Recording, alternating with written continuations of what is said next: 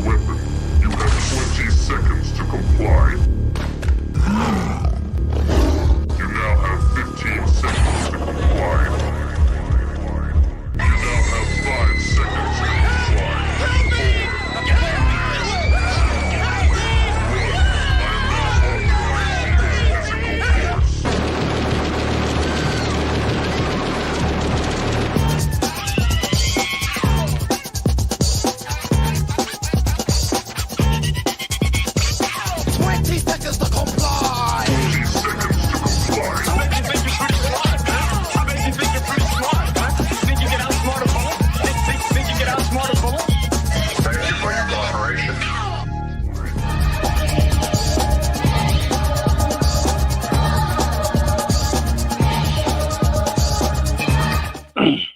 And we are live, and I'm afraid to say it's just me and Pete this week. Elwood has dropped out last minute because what was the reason again, Pete? I think he's overindulged in the last couple of days of sunshine and beverage. I would say. I think he's a little bit fragile today, so he's having a bail. Looking a bit yourself, mate. Bit red. Yeah. Well, do you know what? It's boiling. It's muggy. But yeah, I might have. I was out in the sunshine yesterday with like actual people and stuff like that. So yeah, I caught the sun, man. Nice. Right. So maybe it's a good thing that he's not here because the thing we're doing this week, we're going to go through. Actually, it's the first time that we haven't gone full on with horror because we're going to go through directors' filmographies and pick our favorite movie from each director, and it's not just horror; it's non-horror as well. So, just to mix it up a bit, I thought we'd go non-horror as well. And so we've got about 100 directors to get through. So it might be all right that there's only 2 of us going through it, and hopefully some comments will comment on the faves. So we've done it same as last time. I've put all the directors on a spinny wheel, and we'll just see which one comes up, and we'll just pop them out as we go, and we'll go through their filmographies and see if we can decide which one is our fave, and see if we have the same faves or different ones. Because I know it's going to be very personal. But we were supposed to do the stream last week, but that didn't happen. But I did want to mention that we did go to see me, you, and Elwood. We went to see Final Destination Bloodlines. Yeah. And go on, Pete. You've had a few weeks for it to settle. What are your final thoughts on that movie? I had a blast with it. To be fair, I had a blast with it. I enjoyed it. It was a Final Destination movie with an actual full-on story going through it. Like the deaths were good. I liked pretty much all of them, and especially the last couple of frames of the movie were, I thought, awesome. Give me fanboy giggles and that. I had a blast with it. And if anyone hasn't seen it, I would definitely recommend it. It was bloody. It was. Did you see a copy of it got leaked about 2 days after we got to see it at the cinema? Oh, did it? Yeah, I did see it up there, but I was thinking maybe it was like because I know there was a version of Sinners that was out that was for a while there, for a few days, but it wasn't a proper copy. I thought maybe it was the same thing, but I loved it too, Pete. I was like, it was the first time in a while. I don't go to the cinema that often, but I had like a really good time at the cinema, like watching the movie. It was like everything that I was hoping it was going to be, and everything that was like, all I wanted was a good time, and it was a good time. It was really good, and it was. I don't think it was that different to the other Final Destinations, but like you said, there is a bit more plot to it, and the kills were suitably icky and squirming in your seat sort of stuff. But it was a ton of fun, and the ending was awesome. Yeah. I too thought the ending was great. Don't know what would you rank it in the Final Destination franchise ranking? I think 3rd. Why don't you rank them all, dude? Yeah, you've seen them all. You know which one. What's your fave? So my favorite's got to be Final Destination 2, and then it's Final Destination 1, and then I would say Bloodlines, and then to be honest, I'm indifferent about the rest of them. They're all kind of the same to me. Yeah, I know you guys really like 5, and I think it is, but yeah, it's for me, it's all about 2, 1, and then Bloodlines, I would say. Yeah. For me, it's 2, then Bloodlines, then I'd say it's hard, because I like them all. I mean, 4 would be at the bottom, but I still like 4. I know a lot of people really hate 4, but I have a good time with all the Final Destination movies. But I would say 2 Bloodlines, 1, and then 3, 5. I say 5. 5's just a ton of fun, and then 3, and then 4. But what a great franchise, man. Yeah, it's like totally. solid franchise there. It kind of reminded me, the way they did Saw X. Mm-hmm. That 2's got really kind of icky set pieces, done really well, and it's got a bit more storyline than the others had. It actually works with its own little storyline. It's a bit more fleshed out than the others. Absolutely. I think the amount of time, obviously there was the amount of time between the last Final Destination movie and obviously this Final Destination movie has actually worked in its advantage, because not that people have forgotten, but people were kind of like it was refreshing to actually get it back. It was like like having a good meal that you haven't had for a while, that type of thing, So but no doubt about it, it's made an absolute ton of money. So I dare say there'll be a new Final Destination movie out within the next 12 to 24 months, I would say. Yeah, I hope so. I hope it kicks off a whole bunch of new ones, because it's one of those franchises that it's just you just enjoy it. Yeah. And, what I also watched, I watched Death of a Unicorn. Did you see that? Do you know what, mate? I had it on in the background one day and I watched it because I tell you what it is, mate. I find Jenny Ortega? I find her the same in absolutely everything she's in. She's Jenny Ortega, so so I had it on the background. I seem to like I seem to remember liking Will Poulter's character. I thought he was the best thing in it. But no, I wasn't too engrossed in it, mate. Did you watch it? Yeah, I sat down and watched the whole thing, and I liked the premise, but I don't think they carried that premise through like the full movie. It felt like it didn't need to be that long. I don't even know if it wanted like a feature length, because it just wasn't it wasn't enough stuff in there to like keep you interested from the nice like actual idea of it is a good thing. It piques your interest, but it just wasn't that interesting to watch.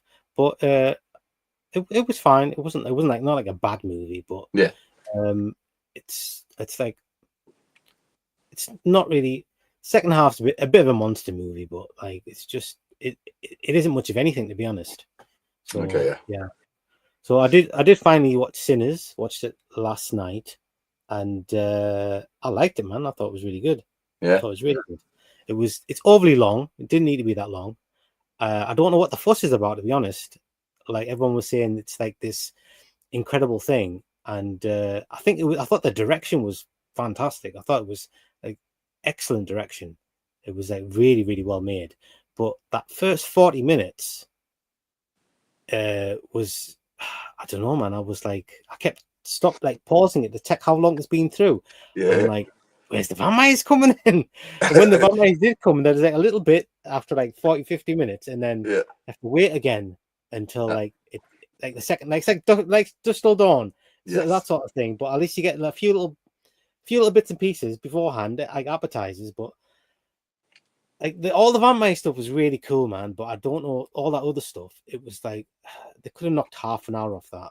It was just, and they used. It didn't seem that different to just a regular vampire movie to me. They used all the same tropes, but it was done in like this really serious tone.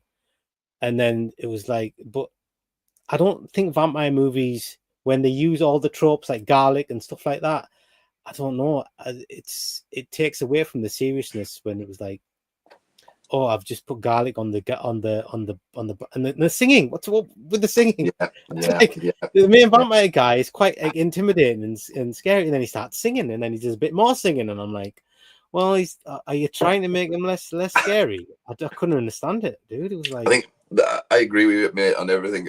A well-made film. It looks the part. I like the kind of gunfight at the end as well, which is cool. Oh yeah, that was cool, man.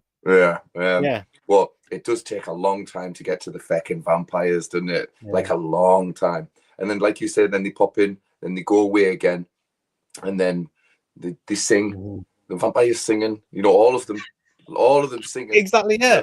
They're singing in the pub and they're singing outside. The vampires outside, and I'm like, what the fuck? And they have to explain everything. I don't understand. They were like explaining everything. I thought it was supposed to be like this grown-up sort of vampire movie, but like, they overly explained everything. Like the guy would say, "Oh, I have all his memories, so I know what he's thinking. So he's telling me this, and it's true because I've got his memories." Or he knows because he knows because he's turned him. He knows all his memories, so I know all your backgrounds, and I can tell you this. And I'm like, you don't need to explain all that stuff, man, dude. And like when he's going to visit the grave, it's like a little grave. You know, it's his kid, and then later on he says. They mention it and they have like cut away to the grave as he's talking about his dead kid, and I'm like, dude, we know that we worked that out. You don't have to like spell everything out. But, and there was like a couple of bits, end credit bits, and I was like, oh, what was the point in all that? It's like I didn't need to be there. There's like 2 end credit bits. The last one was totally like pointless. Wait through all the credits. Are we talking about the one where he's in modern times and he's got he's got his bling on and and they have a drink together at the end? Yeah, I was like that. Stop it, just stop it. Yeah, and there's one right at the very end. Another one right at the very end. It was just I didn't see that. And I'm like, I wasn't worth waiting 7 minutes of credits for. Just didn't need any of that at all. But overall, it is a good movie, well made. It's a good movie. Not enough vampires.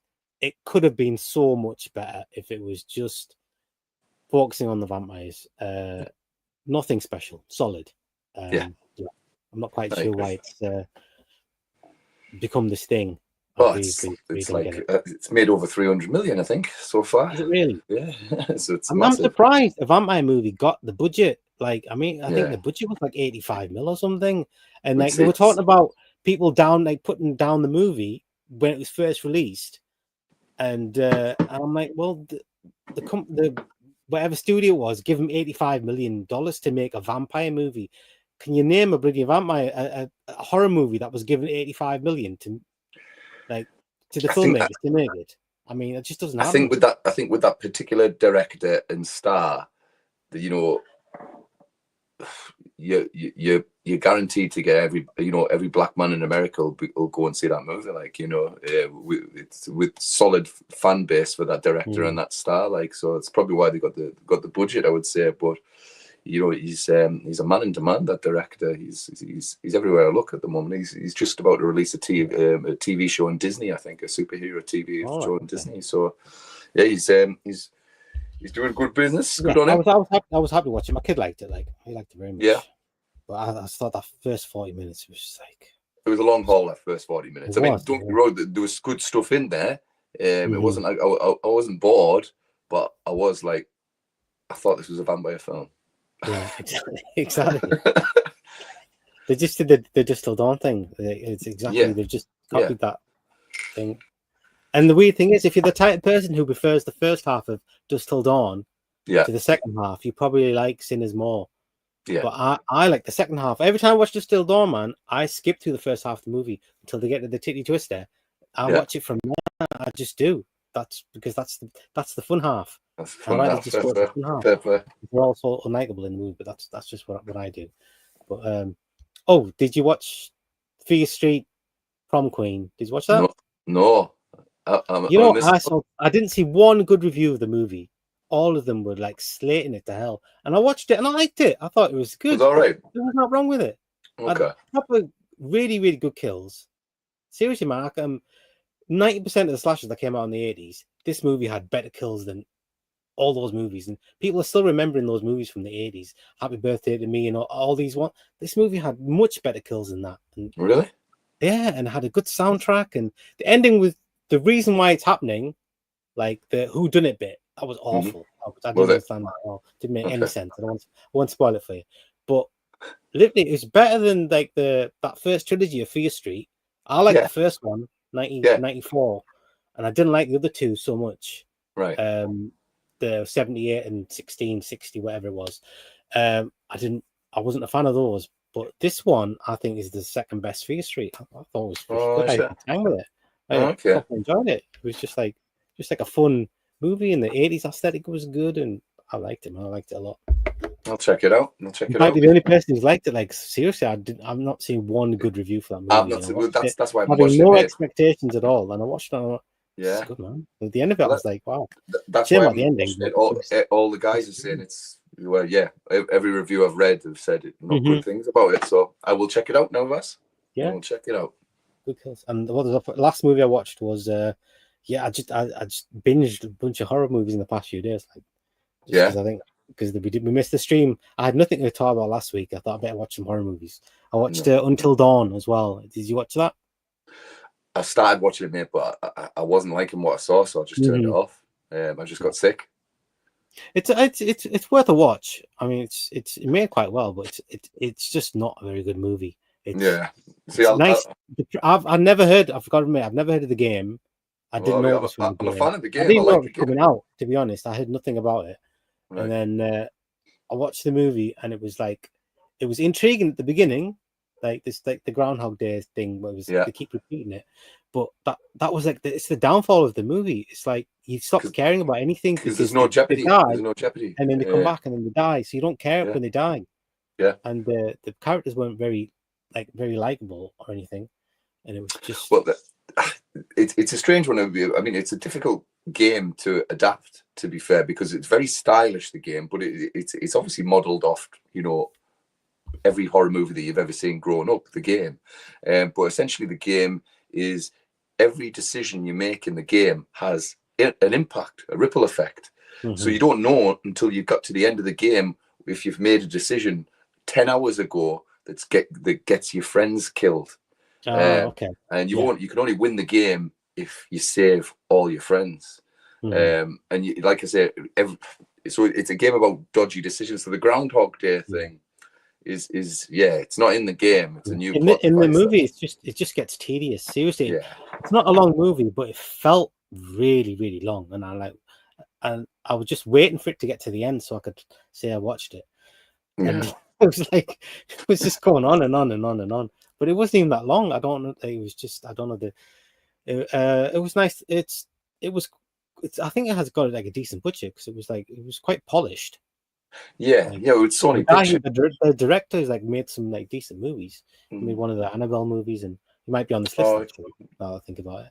Really? Let's see. Right. Let's do some comments quickly. Boosty's back. In the house. Boosty. We missed you, Dave. We have missed you, man. Oh, he's Elwood. Looking super old there. I'm here in spirit, dudes. Hi, Elwood. These two are a bit boring, aren't they? Oh, if we're boring, we'll move on to the main event. Right. So you get this on, Pete. Let's do it. Right. So let's share the screen.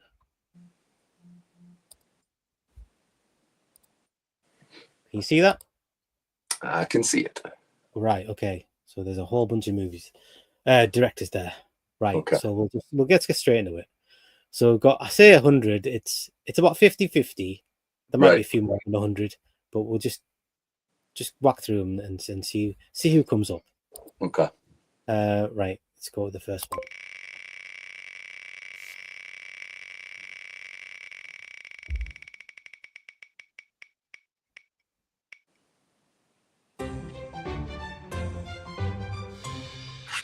Okay. The first one is Adam Green. Can't remember what you're supposed to do. Hide choice. I think it's best hide choice. It comes off the list.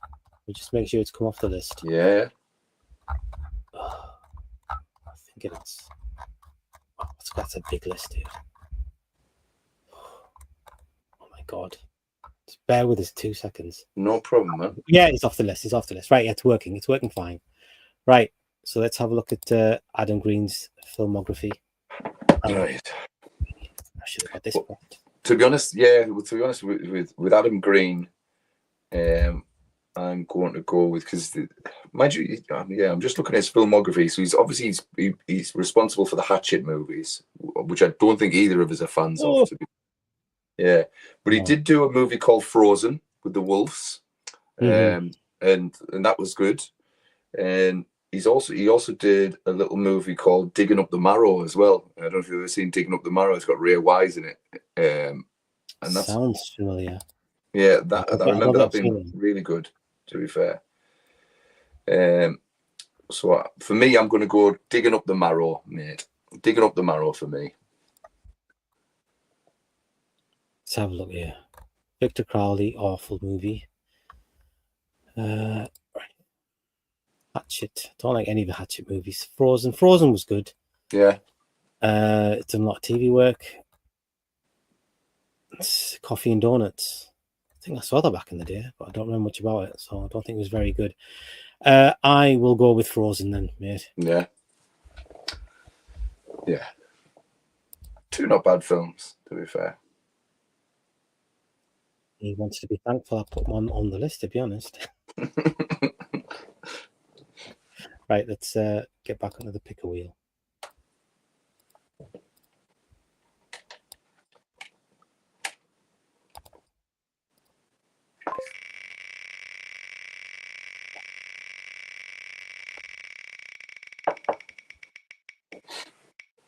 Who do we have? Christopher Landon.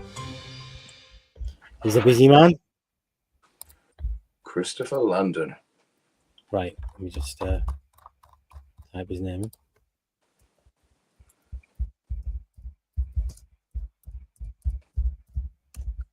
in. All right, okay. So I think he's written a lot of stuff as well, isn't he? Yeah. Let's go with oh, he's only done 11. I felt like he's done more than 11, but he's only done 11. Oh, director. Why is it not coming up? Right, okay. Let me just share the screen. Yep.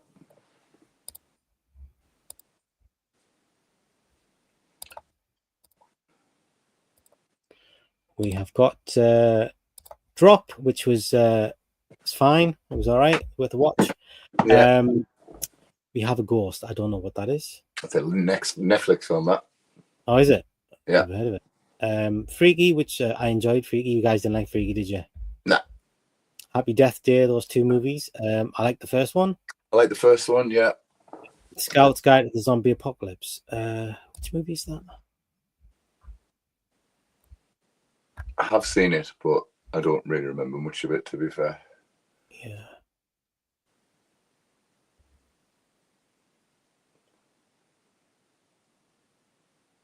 Oh, I have seen that movie. That's a good movie, that dude. Yeah. I like that movie. I like it very much.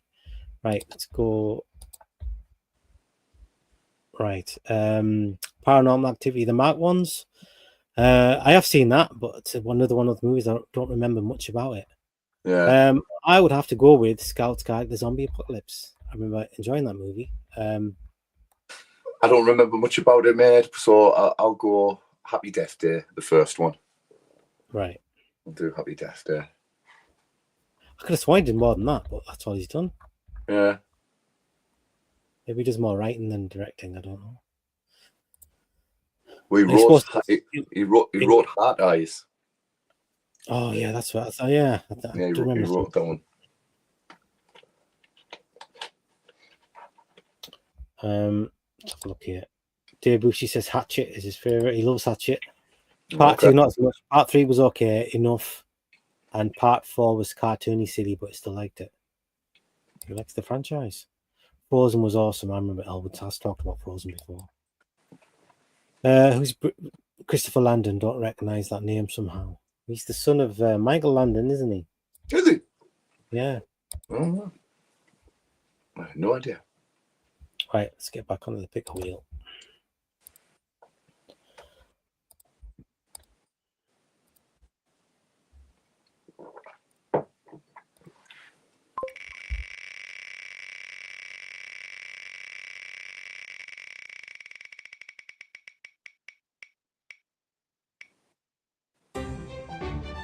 Tim Burton. Well, that'll be interesting. So we're not just doing horror; we're doing non-horror as well. So you can pick some from his movies that aren't horror. I think I'll be picking one that's not one of his horror. Well, when I say horror, he doesn't really make horror movies, does he? He just makes dark fantasy stuff. Yeah. I'll just probably have to go. My favorite Tim Burton film is probably Beetlejuice. Yeah, probably Beetlejuice. I would say. Check that. I'm gonna have to go with Batman. Oh yeah, Batman. The first Keep Batman. forgetting about them. Yeah. Yeah. Good show. Good choices. I'm not a big fan of the stuff he's made in the past like 20 odd years or stuff. He's made lots of kid stuff as well, isn't he? Yeah. But I'm not a huge fan of his stuff, I've got to say. Yeah. People really, really love Tim Burton. Oh, they do. They do. I mean, yeah, I think I like so yeah, Beetlejuice, the first obviously 2 Batman films, and maybe A Nightmare Before Christmas, and then Not Edward Scissorhands.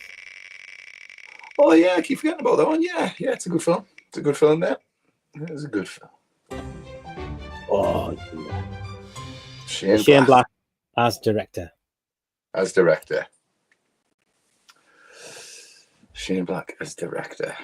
Let me just put it up so we can see. I think he's made like 4 movies, like, so Yeah. it wouldn't be too difficult. In fact, I'm sure I can memorize his movies.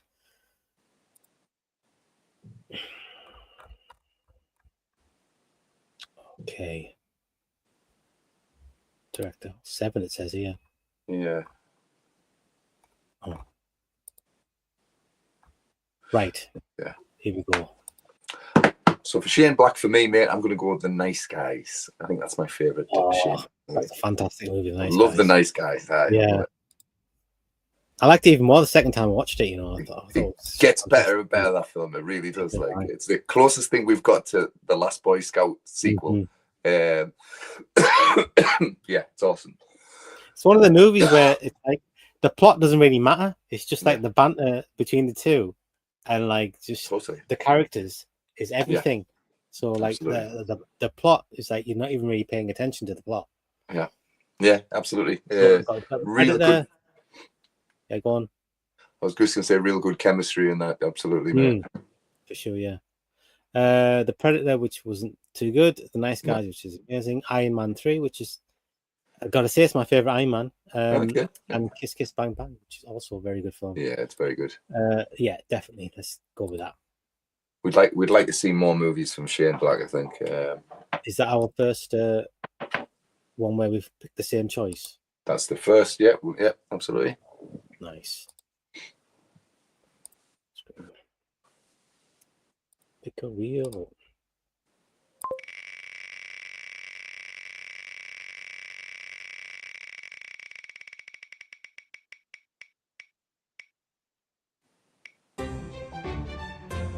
Tom McLaughlin. I think this one's going to be easy. Is he only made you know one that is, don't you?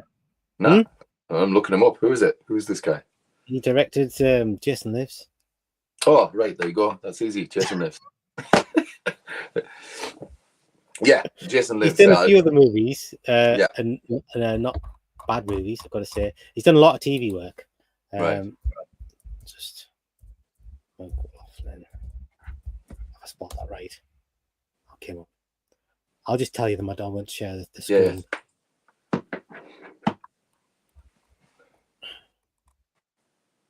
He has directed 40 things. It's all TV stuff. And I think the last feature he got that was like a movie feature was blimey. So let's go. I'm in the 90s. Okay. Oh, I was going to say sometimes they come back. The Stephen King one, but that was a TV movie as well. That was a TV movie, yeah. He directed Friday the 13th, the series, a couple of episodes, 4 episodes. Freddy's Nightmares, 1 episode. And then, so his first movie is One Dark Night. And then after that was Jason Lives. That was the second movie. Wow. So, yeah, 100%. It's Jason Lives.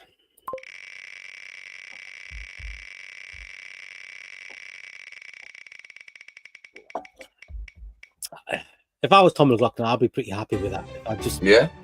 I'd made Jason Lives and nothing else. I'd be like, I'm satisfied. Exactly. Rob Reiner, mate.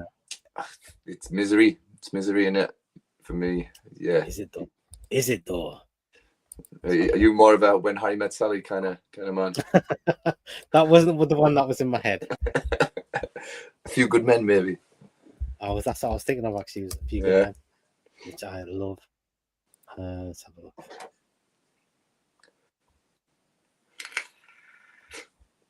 Okay. He's made 29 films. Okay. Okay. The Bucket List. I've not seen it. Oh, dreadful. The Story of Us with Michelle Pfeiffer and Bruce Willis. I've never seen it. No, never seen it. Ghost from the Past with James Woods. That was okay. The American President. Who was in that? I can't remember. It was Michael Douglas. Yeah, it was. North with Bruce Willis. A Few Good Men, which is a fantastic movie. Misery is a fantastic movie. Yeah. And Harry Met Sally, it's a good film. Princess Bride, fantastic film. Stand By Me, fantastic film. The Sure Thing, I've not seen it. She was great. Is it good? And This Is Spinal Tap, which I've also not seen. Yeah, I'll go with that. I'll go with Misery. You go Misery as well. Like, that's a fantastic movie. Okay. Dave says Landon, not London, was the actor guy from Little House. Christopher. Yeah, it was Christopher Landon. Yeah, his name's Landon, not London. Yeah. Did I say Landon? I think maybe just the way I wrote it on the thing, but it's definitely his son. For me, Tim Burton and Batman '89. Yeah, I picked that too. To me, Burton stuff hasn't been that great for years. Shane Black picks the Nice Guys. Well done, mate. Well done. I didn't like Iron Man 3 that much. I really just watched it like 2 days ago. The Predator was embarrassing, only my opinions. I don't think it was that bad, but it was not up to scratch. Jason Lives is my pick for McLaughlin, yeah. Bushney's on fire. He is, yeah. I even got to see it in theaters thanks to a projections friend. You lucky guy. Rob Ryan, I'll pick The Princess Bride. That's a good pick. Princess Bride, it's awesome film. Right, let's get.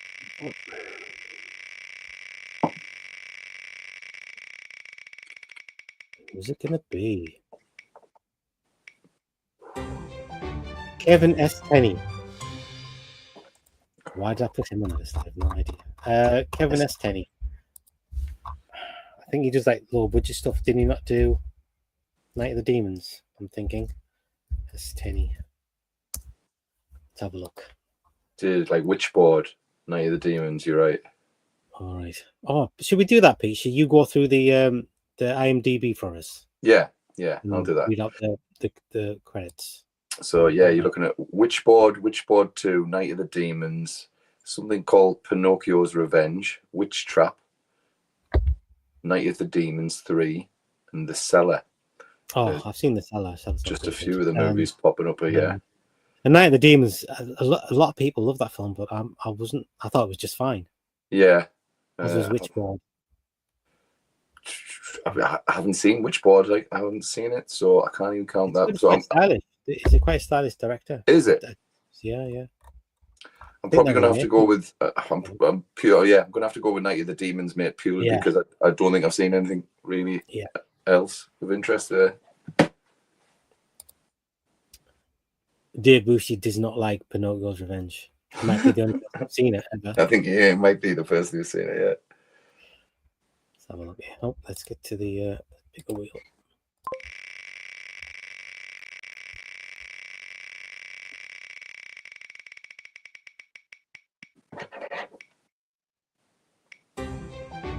Oh, John Woo. John Woo. Okay. I think we're both going to have the same answer, I think. Yeah. Well, mine's going to be Hard Target because I bloody enjoy the shit out of that film. I know he's got better movies. How come you didn't pick Hard Boiled? Oh, I forgot about Hard Boiled. Yeah, Hard Boiled. Yeah. But Peter, you've got me onto John Woo. You know that, don't you? You got me onto John Woo. You did, back in the day.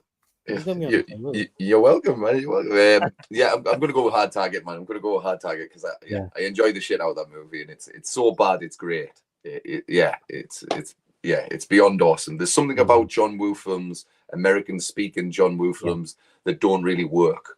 But I think that in Hard Target, it doesn't work to awesome effect, if that makes any sense. Especially, I think he really kind of his golden time was like late 80s and up to like Face Off. Yeah. I think that was his golden period there. I mean, Yeah. I've got to admit, I've never seen A Better Tomorrow or Better Tomorrow 2 or whatever. I think I started with The Killer and then I watched actually I think the Hardball was the first one I watched, and then I went back to The Killer, and then I saw Bullet in the Head. Bullet in the Head's really, really good war film. And then it was Hard Target, and then Broken Arrow, and then Face Off, and then John Woo was the man. Yeah, he just was the man. It was the action. Yeah, but that's a good bloody filmography there. Like those movies there. I mean, I absolutely adore those movies that he made in the 90s. But yeah, he seemed to just disappear for a while. I mean, you know, he's popped up recently and made that movie that was out. He made The Killer, didn't he? Made that. Yeah, that's right. That's right. It didn't really work for me. Like I have to say, as a film, like, it was like, I remember I was saying it was like a parody of a John Woo film, but it was actually a John Woo film. And I'm like, what is going on here? This can't be happening. Absolutely, mate. But yeah, cracking filmography. You know, an all-time great. Mm-hmm. I mean, especially when action comes, like it's like definitely in the top 5. Oh yeah. Right, let's go back to the pick a wheel.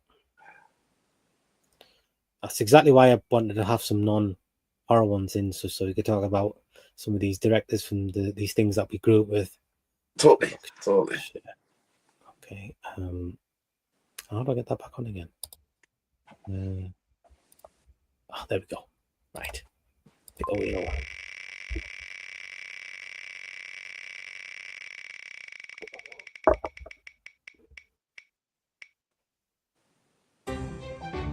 Daniel Stern. I have no idea who that is. German filmmaker. Okay. His movie. Must be horror then. Right. Okay. I'll put him on. 13 Sins, which actually is not a bad film. Then The Last Exorcism. Pray for the Devil. Okay. Into the Dark, Down, A Necessary Death, The Darkness, Cotton, Off Hollywood and Vine. He's fallen off a bit there, isn't he? Yeah, it is. I'm probably going to have to go for 13 Sins. To be fair, because it was way better than it had any right to be. That film, you know, straight to DVD with what's his face, Hellboy in it, Ron Perlman. Really cool movie. Just about I think it's about, memory serves correct, like a reality TV show that once you're picked as a contestant, you've got like murder people, you've got to do things and all that, blah blah blah. Otherwise, you know, they kill your family or whatever. If I remember rightly, and I'm pretty much sure that Ron Perlman's like the puppet master of the whole movie. Okay. It's good. If you haven't seen it, you should check it out. So what was the one you said was The Last Exorcism? The Last Exorcism, 2010. I think that's a German movie. Exorcismus was its original title. Pray for the Devil, which was that recent one that was in the cinema. That wasn't very good. It wasn't very good, was it? And then A Necessary Death, and then Into the Dark, then Into the Dark, and then subtitled Down. Was The Last Exorcism not the one that was produced by Eli Roth? When they made 2 of them, where she's all bendy and that. Oh yes, it was. Sorry. Yeah, sorry. I was just looking at the German poster for it. That's all. But yes, go that one because I really don't know. Dude, did you watch the trailer for that Al Pacino, but the Ritual? Yeah, was he in the trailer for it? Yeah. Oh my god, that movie looks dreadful. Yeah, it looks so bad. There's a few people who've seen sneak previews of it online, and they've said, you know, no, it's not very good. You know, Al Pacino's not enjoying himself. Neither's the other guy. You know, and it's just like, you know, 2 good actors just not having a good time here, and need to fight the. Why are they making this movie? Like, why? What's the point? Yeah, it was like just. Dan Stevens. As a guy who likes possession movies, I watched it. I'm like, that's not going to be any good. Like, if I can just watch the trailer and see that, then surely they must have thought beforehand. Well, maybe let's not make this movie because it's not going to be very good. It's like it was like so obvious. As soon as I saw Al Pacino in it, I'm like, oh, this is not going to be very good. Yeah, You absolutely. get really good actors in horror films, man. They're more than often, and it's supposed to be like trying to be scary or whatever. Well, nothing. It's crap, and they don't perform very well either. Yeah, Look at no. Robert De Niro. All his horror stuff is shit. Like they can't even like remember the names of them. He's made like 2, isn't he? Yeah, one with the little blonde girl, hide and seek, was it not? Yeah. I think he made one with Sigourney Weaver as well. Red Lights or some shit it was called. Right. Okay. But like forgettable shit. I think he might have made 3. Yeah. I mean, Angel Heart. Well, it's not really a scary movie, but Angel Heart, you let him off with because he's the devil and he's cool and that. Yeah. Exactly. No, fair enough. But no, that's not a great filmography. That, like, to be fair, but yeah, 13 Sins for me, Last Exorcism for you, yeah. Right, yeah. Cool. Let's have a look.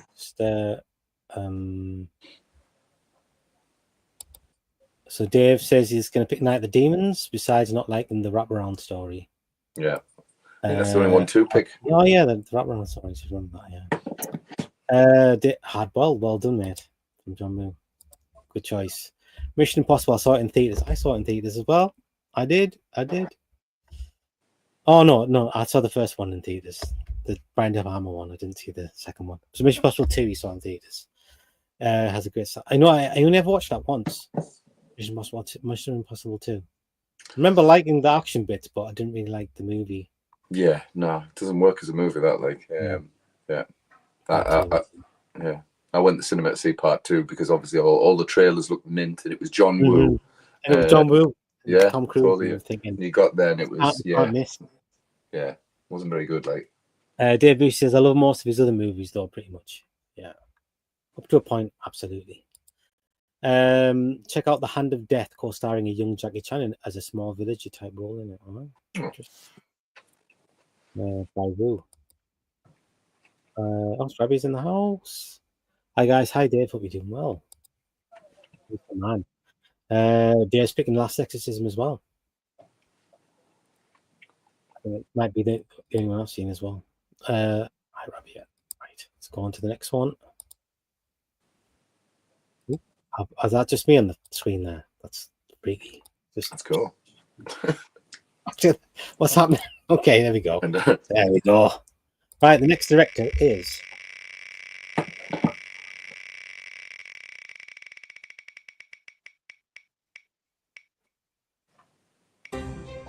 Rennie Harlin. Nice. Do you want me to look up his films, or do we already know? No, I mean, I already know my pick. Yeah. For me, yeah, I'm going to go with Die Hard 2. Yeah, Die Hard 2. Oh, yeah, go. Yeah. Very good choice, yeah. So, yeah, Rennie Harlin, he's one of them directors who started with horror. So he started with like prison, and then he did Nightmare on Elm Street 4, and then he went into action, and then he went into and then he went back to horror, and now he's back on horror now. So it's a strange like trajectory for the guy, but I think his non-horror stuff is far more stronger, especially absolutely. It's far more stronger than to be honest. Is when he's done a few action movies, like I think he did one with Jackie Chan and the guy from Jackass. Anyway, his action stuff's not very good. His horror stuff's not very good in the past. Ever since like 2000s or whatever, I don't think he's made a decent movie at all. This is a shame because Die Hard 2 is a phenomenal film, and Cliffhanger is an amazing movie. And but my choice is going to be Long Kiss Goodnight, because I absolutely adore Long Kiss Goodnight. I knew you were going to say that one, Vass. I knew it. Did you know that? Did you know I that? did know that. I know that was coming. But you do love This is that my film. favorite. You do love that film. Yeah. Ian Black did the script. Yeah. Oh, Deep Blue Sea. Actually, that's I think that might be his last really good movie was Deep Blue Sea. Yeah. You think the one after that was good? No, after that was like the Exorcist prequel and stuff like that. Yeah, dreadful. Yeah.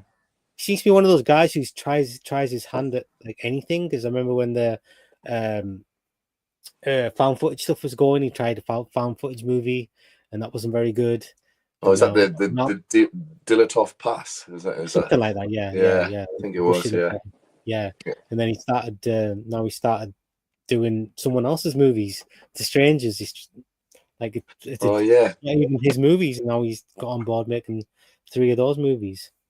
Yeah, that's I thought bonkers. he's making back to back. I'm surprised the second one's not out yet. That was like a year ago, wasn't it? Yeah. The trailer for The Strangers Chapter 2 has been knocking around for ages. So yeah, I'm surprised it's not out myself, mate. Yeah. I won't be rushing out to see that. I'll tell you that. No. Dave says Deep Blue Sea by Harlan. I saw Die Hard 2 and Deep Blue Sea and Freddy 4 in theaters too. Nice one. Nice. I saw Driven by Harlan. Oh man, Driven with Sylvester Stallone. Yeah, it's absolutely abysmal. It's absolutely shite. It's a shite Sylvester Stallone movie. It's a shite Rennie Harlan movie. I don't know. You think when they get together again, like I think he made a movie. So he made Longest Goodnight with Samuel L. Jackson, and then he made another movie with Samuel L. Jackson. It was called Cleaner or something. I can't remember what it's called. Right. It was awful. It was crap. It was just like no good at all. I think I remember that one. Made an awesome movie. Can you not just pull the awesomeness from that movie and stick it in another movie? Because like you can do it. You can do it. He's done it like 3 times at least. Yeah. I don't think he ever kind of recovered from Cutthroat Island. I think that it was a train wreck, that film. Yeah. I mean, compared to some of the stuff he's making now, that's a good movie. Yeah. I mean, yes, good point. Like it's a fun movie, but like the stuff he was making like in the 2000s and like up to now, it's just I don't know what's happening to the dude, man. It's just churning it out for the studios now. Yeah. There's no passion there.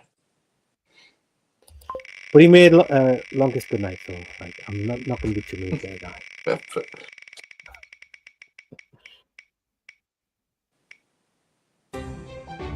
Michael Mann. Oh man. Okay. I know my favorite. I've got it. Yeah. I've got it already. I'm gonna go with Manhunter. Oh, okay, yeah, good choice. Yeah. Good choice. I'm gonna go with Dave Bushy says Harlan's The Strangers trilogy so far is to me a snooze fest. Yeah, it I would agree. Deep Blue Sea also with similar. Oh yeah, it was. Yeah, you're absolutely right. I remember The Cleaner was almost okay, but very forgettable. Longest Goodnight was a great fun movie. Yes, it absolutely was. That's the movie I'd like to get on the 4K. Manhunter by Michael. He's picked Manhunter as well. I've got to pick Heat. You can pick Heat, yeah. Both good movies. Both good movies, mate. I like the pictures when it came out. It was great. Yeah. Yeah, great cast too. What else could we pick? Miami Vice, not very good. Did you not do that one with Daniel Day-Lewis? Last of the Mohicans, that was him, wasn't it? Yeah, I've not seen that though, I think. He made The Keep, which was all right. It's an oddity, but it's all right. Trying to think of what movies he's made, dude. He made that one with Tom Cruise, didn't he? Collateral. Yeah, I do like that film. Like, that was good movie. Made that on digital, didn't he? Yeah. Right. Yeah. I like Michael Mann.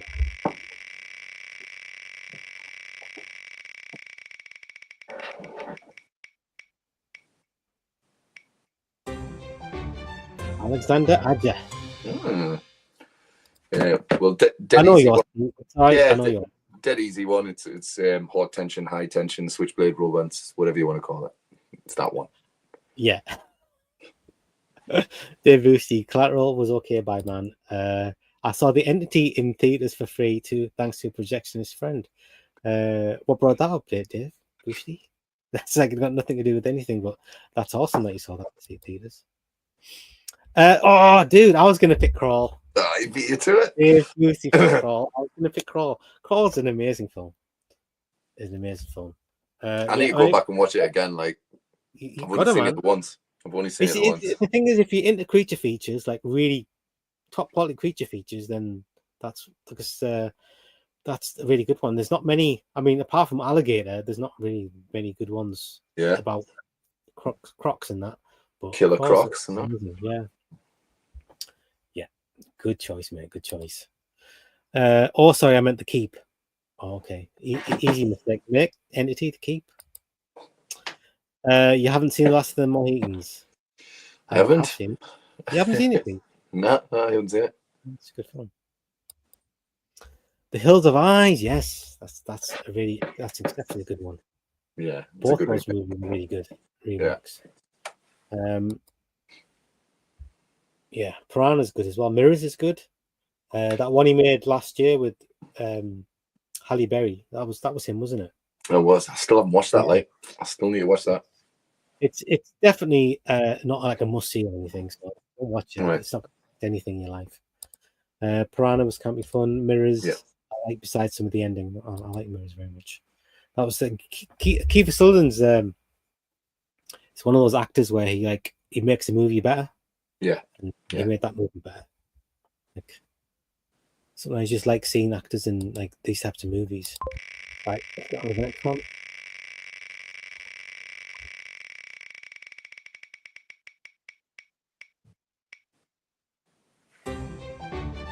Hideo Nakata. Okay, so it's easy. Ring. It's the original Ring. Yeah. So what we've got Ring and we've got Dark Water and he did Ring 2. Ring 2. I don't think I've seen any of his movies. You guys say. And then he did the American remake of Ring 2 as well. He's done. I think there's one called Chat Room that he's done. He's done quite a few other movies that I have seen. But not. So again, when was? Can you check when his last movie was? Yeah, of course. I mean, look.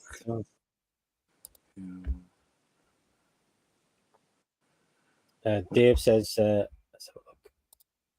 Ring. I'll pick for that Asian director. Yeah. I'm going to go for Dark Water, by the way, because that one hit me good. Yeah, listen, I love that movie as well, so that's cool with me. I think by the looks of it, his last one was something called Stigmatized Properties in 2020. Oh no, actually, I'm talking pish. So he's still making movies, and his last one was 2023, a movie called The Forbidden Play. But it looks like he's gone back to Japan to make his movies, so he's not done any American ones. I don't know if you can see this, but he's quite a strange looking character. Oh yeah. So yeah. Right. Yeah, not really much to pick from that.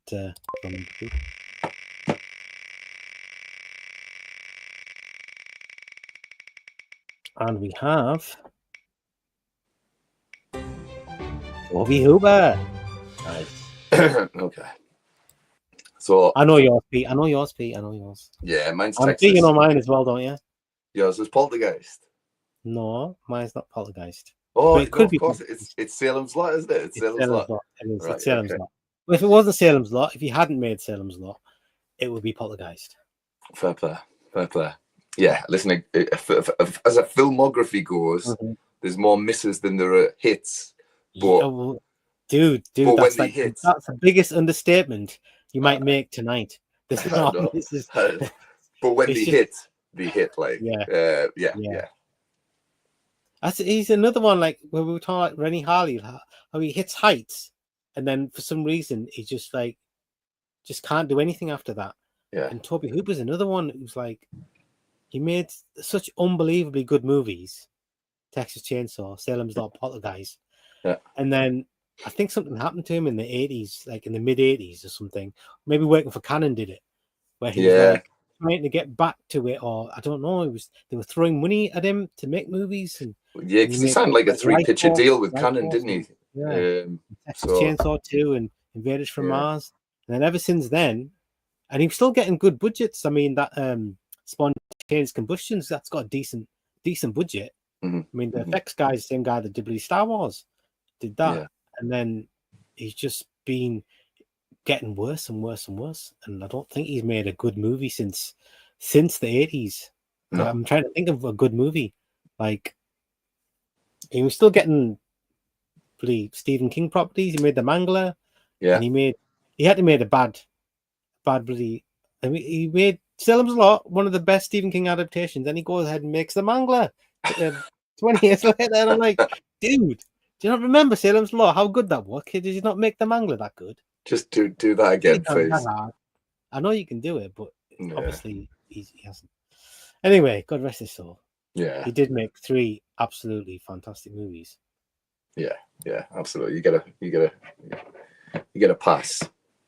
Dave Busey says he'll pick Texas Chainsaw Massacre, Run Up Poltergeist, then Life Force. Oh, not Life Force, dude. He saw Life Force in theaters. I don't think Life Force got in the cinema in this country, did it? I'd be surprised if it did. So Poltergeist was free in theaters, and the Texas Chainsaw recently, months ago, in a local theater. Oh, that sounds like a treat. Two Murders was and that was fucking awful movie. I've actually got that movie somewhere. Every time I say I've got a movie and I look for it, I can't find it. But I definitely want that movie. I shouldn't have turned around. I should have just kept going. I've got that movie. Anyway, it's awful. It's absolutely awful.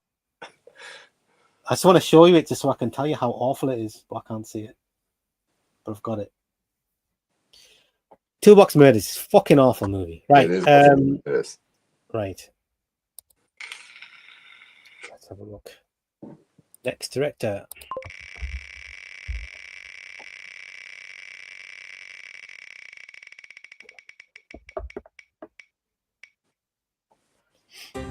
Oh, James Wan. That's hard, man. That's a tough one. Yes. I'm finding it tough. I think yours is going to be Saw, in it, man. It's Saw, yeah. It's Saw. I was thinking yours is going to be Saw. Yeah. Mine has got to be. I have to go with The Conjuring. I have to go with the first Conjuring because that is just a super good, super scary movie.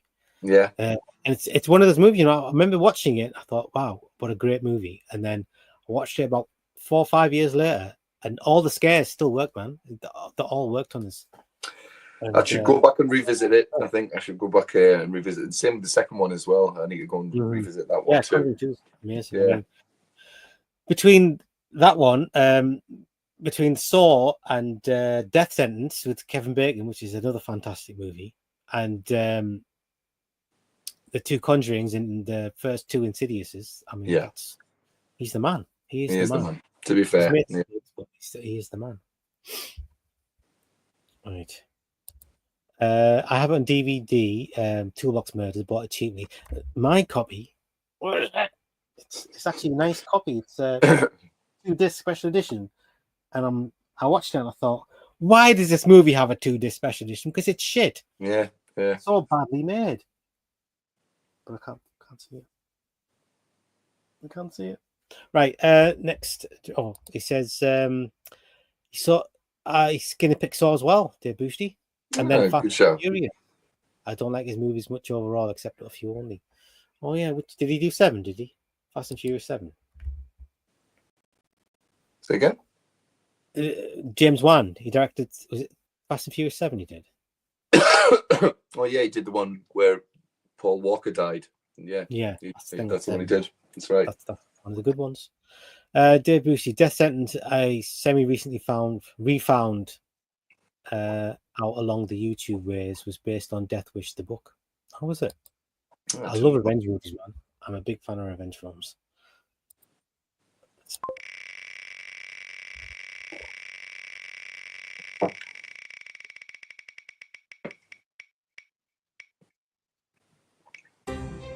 Chris Columbus. That's from left field. That's Chris Columbus. So we got Home Alone, a bunch of Harry Potter movies. Did he just do the first Harry Potter? Did he do more than that? I'll have a look.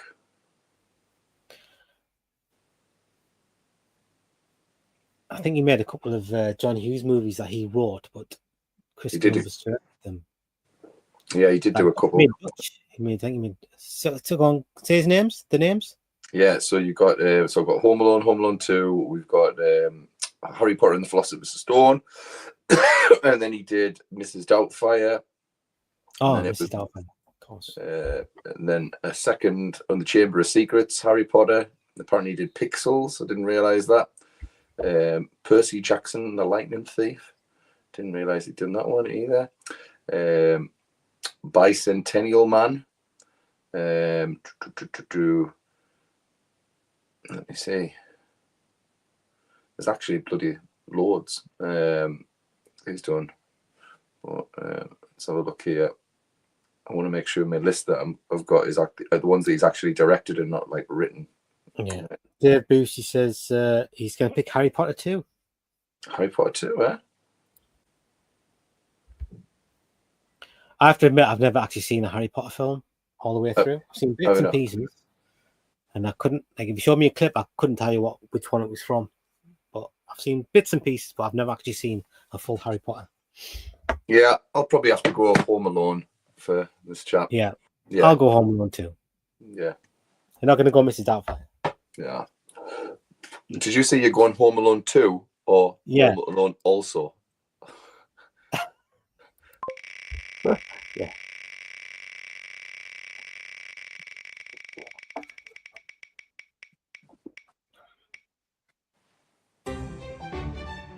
Roger Donaldson.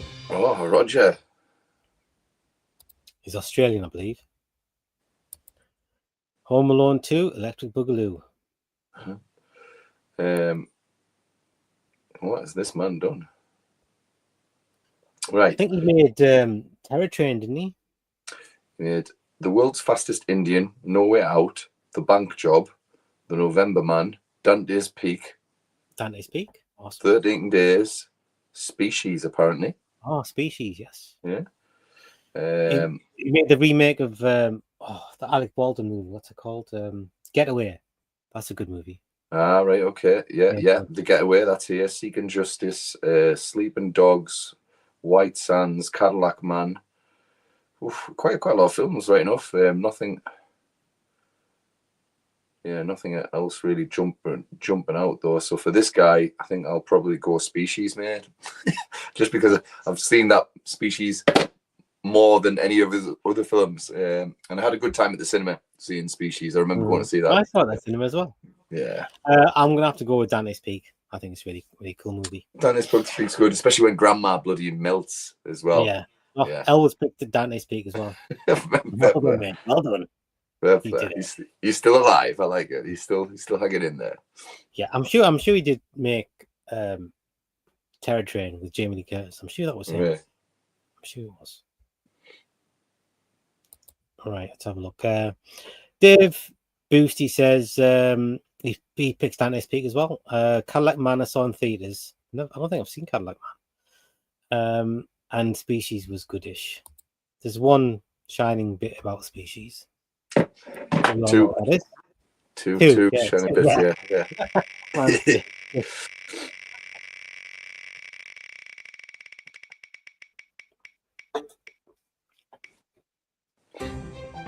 Oh.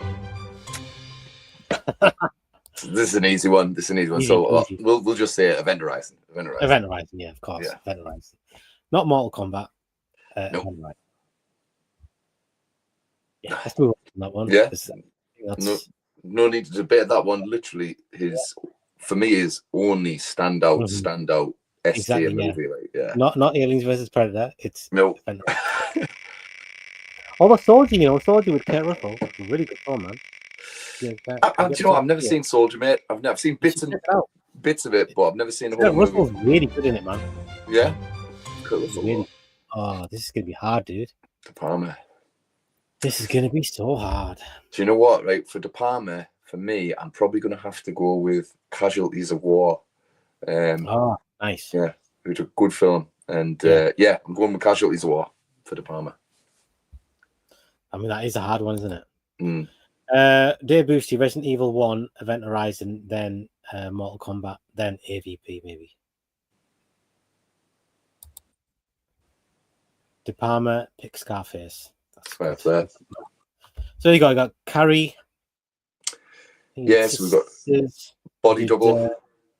Body Double. Yeah, was that Kirk Douglas one he did? The Fury. Yeah. And Dress then he to did Kill. Dress to Kill, yeah. These are all great films, man. Yeah. Then he's Scarface, and he's done Carlito's Way, which I love. Yeah, Carlito's Way, great film. Carrie. Yeah. I'm gonna have to go. Yeah, I'm gonna have to go with Raising Cane, dude. Of course, Raising Cane. Yeah, fair enough. Fair enough. I mean, to be honest, yeah, that's the most De Palma movie of all time. Is Raising Cane. So yeah, I've got to go with that because that's like 100% De Palma. Cool, no problem. Oh mate. yeah, the Mission Impossible one, didn't he? De Palma made. Oh yeah, he did. He did. Yeah. Right. Next. That was easy than I thought. Yeah. But yeah, that dude made some awesome movies, man.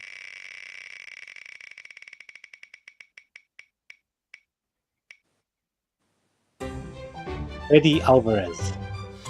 That's easy as well, I think, dude. Yeah. Easy.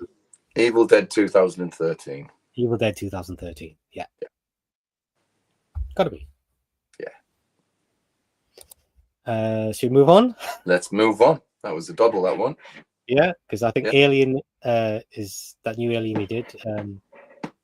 It was just fine, and Don't Breathe. It was, I mean, some really good movies, but that there is just like lightning in a bottle. That movie.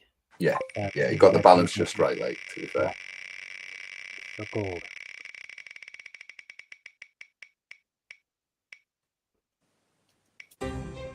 Michael Doherty. I don't think you're gonna have much to choose from in this. So he did Trick or Treat, didn't he? And he did what's that Christmas one? Oh, Krampus. Krampus, yeah. Krampus. Okay, well, I'll go with Trick or Treat. What else has he done? Yeah, so he's done Godzilla King of Monsters. Did he? Yeah, Trick or Treat 2, which is in production now. Is that right? Yeah.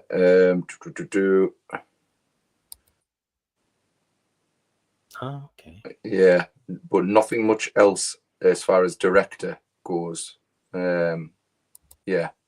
So Krampus, Trick or Treat 2, Godzilla King of Monsters, or Trick or Treat, Krampus, Godzilla 2 are his main ones for sure. So I'll go with Trick or Treat, mate. I'll go with Krampus.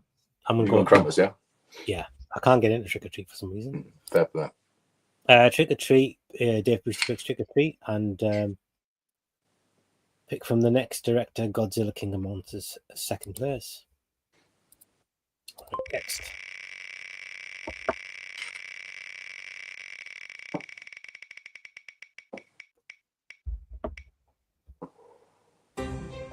James Mangold.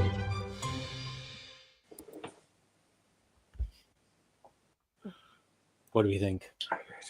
James Mangold, okay. I'm sure I've got a James Mangold movie here somewhere. Oh, right, okay. So this is he's done it recently. A Complete Unknown. He did that god awful Indiana Jones movie last year. Oh yeah, he did, didn't he? He did. We did Walk the Line, Ford and Ferrari, The Wolverine, Girl Interrupted. But for me, it's got to be Logan. He made Logan. Logan rocks. It's a fucking great film. Logan, yeah? Yeah, it's a great film. So Logan for me. I'm going to go with that. That is him, isn't it? It is, yeah. I'm going to go with that one there. On Identity. With John Cusack, that one there. Oh, yeah, good. He also did Copland as well. Oh, yeah, it's a really good movie as well. Yeah. That's the one I saw at the cinema. I thought it was an awesome film. I saw that one at the cinema as well. It's a good film. Really good film. Yeah. Agreed. James Mangold, Indiana Jones. Oh, yeah. He certainly did mangle James. Indiana Jones, right? No. Gotta say, the guy's got like a variety of the types of movies he makes. He doesn't like stick with one thing, does he? I mean, no.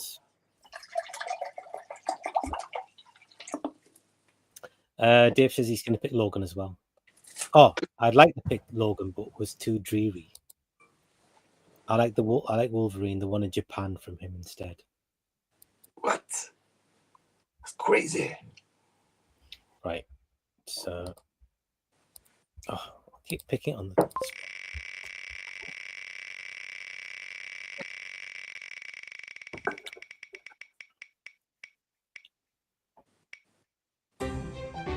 Oh, that's a spelling mistake there.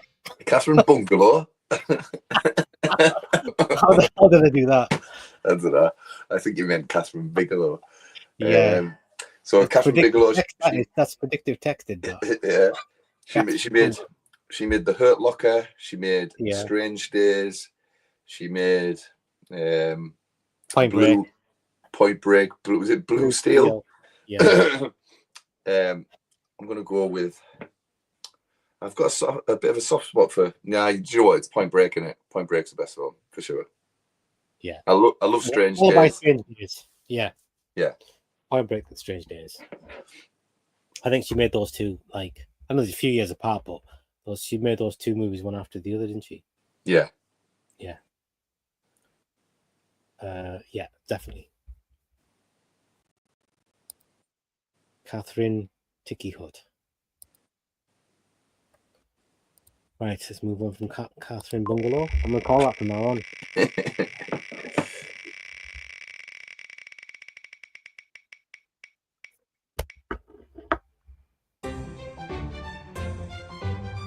Ernest Dickerson. Ernest Dickerson. I think you know what I'm gonna pick here, Pete. Who the fuck's Ernest Dickerson? He directed a lot of Walking Dead, but did the movie I like of his is Demon Knight. Oh right, okay, yeah. Oh right, okay. I'm gonna He go directed with Juice as well. Juice with Tupac. I was gonna say I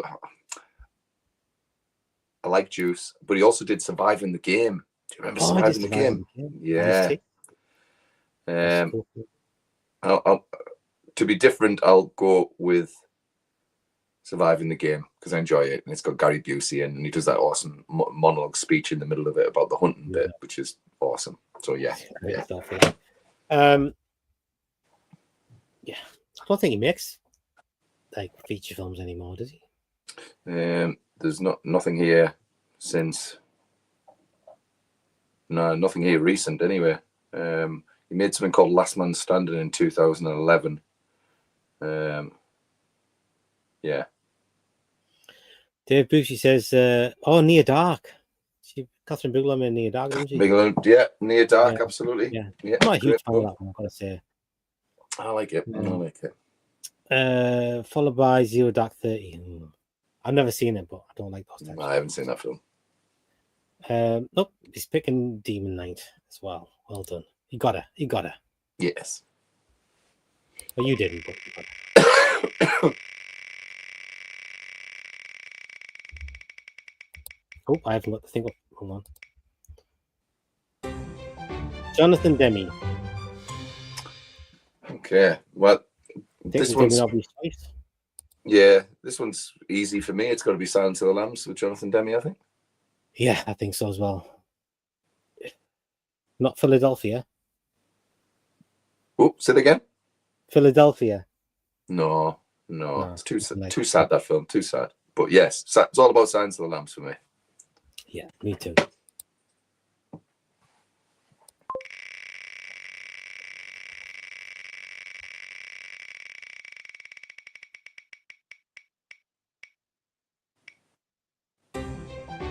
Tom Holland. It's got to be Fright Night, has it not? Yeah, I mean, it's Fright Night or it's Child's Play, isn't it? Yeah. Yeah. It's not Fright Thinner. Night. Yeah. It's not Thinner. No, it's not. It's not. It's not a bad movie, Thinner, but like it's not Thinner. Yeah, I think I'll go Fright Night's a better movie than Child's Play. Yeah, 100%. Lucy said Silence of the Lambs followed by Blow. Did he direct Blow? Oh, he did, yeah. He did. Blow's a great film. It's a good shot at Booty. Yeah. Oh. Doesn't seem like his type of movie, does it? Child's Play by Tom Holland, yeah. Well done.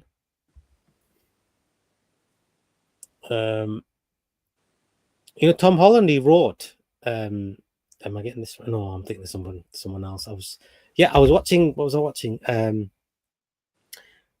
Amityville 2, The Possession, and it was written by Tommy Lee Wallace, did the screenplay. No way. Really? Yeah, he did the screenplay for it. Tommy Lee Wallace. Tommy Lee Wallace. Well, that's I know Tom Holland did the screenplay for Psycho 2, didn't he? He did the screenplay for it. Yeah, that's right. Yeah. That's right. Okay, there you go. Psycho 2, Holland wrote. He did, yes. Friday night, he saw it in theaters. Oh, I'd love to have seen that in theaters. Yeah, that would have been cool, man. I think got the Langoliers. The Langoliers, is that nobody's favorite? No, that's nobody's favorite. He's another one who's just gone super low budget all of a sudden. Yeah, totally. F. Gary Gray. Who the fuck's that? He did Friday, and he All did right. The Negotiator with Samuel Jackson and Kevin Oh, Spacey. okay. I'm sure more than that. Yeah, I really like The Negotiator, to be fair, but yeah, I've got to go Friday because I'll I've go seen Friday. it. I've seen Absolutely. it, you know, the most out of Yeah. any of his filmography for sure. Mm-hmm. Now, I remember when it came out in the cinema, it came out the same week. But it was on at the same time that Bad Boys was on. All right. And so I got two brothers in it. So I can't remember which brother I went to see, but I went with my brother to see Bad Boys, and the other brother went to see Friday. And at the time, Bad Boys, I love Bad Boys. Mm-hmm. And then when it came out on video, I saw Friday, and I thought, I wish I'd seen Friday at the cinema. I should have seen Friday. Damn it. Yeah, it's a great film, man. I think, yeah, I probably would never have seen it if it wasn't for you, Vass. I remember you raving about this movie and literally described it scene by scene. Like, so, I watched it because of you. Soundtrack too. Yeah, Dave Booster. I saw Amityville 2 and 3 in 3D, 2 in theaters, both for free, thanks to his projections friend. You all need one of them. Oh, well. Negotiator is his pick for F. Gary Gray. Law-abiding citizen was great until the end. Oh, he did that one. The Fast and Furious movie was good fun too. Which one did he do with that? I like Friday a lot, but I don't watch it often nowadays, though. I thought that's one you can just watch anytime. Friday. Yeah. It's like an Office Space. It's just one of those movies where you can just get into it straight away. It's just like a... Totally. It's quotable as hell. It's awesome. And you know this. No? Yes.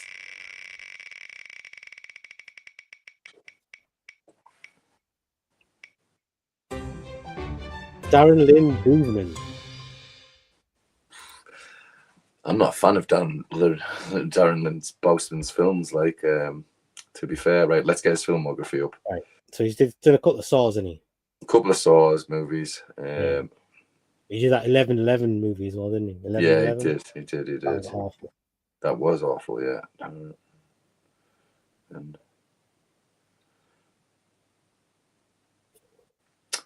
yeah, he's kind of the go-to man, and he did Spiral, the recent Saw movie. Oh, did he direct that? All right. Yeah.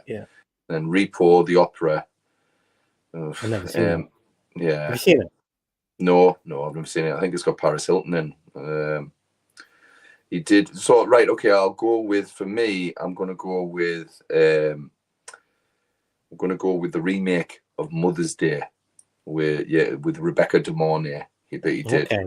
I think I didn't mind that film, where the others, I just don't think he's a good filmmaker. That's hard for me. I don't like any of the Saws that he made. I don't like any of the Saws, like between like 1 and 7. Don't really like any of them. Yeah, well, so he made Spiral, Saw 2, Saw 3. I'll go with Spiral then. So at least that's watchable. Yeah, fair enough. I'll go with Spiral. Miles Kennedy. Dead Silence, I think he did too. I think James Wan did Dead Silence, didn't he? Yeah, it was James Wan. Yeah. He'll pick Saw 2. A lot of people like Saw 2 more than Saw. I can't understand it. Silly that, like, silly. I don't understand it.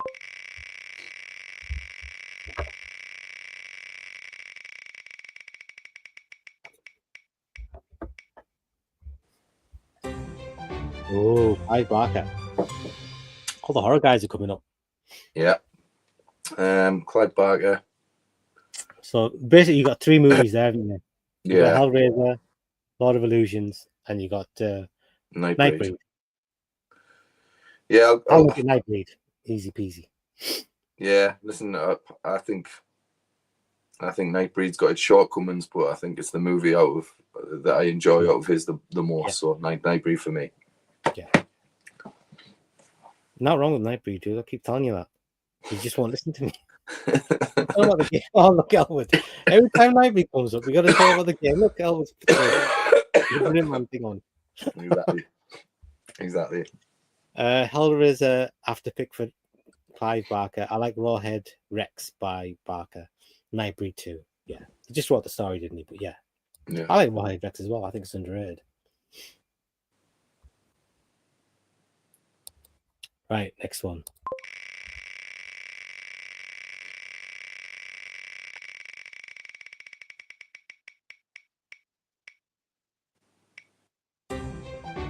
David Cronenberg. Interesting. Is it The Fly? It's going to be The Fly, yeah. It's going to be The Fly for me. Yeah, yeah. Yeah. So I'm torn between The Fly and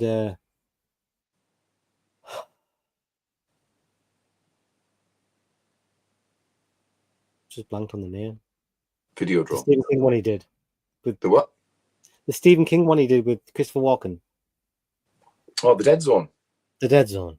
Yeah, actually, The Dead Zone's cracking. Yeah, yeah. Really good film, isn't it? Definitely. Yeah, I'll go with The Fly. It's got to be The Fly. No props. Easy one. Dave Bucci's picks Videodrome. He's going for Videodrome. Good shout, though. Yeah, I think that might be his 3 best movies there. Yeah, I think so. Followed by Dead Zone, The Fly. Yeah, they're my favorite of his 3 movies. I think he made those movies back to back, like one after, not back to back, but like he made Videodrome. His next movie was The Dead Zone, and his next movie after that was The Fly. So that chunk of time there, Purple Patch. He was doing really good. Yeah. I saw The Fly remake in theaters for free too. Dutch film, both The Fly and Videodrome for me. I also like The Brood, Spider, and Naked Lunch. I didn't like Spider at all.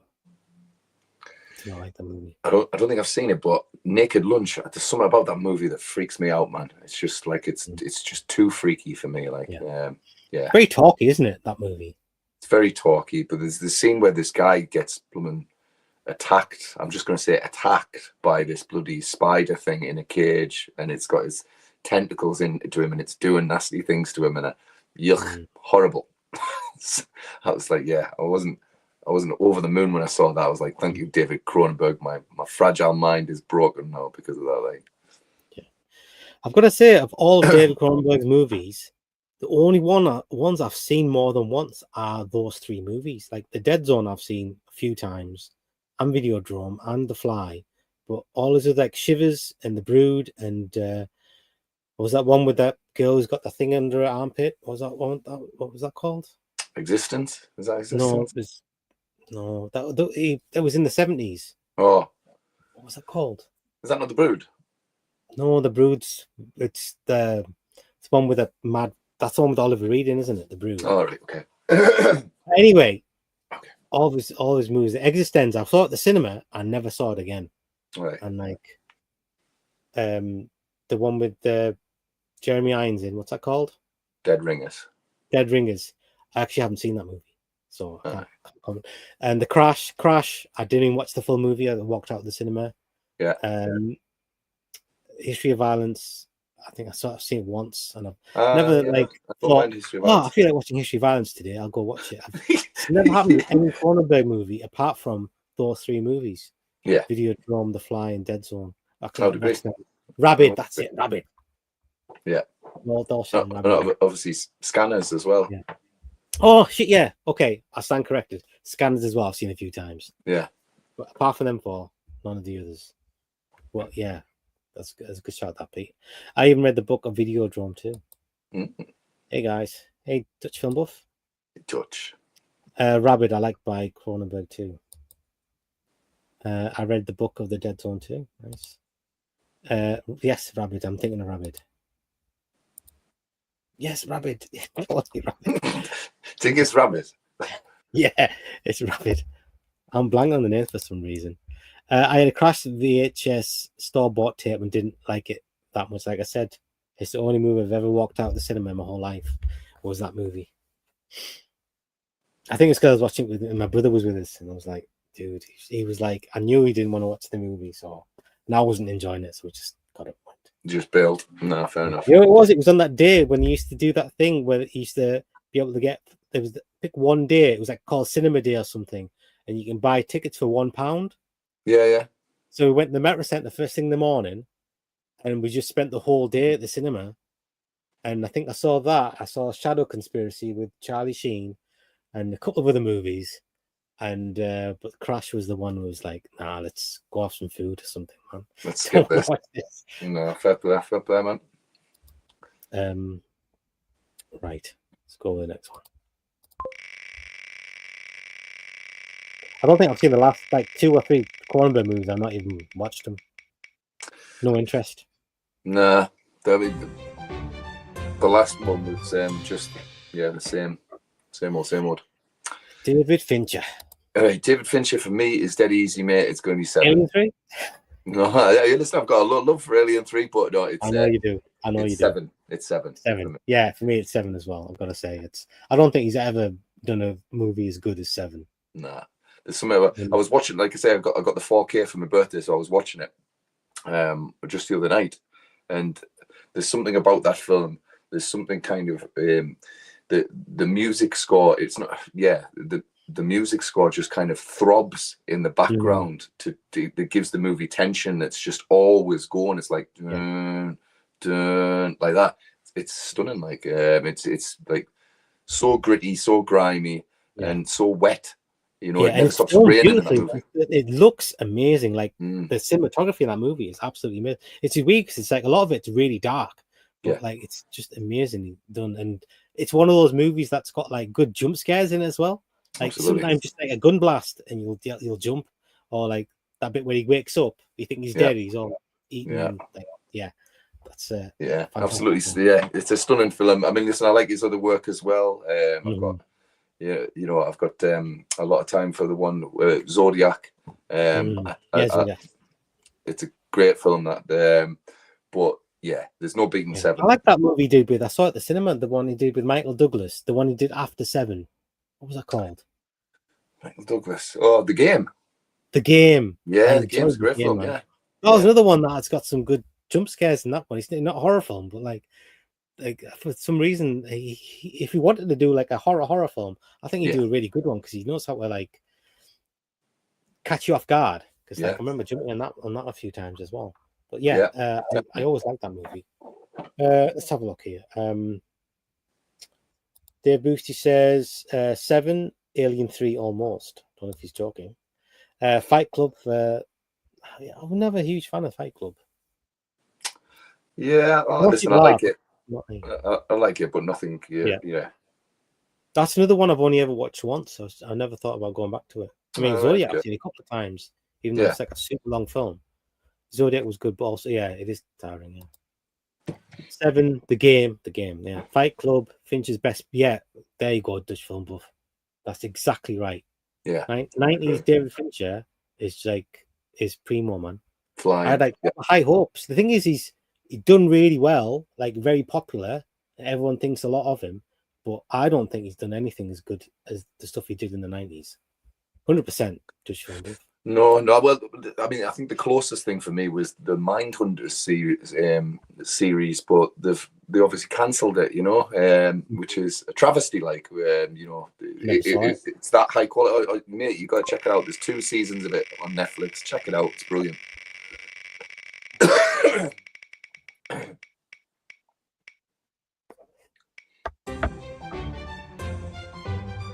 Well, Mel Gibson. Mel Gibson, eh? Mel Gibson as a director. So what are we talking about here? We're talking about Braveheart. We're talking about The Passion of the Christ. Yeah. We're talking about that bloody one with Ridge. Heartbreak Ridge. Heartbreak Ridge is called those. Yeah. Yeah. He did Payback. Did he direct that Payback? I don't think he directed it. He starred in that one. Oh, okay. And he did that one just recently with Mark Wahlberg and the bald head. Oh yeah, Flight Plan. I enjoyed that movie. I'll probably have to go with Apocalypto. Oh yeah, I'll go with Apocalypto. Yeah, go with Apocalypto. Yeah, I think it's a kind of it's a pretty well-made film, to be fair. And yeah, I've probably seen Braveheart a hell of a lot more. Yeah, but I'm not a big fan of Braveheart. You're going with Braveheart, yeah? Yeah. I liked Man Without a Face. I thought that was a good movie. I only seen it once when I was like a million years ago. But I remember enjoying that. Okay. I like the movies where he's in them. I've got to be honest, because I'm a big fan of him as an actor. So Yeah. like the stuff where he's in it, it makes it a bit better for me when he's in it, because I think he's an asset to a movie, generally speaking. No, fair play. Yeah, fair play, mate. Let's have a look here. Boosty picks Braveheart. Well done.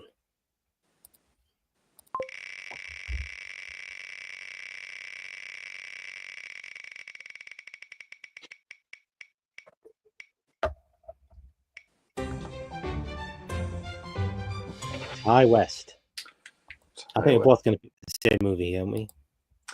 Yes, I'm going to probably go with Ty West, House of the Devil. House of the Devil for me as well. Yeah? Yeah. Yeah. I think it's just, it's a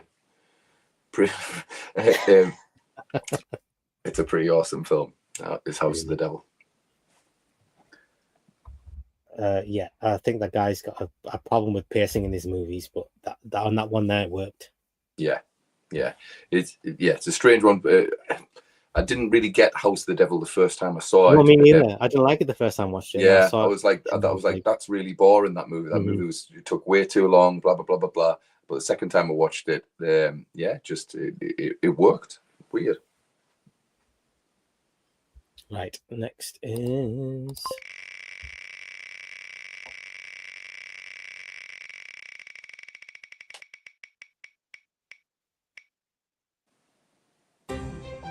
Chuck Russell. Chuck Russell. Oh, this is an easy one, mate. It's A Nightmare on Elm Street Part 3, Dream Warriors. Yes, I think I've got to agree with you. Yeah, I mean, you've got The Blob, which is awesome, but Nightmare on Elm Street 3 is what it's all about. Yeah, I'll agree with you there. Yeah. I've got to admit, I'm liking Part 3, Dream Warriors, a lot less than I used to. I'm not quite sure why. Yeah, but I think the set pieces in that movie are like better than of like for the full franchise. The set pieces in Part 3 are the best of all of them. Yeah, you know, the puppet was awesome. Yeah. Let's have a look here. But yeah, Vas, what you said about Fincher, great 90s films and then more popular, but to you less interesting. I feel the same way about Tarantino. A lot of people in the 40s and up feel that way. Do you know what? I agree with you about that as well. I do. I think Tarantino's best movie is he's going to come up with the thing. So I wouldn't say it, but I don't think he's made any movie is as good as he did in the early 90s. 100% agree with you, dude. I don't know, mate. Honestly, I'm a big fan of Once Upon a Time in Hollywood. Like, a lot of people are. I love that fucking film. I love that fucking film. Yeah, a lot of people's like favorite film is that movie, and I'm like, it's just it's right. It's like fine. I mean, I even liked Inglourious Bastards as well. I even I get a kick out of that one as well. Oh, okay. Dave Boosty, he's picking X for Ty West. He still hasn't seen the next two. Okay. I dropped out after the first one, so I will not be watching the other two. Chuck Russell, Part 3 of Nightmare on Elm Street. I saw it free in theaters too. Nice. And it's funny, isn't it funny how that franchise got cinema releases when Friday the 13th never got the cinema releases? Like Nightmare on Elm Street, they pretty much all of them went out in the cinema. The Halloween never did, and the Friday the 13th never did. Am I wrong? No, that's right in the UK. I mean, Halloween, I think after 7, when 7 came out, like, Halloween, what's it called? Halloween 20. H2O. H2O. When H2O came out, it came back on the cinema, but like before that, like 6 never came out. 5, 4, 3. I remember 4 came out in America. I'm not sure about the other ones, but 4 definitely did. But here, Nightmare on Elm Street, I'm sure they all came out in the cinema. The Elm Street movies came out in the cinema. For sure, they did. For sure, they did. Every single one. Yeah, every single one. But yeah, in the UK, we didn't get the Friday the 13th or your Texas Chainsaw Massacre sequels or anything like that. It's maybe just deemed not popular here, you know. Yeah, maybe. Dave said Halloween had all theatre. Yeah, I'm sure in America they did, but Yeah, they not did. in England. They did in America. Yeah.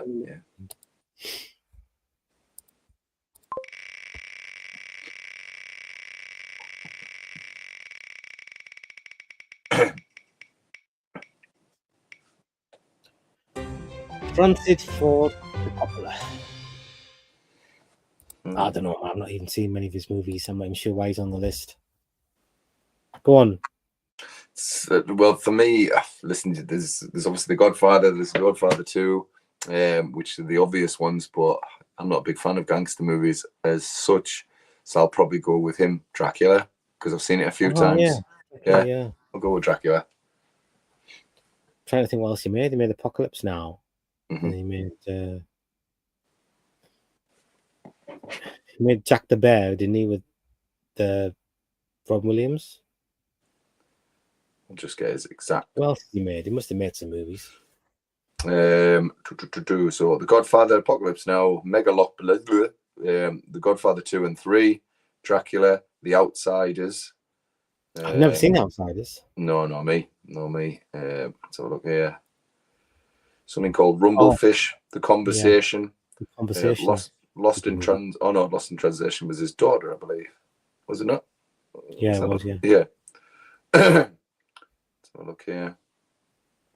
The Cotton Club, I've got him down here for, but I've not seen that. Is that Richard Gere? Yeah. And then there's Jack. Is that the one you're talking about? With that must be the Robin one. Williams in?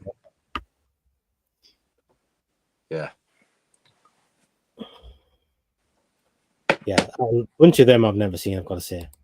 I'll have to go with Godfather 2 because it is a good film. Yeah. And so let's move on. That means a lot of directors, that I thought about putting on. Like, I'm thinking, should I put Wes Anderson on there? And I'm thinking, I've only seen like 3 of his movies, and like they're all like fine. So like, I'm not into that sort of movie making anyway. So there's point putting it on there. Conversations like Blowout, but then more like a character study. Yeah, I think I have seen The Conversations. Just must have been years and years ago. David Bruckner, what has he made? Just looking now, matey. He made The Ritual, The Night House, the Hellraiser remake, some segments on a couple of VHS movies, some segments on Southbound and The Signal. So he's like a horror guy, right enough. Mm-hmm. I'm going to go with The Night House for me, mate. What's The Night House? The Night House is the one with Rebecca. What's her name? Oh no, it was awful. That was so boring. Well, I'm going with that one. Read them out again. I need to pick one. So okay, so you got The Ritual, which was good. Oh yeah, I'll go with that one. I'll go with The that Monster. one. Yeah. And I'll go with The Night House. Yeah. Now, had you directed all of Southbound, I would have picked Southbound because I love Southbound. But yeah, I'm going to go with Night House. Right. I don't know any of that Bruckner's guy stuff besides the useless Hellraiser remake. Not a fan, so I'll go for Southbound. Right, the Coen Brothers. It's going to be Raising Arizona. Yeah, I'll go Raising Arizona for me as well, mate. Yeah. Because what else you got? You got Blood Simple. Blood Simple is really good as well, isn't it? Yeah. Oh, the bloody one with Jeff Bridges in. The Big Lebowski. Big Lebowski. Yeah, so you've also got, let me see, you've got No Country for Old Men, which was awesome. True Grit, which was really good. But yeah, I've got to go with the Big Lebowski, mate, because it's an amazing. It is amazing. Right. It's a work of art. Yeah, Big Lebowski. Yeah, I'll go with that one as well. But I'm still thinking Raising Arizona is like it's like been one of my favorites for like a long, long time. But the Big It's a great movie. Yeah, it's a great movie for sure. Dutch film both says Miller's Crossing for me, then The Big Lebowski. It's a good film as well. Yeah, yeah, it is. Yeah, I've got that on a triple pack. It's got Miller's Crossing, Tom Hanks one. He made a gangster type movie. Yeah, Road to Perdition. Road to Perdition, and another one on. I don't think I've seen Miller's Crossing for years. I should get it watched again. Dave Booty says, what will he say? Big Lebowski, followed by Raising Arizona. I got to see the Big Lebowski in theaters. Perfect. Nice.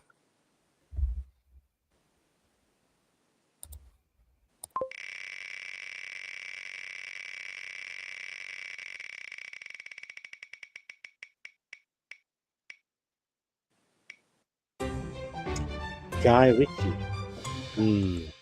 Guy Ritchie. I'm not a huge fan of him. So again, that guy pumps movies out like you wouldn't believe. That guy, Guy Ritchie. Yeah, he does. Like, he makes a movie. Let me see the guy's filmography here. So you've got The Gentleman. You've got the Ministry of Ungentlemanly Warfare. You've got Snatch. Now you've got Wrath of Man, Lock, Stock and Two Smoking Barrels, Sherlock Holmes 2. But I'm going to go with The Covenant, which is his war film with Jake Gyllenhaal that he made a couple of years back there. Great film. Good. Great film. Yeah. I'll go with Sherlock Holmes because I enjoyed that one. Yeah.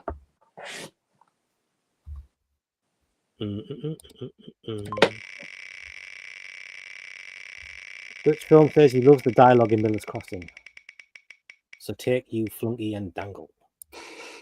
Guy Ritchie, I'll pick. Oh no!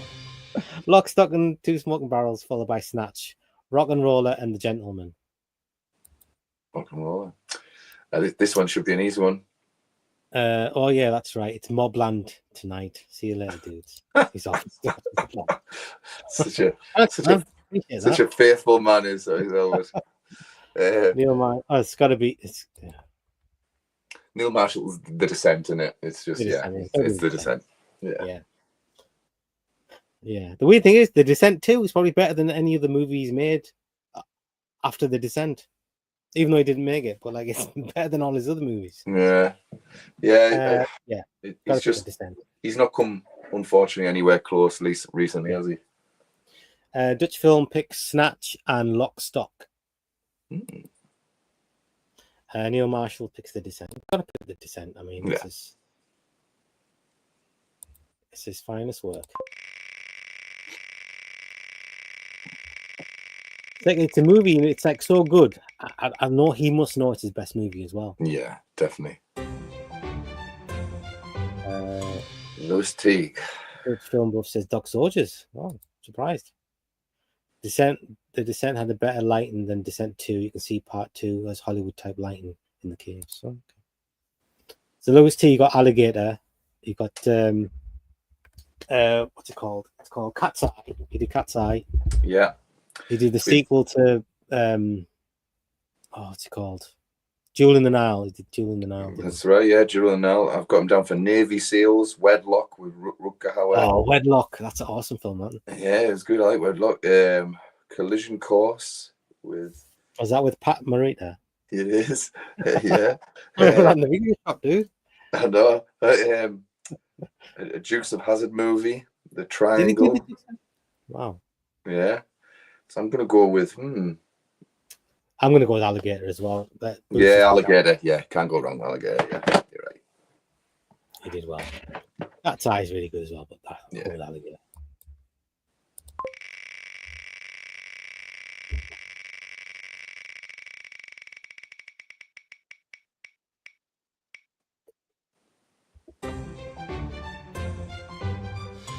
That's an easy one. Easy. So session 9 for me, matey. Yeah. Session 9 for me as well. Dutch Film Buff says they're Jewel of the Nile and As Big Outsider, Collision Course. Yeah, I know. It is a fun movie.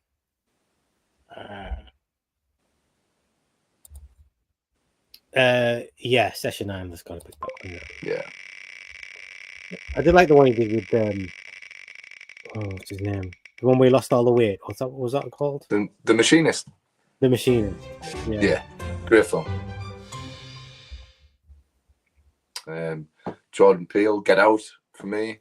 No idea who Anderson is.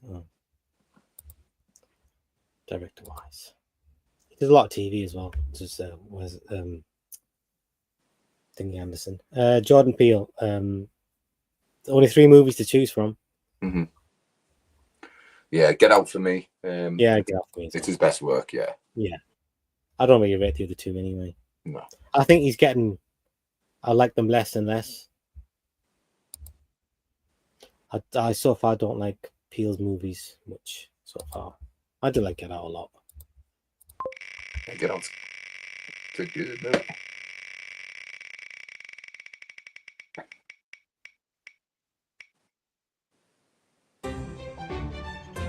Denis Villeneuve. Yeah. So for him, I'm going to go with a movie called Enemy. I think it's his best film.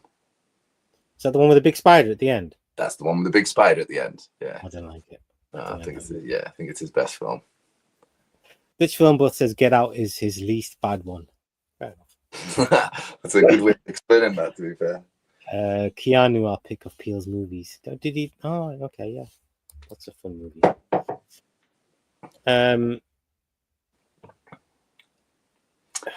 Villeneuve, you've got June and June 2. Yeah, not seen them. You got The Arrival. You got Enemy. Didn't like that. You've got the one with Jake Gyllenhaal and Hugh Jackman. What was that called? Prisoners, which is a really good film. That's a really good film, yeah. And then you got Blade Runner 2000 and whatever it was, the sequel. Never seen it. So you got some good movies there. Yeah. Do you not make that one with Jake Gyllenhaal where he's like a photographer dude? What's that called? Nightcrawler. Do you make Nightcrawler? I don't know. I'm gonna have a look now. I don't know either. Don't think so. Let's have a look. He made Sicario. I don't think. Yeah, I don't think he directed that one with. I don't think he directed Nightcrawler. But what I've seen so far, I don't like that Denis director much. I saw Blade Runner 2 in theaters and almost literally passed out. It was so boring. Enemy for me, Blade Runner is number 2. I'll pick Prisoners. I'm gonna pick Prisoners as well. I enjoy Prisoners. That's like it's a lot more mainstream than these other movies, isn't it? Like it's accessible. Yeah, and a lot of them I ain't seen. I didn't like Arrival at all. No, June's not my thing. Like, not my bag. Like, I have to say. James Isaac. It's not much to choose from here either. But James Isaac made Jason X. Is that the one? Yeah, he made House 3 as well. Okay. And I don't know what else he made. Let's have a look. Skinwalkers. I don't know what that is. I was not particularly fond of June. The Lynch version is much crazier. I like that. I've not seen either of them. Have you seen the David Lynch Dune? Yeah, I have. Yeah. I'm not a fan of that either. Like, to be fair, yeah. But June's just not my bag. Honestly, that kind of science fiction just doesn't work for me. Like, yeah. But have you seen any of them though? I've seen the jam. I've seen the first one with Sting in. Yeah. No, but have you seen any of the new ones? No. Yeah. No, I've not seen them either. No. That's weird, isn't it? I was just missed them out totally. It's just like I feel like I'm not gonna like them, so I'm just not gonna watch them. Listen, people who've seen them say, "Oh, best movies, blah blah blah blah blah, masterpieces." But I'm like, nah, it's just nah. So James Isaac, this is what he looks like.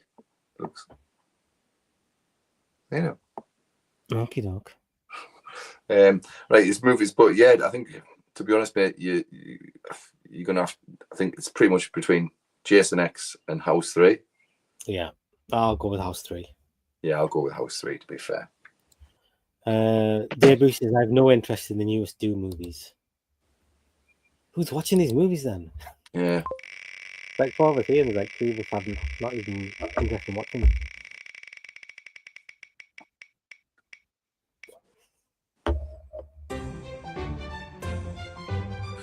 Quentin Tarantino. Pulp Fiction. All day long, Pulp Fiction. Pulp Fiction. Yeah. Yeah. Yeah, Yeah, listen, he hasn't made a bad movie. I'll Yeah. say that he's not made a bad movie, and all his movies, there's like a lot to enjoy in the movies, but like overall, there's just nowhere near as good as Pulp Fiction. That's just how I feel. Like, there's none of that I don't like, but I don't care. Yeah, For listen, I'm going to say Pulp Fiction as well, mate. Like I say, I like some of those other movies. Some of them I don't like. You know, like Death Proof and Jackie Brown. You know, they suck. Yeah. For me, they do anyway. But yeah, Pulp Fiction. Yeah, I've seen it many times. It's one of those films that you show to your kids when they're a bit older, that kind of thing. I mean, that one there is like a certified classic, isn't it? Yeah, yeah, absolutely. Oh, so Dave Boosty says Pulp Fiction, and Dutch Film Buff says Pulp Fiction, then Reservoir Dogs. Reservoir Dogs and Jackie Brown. Yeah. Then Kill Bill 1. Even Kill Bill, like I thought I was gonna like love the movies, but there's a lot of it I like a lot of it, but like overall I just didn't really care for it. Like I literally have not seen any of his movies more than once, apart from Pulp Fiction. Okay. Like, just haven't done it.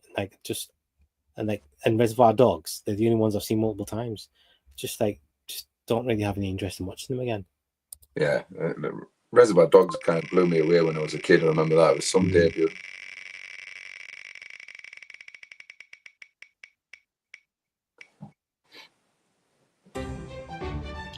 All the horror. This is gonna be tricky. So do you pick Total Recall or do you pick RoboCop? It's difficult, that, like. Oh, Hollow Man. Do you pick Hollow Man? Could even Hollow Man I like. I've got to go RoboCop, mate, because I've seen it thousands of times. Yeah, I love it. I love Total Recall as well. I've got a soft spot for Hollow Man, even though it's a little bit pervy, but it's a good film. Yeah, so I'm going to go RoboCop. Is it? Yeah, I'm kind of leaning the same way. Although I love Total Recall. Absolutely adore it. Yeah, I'll go with RoboCop as well. Yeah. Beethoven put as RoboCop. I saw it in theaters in part 2 as well.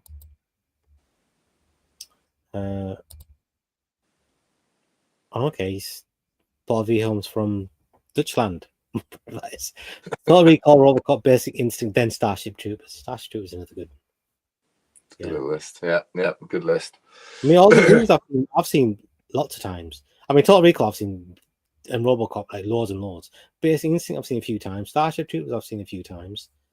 But the world needs more Verhoeven movies, like But he's quit Hollywood now, so he had like a style in his movies, like totally. You could tell Paul Verhoeven movie, and then I think he just stopped using that style. I don't know, because I've seen a couple of his movies that he made in the last like 20 years, and they were like not the same.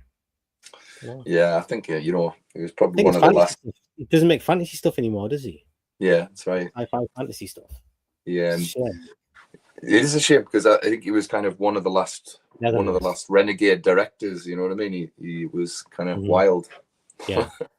Showgirls was fun. Starship Troopers in theaters, I did too.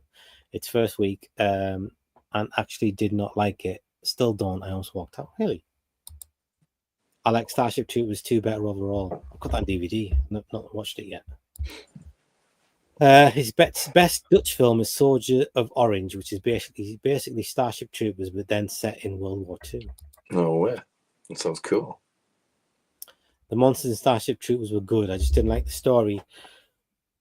And too bad, instead of running troops around, they could have blown up the areas with the bugs instead.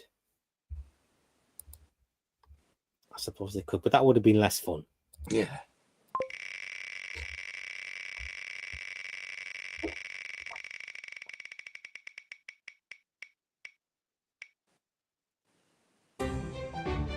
Aronofsky. Okay. So it's probably Requiem for a Dream, but I never want to see the film ever again. Yeah, I want to see it once. I want to see it Yeah. once. Yeah. You know, I watched it. I loved it, and I thought I don't want to watch that again. But like, you think about it a lot, isn't it? And then I got it on DVD, and I never actually watched it. And then I like sold it on, and I'm like, not like sorry, I did. I was like, I'm not gonna watch it again anyway. But like, it's one of those you felt sorry for the person who was about to watch it that you just sold it to. With it, you were like that. Yeah, you're gonna have a rough afternoon. You realize what you're gonna get into, and you thought, nah, I don't feel like that. Yeah, yeah. Wrecking for a Dream is amazing. I don't think he's I didn't like. What was that one? The Mother. Mother was awful. That one that won the Oscars. Black Swan. Oh, I like Black Swan. I like that one. But yeah, I'm not big. He's got a new one coming out now, isn't he? He has. I've seen that on TikTok. No. Let's see what it is. From Darren, what for the wrestler? Did you watch the wrestler? I never saw the wrestler. Do you know what the wrestler is? Yeah, do you know what? I do love the wrestler. The wrestler's fucking quality. Oh, get it watched by Mickey Rourke's phenomenal in that film. Like, he did the Whale, didn't he? So he did the Whale, the Fountain, the Wrestler, and the Fountain was awful. Yeah. Oh, I've not seen it. I've not seen the Fountain. I think his new one's called Caught Stealing. It's due out. Okay. Big cast. Yeah. Dave says Wrecking was disturbing, if much of anything. I can't remember of it. Aronofsky's debut feature for me, Pi. I remember watching Pi at the cinema long time ago when I was at uni, and it was very talky, very, very, very talky. I've not seen Pi.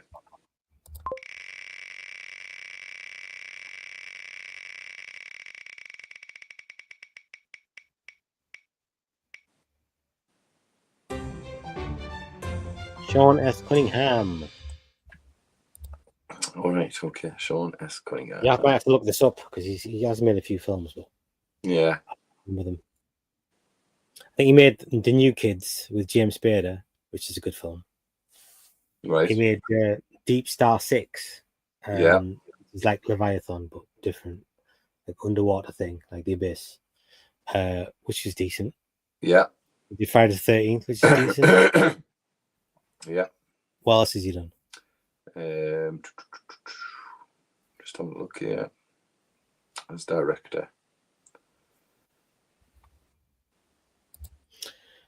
Pi and Nolan's debut feature following, I reckon, around the same time back in the 90s. Was that really? Really? Didn't know Christopher Nolan was making movies in the 90s. Did Sean S. Cunningham not do House? No. Or was that Steve Miner? Oh, Steve Miner, yeah. Steve Miner, right, okay.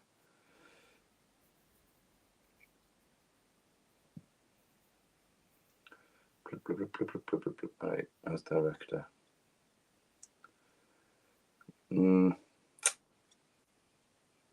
Producer. Oh, he's done a lot of producing, that's for sure. You know, just click on director and I'll just show you just the... Yes, here we go. Right. Sean Cunningham, The New Kids with Laughlin Spade. Yeah, I'm going to go with that one as well because that's a fun movie. Which one? Movie, The New Kids. I've never seen The New Kids. Check it out, it's good. Is it good, is it?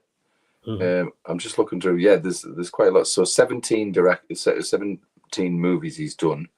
Terminal Invasion, Trapped Ashes, The Nurse with the Purple Hair, The Connection, which I think was a short, Deep Star 6, The New Kids, Spring Break, A Stranger is Watching, Friday the 13th, Here Come the Tigers. Yeah, I haven't seen The New Kids, mate, so I'll go with Friday the 13th. Yeah. Fair dues. Not very much to the...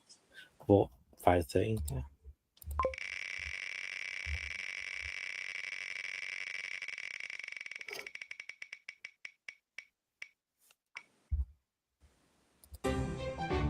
Also, like raunchy teen comedy Spring Break. I've never seen that one. Oh, Dutch Film Buff knows everything. He's watched all of Sean S. Cunningham's movies. It's amazing. John Badham. Universal Soldier. He did make Universal Soldier. Did he not? No. Oh. Don't look. How would you spell his surname again, mate? Just Badham. oh, got him. Yeah. Okay. I know which one I'm going to pick already. He made 2010, the sequel to. Oh, was that Peter Hyams? I get confused. Did he make Bird in a Wire with Mel Gibson and Goldie Hawn? Not that I can see so far, but he's got quite a Stakeout. long. Did you Stakeout with Emilio Estevez? Not that I've seen so far. He did Nick of Time. Nick of Time, yeah. He did The Hard Way. Yes, he did The Hard Way. He did Bird of Wire. He did The Assassin with Bridget Fonda. Oh, Bridget Fonda, what a woman. Stakeout, Short Circuit, War Games, Blue Thunder, Saturday Night Fever. Yeah, he's done loads, to be fair. Okay. So what's yours? Yours is The Hard Way, isn't it? Of course it is, yeah. Okay. So, yeah, do you know what? I'll say the same, The Hard Way. Yeah, for sure. Yeah, John Badham. Yeah. Oh, nice. You're not going to pick Short Circuit? Or War Games? No, the hard way, man. Yeah, of course, yeah. Why not? I think that's why I put him on the list, because he made The Hard Way. Oh, Dave Boosty says he's going to pick Blue Thunder, which he saw for free in theatres twice. Nice. Twice. Good. Steve Miner. Okay. Yeah. War Games as well. Yeah. Right. Okay. Steve Miner. I'll go House. I'm going to go House as well. Yeah. Can't go wrong with House. Oh, he made Soul Man as well. I really like Soul Man. I'm going to stick with House for me.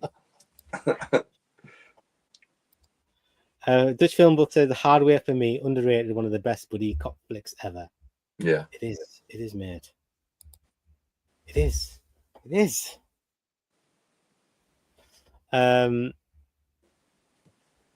Right. That's made me happy you said that. Thanks, Dutch Film Book. Steve Miner is Boosty's picking House as well. Nice. Yeah.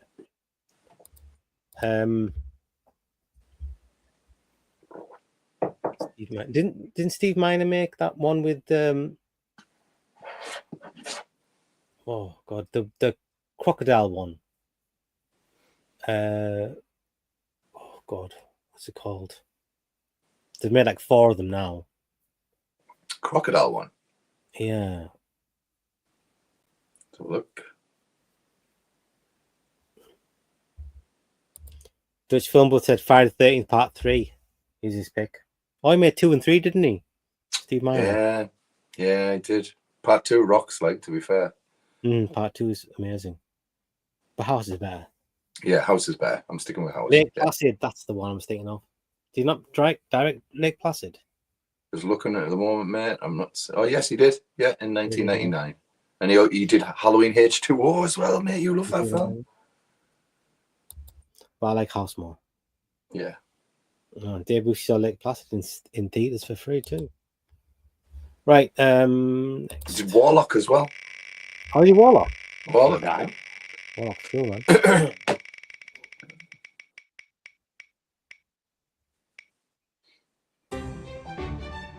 George Romero.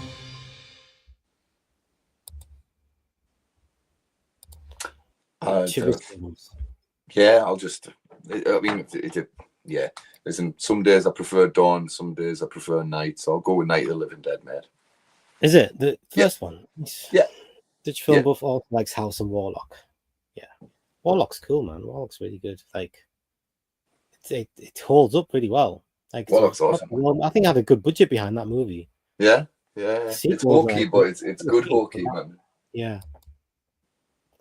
Dave Bushy loves Friday the 13th Part 3. He saw it in theaters too. From Romero, he's going to pick Night of the Living Dead. I'm going to pick.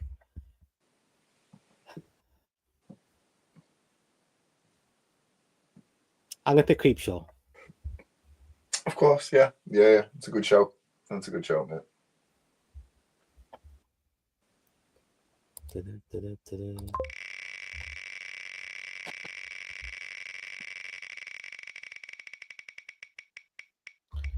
Dutch Film Buff said Dawn, Martin, Dane.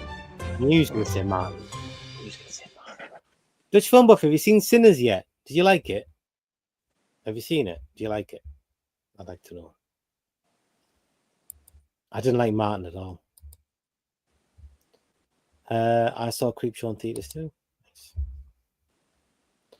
David Gordon Green.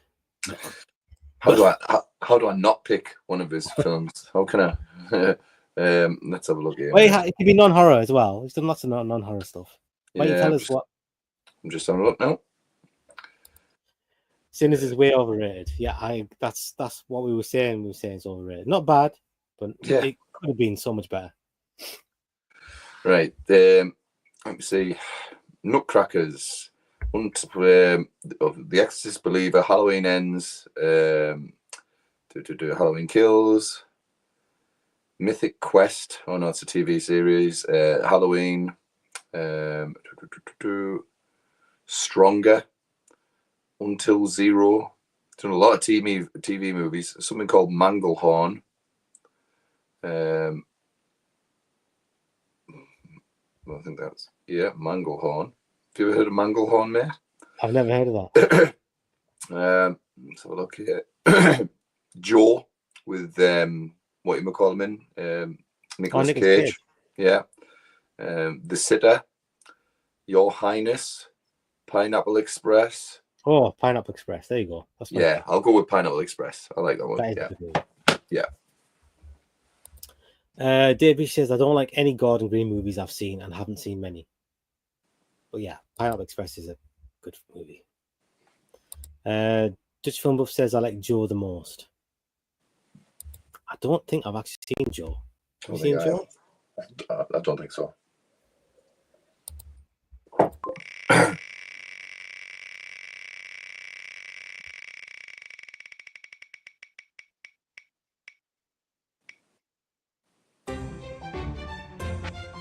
Larry Cohen. Now that's going to be one long list, man. Yeah. Return to Salem's Lot, I think, is going to be mine. That's a joke, by the way. It's not going to be that. He made the stuff, didn't he? Yes, he did. Pineapple Express was funny at times, but also I find forgettable too. I like new movies. Got a soft spot for them. Larry Cohen is Dave Bruce is picking It's Alive, then cue the Winged Serpent. The Winged Serpent. Yeah, cue Return to Salem's Lot, It's Alive 2, Black Caesar. Let's just go back. I think he made that Pulse movie as well, did he not? What movie? Pulse. What year was that? No, I'm just going back now. So he's got 21 directorial credits. So I'll start off. So Dial Rat for Terror, The Godfather of Harlem, Hell Up in Harlem, It's Alive, God Told Me To, The Private Files of J. Edgar Hoover, It Lives Again, See China and Die, Full Moon High, Cue the Winged Serpent, Blind Alley, Special Effects, The Stuff, A Return to Salem's Lot, It's Alive 3, Deadly Illusion, Wicked Stepmother, The Ambulance, As Good as Dead. Oh, Ambulance. That's my pick. Ambulance. Yeah. With James Earl Jones. That's it. That's my pick. It's a good film, that. Oh, yeah. I've never seen it. This one's got Crystal Bernard, Judge Reinhold, and Tracy Lords. What movie is that? The Pulse movie. No, that's As Good as Dead. As Good as Dead. Oh, wait there. Yeah. Sorry. Yeah. Okay, man, I don't like any of these films, to be fair. Pulse was an Asian remake. Yeah. Right. No, that wasn't Larry Cohen. Okay, I really don't know what to choose here, mate. Maybe I'm just going to have to go Return from Salem's Lot because I think that might be the only one I've seen. Yeah, you should check out The Ambulance, man. The Dutch Film Buff picks Black Caesar and The Ambulance. The Ambulance is good, man. It's proper good. Really? Very super like 90s kind of killer ambulance movie. It's good, man. Sounds good, man. I like the sound of that. I think it's got Eric Roberts is in it. That's the one I remember. Yeah, Eric Roberts. Yeah. I think Stan Lee's in it as well. I'm thinking the same movie. Stan Lee's in it because Eric Roberts is like a cartoonist. Right. So Stan Lee's in it as well. Like No way. comic books and stuff. And he has and then he's getting chased by this ambulance. It's good stuff. That's awesome. Simple fun movie, yeah, exactly.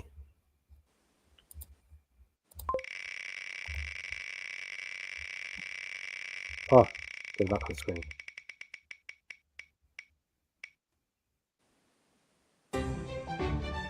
Adam Wingard.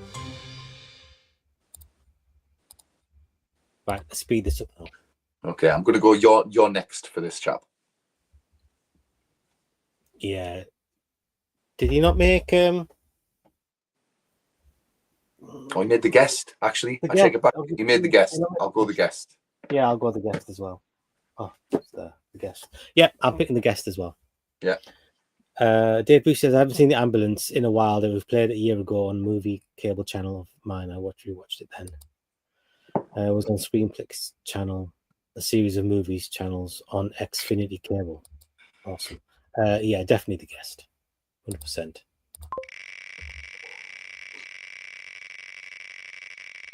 He's gone big time now, isn't he? With all the Godzilla stuff. Oh, totally.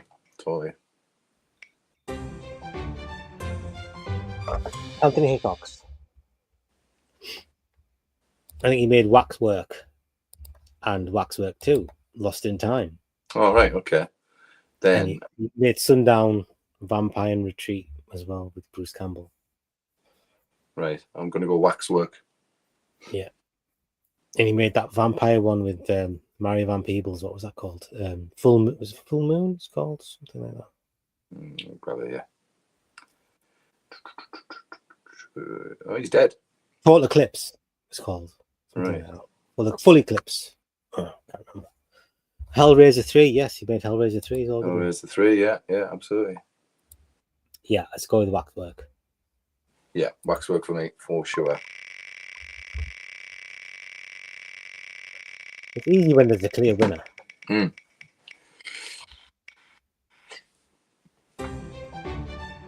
Stephen Summers. Okay, I'm going to go Odd Thomas for Stephen Summers. Yeah, let's go with that one. Yeah, Yeah, that is a good movie. That is a really good movie. Underrated. absolutely. A lot of people like that deep. What's it called? Deep something. What's it called? With that monster in the ocean liner and the monster. Oh, yeah. Another one. Deep Rising. Is it Deep Rising? Deep Rising. Yeah. Yeah. A lot of people like that movie. I never liked it. I saw it at the cinema and I liked it. Roland Emmerich. Independence Day. Independence Oh, Day, yeah. Independence Are we Day. vs. Soldier? Independence Day. Yeah.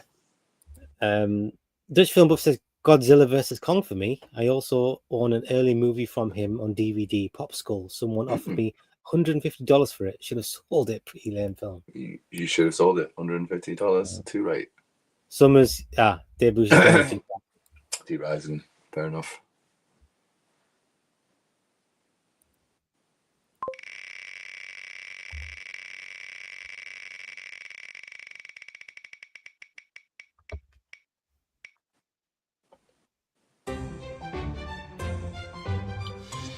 Andy Muchetti. Okay. I'm gonna go with it. You're going with it. I'll go with Mama. I think I prefer Mama. Yeah. I'm going too fast here. We're flying over. Dave said I saw the first two Mummy movies, both in theaters. I think I saw the first Mummy in cinema. Emmerich, to be honest, Universal Soldier. Victor Salva. Yeah, just Jeepers Creepers 1. Yeah. Jeepers Creepers. Absolutely. Dave Bush said Universal Soldier Fame 2 for Emmerich.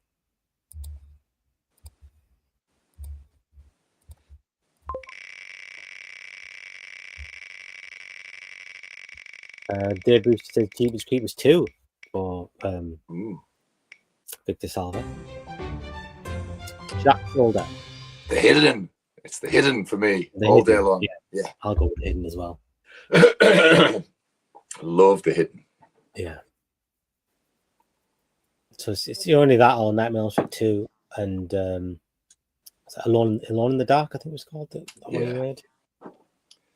Yeah, it's the All hidden. good films. All good films. But yeah, The Hidden for sure. Victor Salva, The Underrated Powder. Have you guys? Yeah, I saw. I'm a big fan of Powder. Powder's really good. Really good cast as well. Yeah, Powder's really good. I've seen it on the Disney Channel, but I haven't watched it. I know. What it's, Is the Powder on the Disney Channel? Powder. Okay. It's a Disney. Check Well, it it's a out. Disney movie. I'm pretty sure I saw it on that. Yeah. Is it? Yeah, Powder is really good. Like,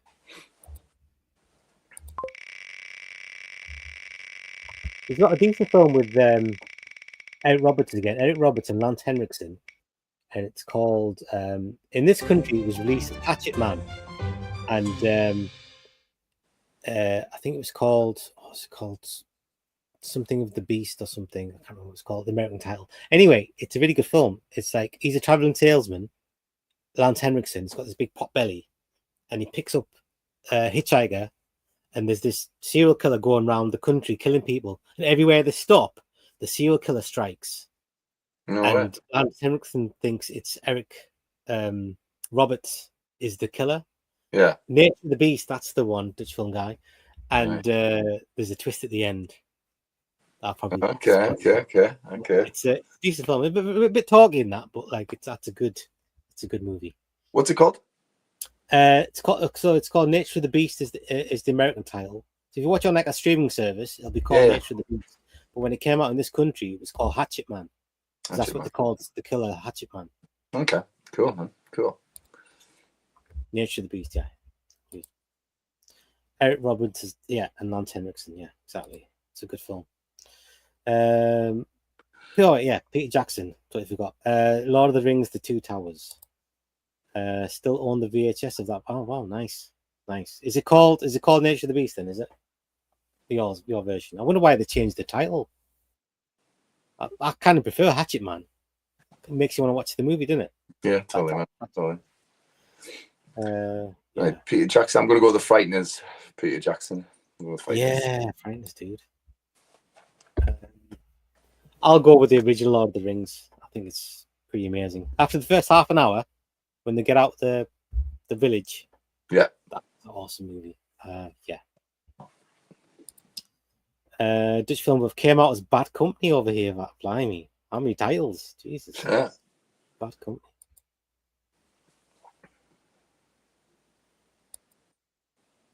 I saw The Two Towers the day it opened in theaters. Nice. Yeah, that movie's like really well acted. Right. Next. Surprised you didn't say Brain Dead. It's the bit with the custard, mate. Can't get through that scene with the custard. Steven Soderbergh. This film buff says Brain Dead and The Frighteners for me. Yeah, I remember watching Frighteners at the cinema, and I'm a huge fan of it, but it's grown on me because it's like a fun horror film, isn't it? Well, it's horror. It's like the ghosts aren't scary. Nothing's scary in it, but it's a good fantasy movie. Yeah, I agree, man. Steven Soderbergh for me, mate. I'm going to go with Contagion because it's fucking scary. Oh, yeah, that's good. That's a good one. Trying to think of the Steven Soderbergh movie. I'm not going to go with Presents. That's definitely not going to be Dave Brewster's picked Ocean's 11. Well, fair enough. It's a good movie. Yeah, I'll pick Contagion. That is a good one. Trying to think of one I like of his. I didn't like Outside. That was a big one of his, wasn't it? Did you watch that one? I think it's Unsane. Did you watch Unsane? Oh yeah, I did see Unsane. I kind of like that film. Movie. Yeah. Dutch film buff says Sex Lies Videotape, Outside, and The Limey. The Limey's good. The Limey's good. Yeah, Limey is good. Like, tell him I'm coming. Tell him I'm fucking coming. Awesome. I've never seen Sex Lies Videotape, so I don't know. VHS. Oh, The Frighteners is great fun. I have it on store-bought VHS widescreen. Yeah. Nice. It's got a nice cover on that, hasn't it? It's the same one. Limey is a great movie too. Yeah. Wow, it's a popular movie, The Limey. Yeah. It was a good movie.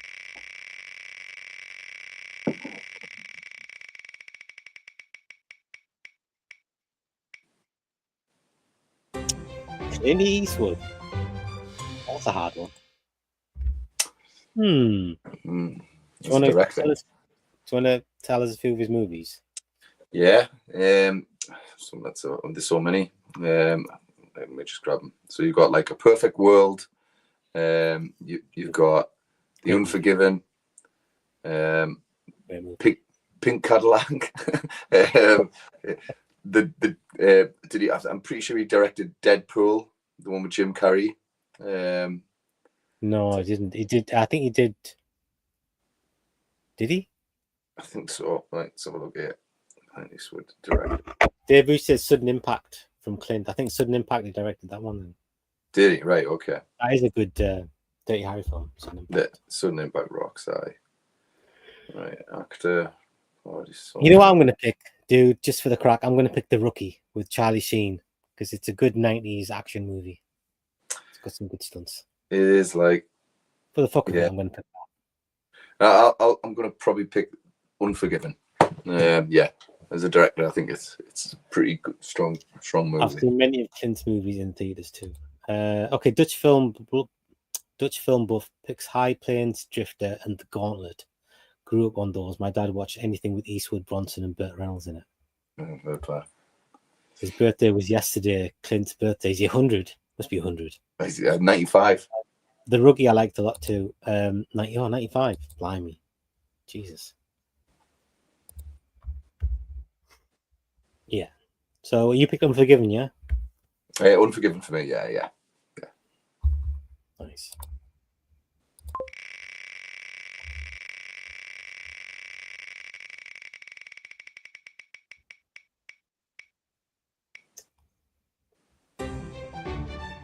That's gonna be an easy one.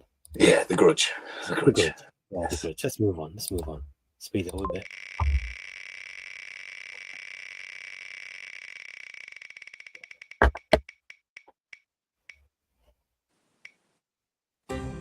Tommy Lee Wallace. It's going to be Halloween 3. Halloween 3? Oh, it's Halloween 3. Yeah, that's absolutely Halloween 3. Yeah. I was thinking it or Halloween 3. Which Halloween one 3. Or Vampires. Did you do Vampires 2? The one with John Bon Jovi. Yeah. I don't know. I think he did. Yeah. Yeah, Halloween 3. Halloween 3 for sure. Halloween 3, yeah. I'm torn between it, but I'll go with Halloween 3, yeah. The Boosty says, on his last birthday, I posted a screen cap to Clint on X, and it was of him feeding a deer from a video I saw. And next day, the blue check account had hearted it. Nice. Oh, cool, man. Not The Grudge, Marabito for me. What the hell's Marabito, dude? Don't know. Let me check. I'll have to check that now.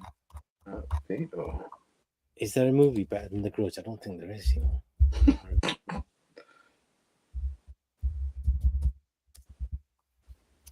2004.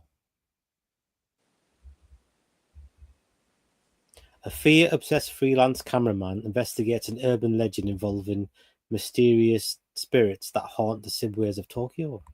Oh, got it here, yeah. I'm going to check that out, dude. Yeah, me too. 2004 as well, so it's quite recent. Yeah, I'm going to check that out as well. Thank you, Dutch. Yeah. The Stranger from Afar. Give it a go. Right, we've got Danny Boyle. So Trainspotting is my favorite. Dave Booty, Tommy Lee Wallace, Halloween 3 saw it in the theaters. Danny Boyle, I'll pick Trainspotting as well. Yeah. I'll pick Trainspotting still. I'll pick 28 Days Later. I'm not a fan of Trainspotting, I've got to say. I don't like it. You know what I think I don't like it is because when I was at uni, it was a big thing having like movie posters on the wall. Yeah. Everywhere you would go. Everyone had the Trainspotting posters. There was 3 posters that were going around. So there was Reservoir Dogs, and there was like 5 different posters of like Mr. Pink, Mr. Whatever. those ones. But it was a cool film, so I didn't mind. And then there was Apocalypse Now. Everyone had a poster of Apocalypse Now, and Trainspotting. Everybody had a poster of Trainspotting.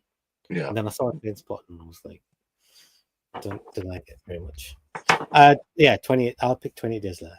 Okay. But I think that affected how much I liked Trainspotting was because everyone had these posters, and I didn't like the people that had them. Like they were. Okay. Okay.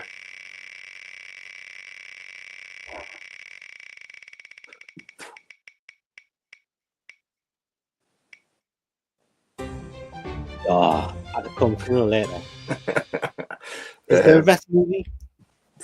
But it certainly wasn't Borderlands, was it? No, it certainly wasn't. I'll go with Cabin Fever for me. Cabin Fever. Yeah, sure. I'll go with that as well. It's not a great movie, but I'll go with that one. Yeah. Moving on. I think it's worth seeing. Fuck Eli Roth. Right thoughts. Right. Debris says Hostel 1. Don't like them Hostel films. Dutch film says I was 70 or 80 when Trainspotting came out. Born Slippy is one of the greatest tracks of my life. Yeah, Born Slippy is like the great track. I think that's the best thing about the movie is that song. Yeah. Still an awesome song. Guillermo del Toro. So easy one for me. This made Pan's Labyrinth. Pan's Labyrinth. Yeah. I didn't care for that, I didn't care for it. I don't know why. Honestly, I think it's a masterpiece. It's a heartbreaker. Yeah. That film, like. I have a hard time with Guillermo's films, to be honest, because I don't care for many of them. I'm trying to think one I really like, and I really cannot think of one that I really like. I don't mind them. Like Day 2's all right. That's all right. What about Pacific Rim? That rocks. Does it? The original Pacific Rim, not Part 2, right. but the first one rocked. It was fine. Hellboy is fine. Hellboy, yeah. Fine. It's like it's fine. It's like I don't know, man. Mimic, it was fine. I'll go with the Devil's Backbone. Oh, he's picked it as well. Oh, that's good. And Devil's Backbone can't choose. I'll go with that one because that's like super interesting film. I find him quite overrated, I gotta say. Unpopular opinion. Dear Brucey, I like Blade by Del Toro 2, Mimic 2. Blade 2, yeah. Don Coscarelli. Bubba Hotep, mate, for me. Bubba Hotep. I'm going to go with Phantasm 2. Yeah. I saw Mimic in theaters. I saw Mimic in theaters too. I did. Yeah, I'm going to go with you got Bubba Hotep, Phantasm 2. Yeah. Coscarelli pick. Bruce Lee's Phantasm 2.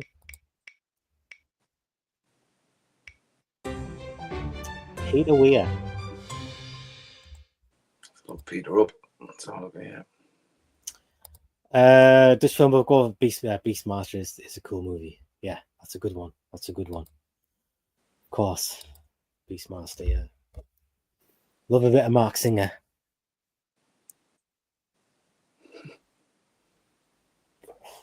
I know which one I'm going to pick. Which one are you picking? I'm going to pick Fearless with Jeff Bridges. Oh, okay. Fantastic one. If you haven't seen it, Pete, watch it, man. It's a really good movie. Yeah, Fearless. Okay, I know. I haven't seen it. I've never seen it like on anything, like on any streaming service. But like, it's a fantastic movie. Really is good. No, fair play. I will give that a shot.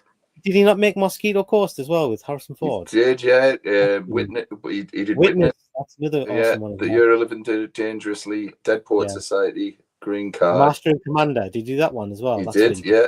Yeah, he did that one as well, bud.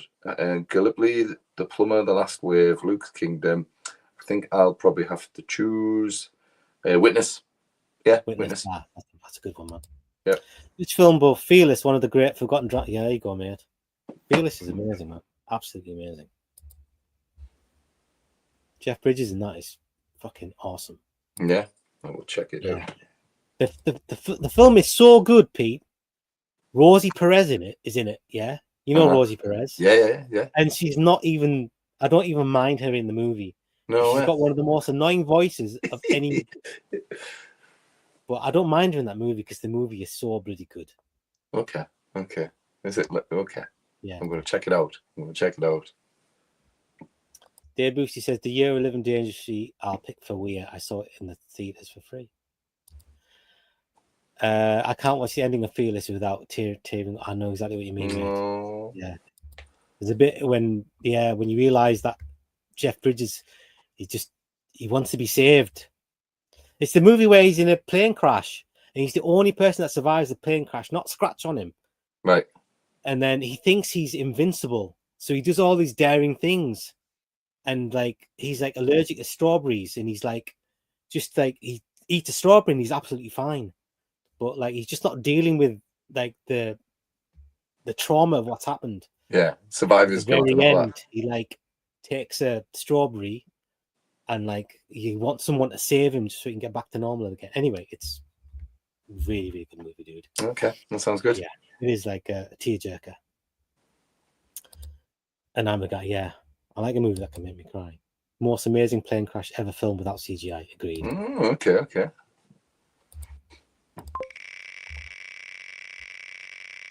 Yeah, no one ever talks about that movie. It's amazing. Yeah, he developed a sort of god things is invincible. Steven Spielberg. Okay. A lot to choose from, man. A lot to choose from. There is. I'll go with Jaws, mate. I'm going to go with Jaws as well. Yeah. Yeah. I mean, the only thing that made me pause for a second was thinking Raiders of the Lost Ark. Yeah, true. I'm going to go with Jaws. Yeah, go with Jaws, mate. To be honest, I don't really watch Steven Spielberg movies anymore as well because he's a Zionist prick. And so I've got this thing now. If someone's a Zionist, I'll fuck them off and I'll just keep one movie. Steven Spielberg, I'm keeping two. I'm keeping Raiders and Jaws. Yeah, Raiders and Jaws.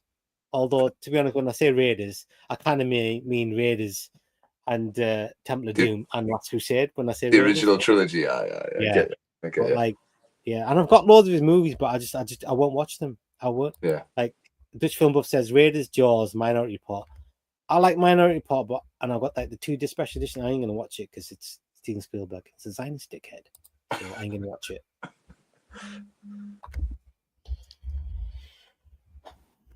Right, let's go with the next one. He's another one who's not made his movies in the 70s and 80s are so much better than the ones movies he makes now. Yeah. Yeah, I'd agree there, man. Spielberg, I picked Jaws thanks to my dad who got to see it twice in theaters the first week it opened. That's awesome, mate. That is awesome. Raiders, Jaws. Oh, I've just read that. I must have missed the other one. Sorry, dude. James Cameron. Aliens for me, mate. Yeah. Yeah. I was thinking Aliens, Terminator 2. Which one do we pick?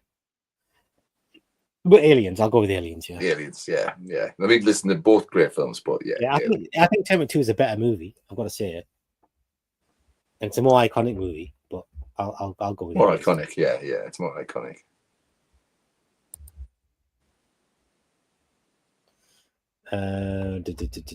Next.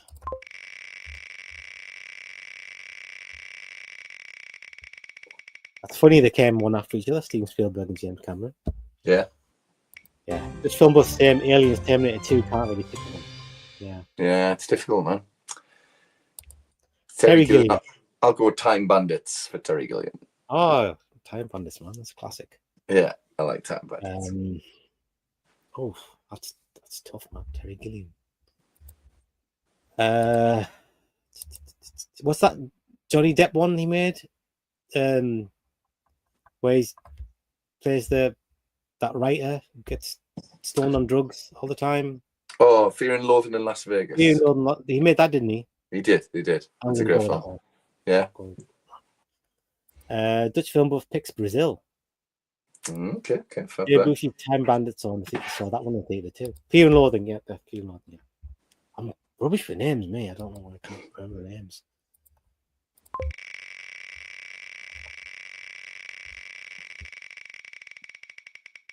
Yeah, Boosty saw Fear and Loathing in the cinema. Abel Ferreira. For me, it's King of New York. Yeah. Have you seen Well, King of New York? I don't think so, mate. So I'm going to go with Why Bad have you not Lieutenant. seen King of New York, dude? I know. This, I tell you what, tonight's show, I'm like, that going, Peter, you really need to watch more fucking movies, man. I'm going to go with Bad Lieutenant, Fable Forever. Oh, just film was going Bad Lieutenant. I don't like Bad Lieutenant, man. He's such an awful person. He's an awful, awful Bad Lieutenant, And yes. to make it in this gratuitous male nudity in movies puts me right off. No need for it. I'm not able to know that director much off the top of my head. I liked his Invasion of the Body Snatchers version. Oh, yeah, you did like that, yeah. You know, I like that. You know that.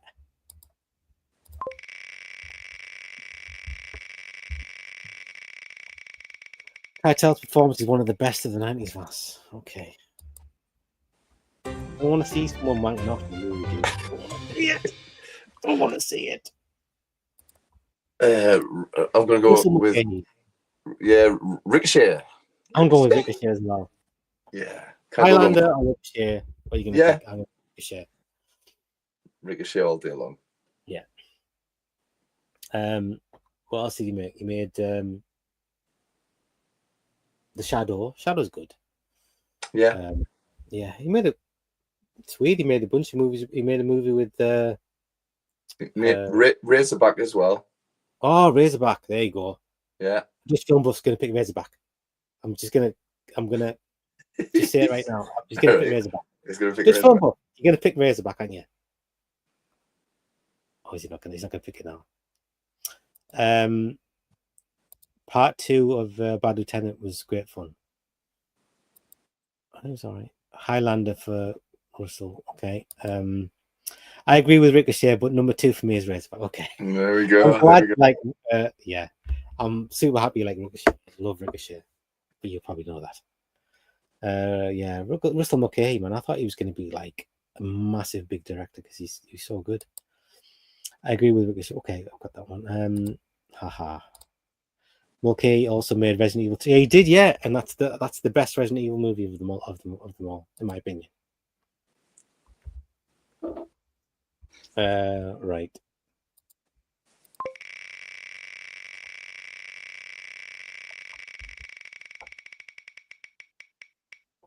What do we got? Weird. I'm sure this is not random because these are very similar. There is. Just coming up. So Stephen Hopkins. I'll go Blown Away. I'm going to go with Predator 2. Okay. But yeah, I know I love Blown Away. Best explosions in any movie ever. But it's an overlong movie. It's really overlong. It is. You could knock 20 minutes off there, and it would have been as good as Speed. Yeah. Yeah. Let's have a look here. Okay, also meant Predator 2 saw it in theaters. He's just showing off now, Dave. You are. Predator 2 from Hopkins, yeah. Love Predator 2. Is nobody gonna pick Nightmare on Street 5? Say again? Predator 2 for me, but also like Ghost in the Darkness. Well, Ghost in the Darkness, I forgot about that one. Yeah, I couldn't get on with that one. I thought it was gonna be more monster movie. Creature feature. Yeah. Ridley Scott, Alien for me, mate. Ridley Scott.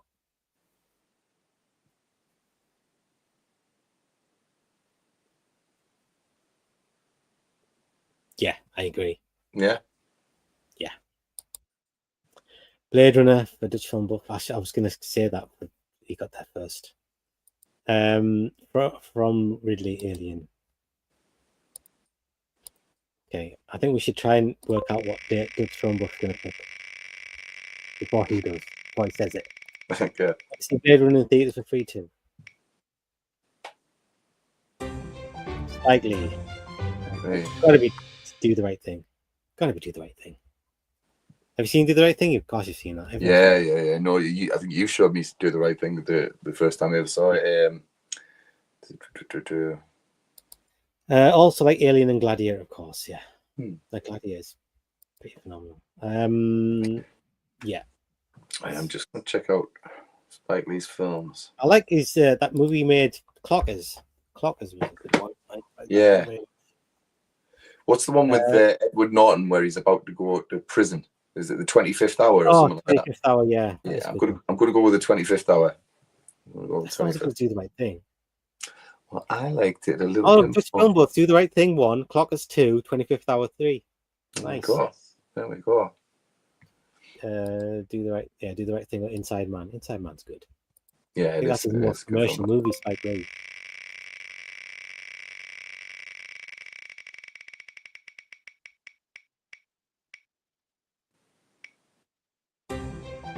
Dario Argento. You know I'm going to pick Suspiria. Yeah, I'll go Suspiria as well. Yeah, we talk about. I'm not a fan. I'm not a fan like of his work, but I'll go with Suspiria as well. Yeah. Suspiria. Please, nobody say Phenomena or I'll die. Don't say Phenomena.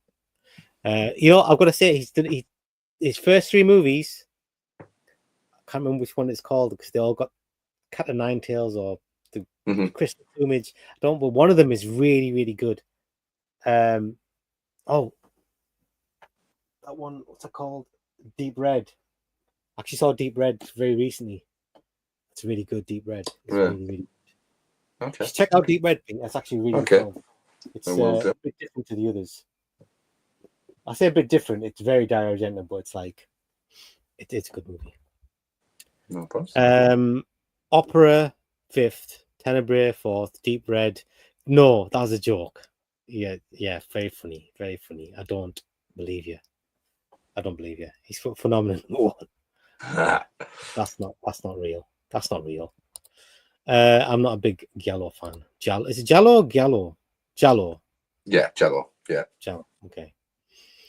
Yeah. I love the first 2 Demons movies though that he worked on. Yeah. Yeah, good show. Really phenomenal. That's film buff, man.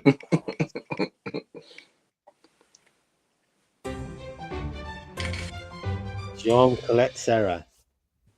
You might have to give us a refresher on. Absolutely, yeah. Grab it, yeah. Suspiria number 2, of course. Phenomenal. What? I don't understand why. It's like a dumb, stupid movie.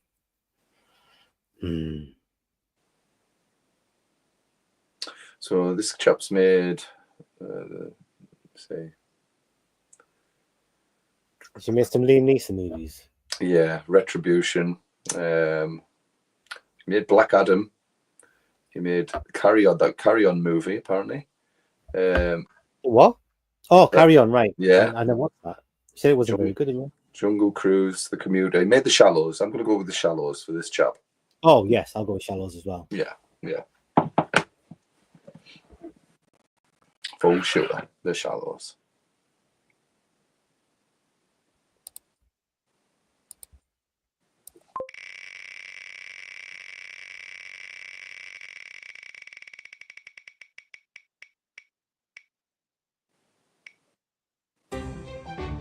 Jan de Bond.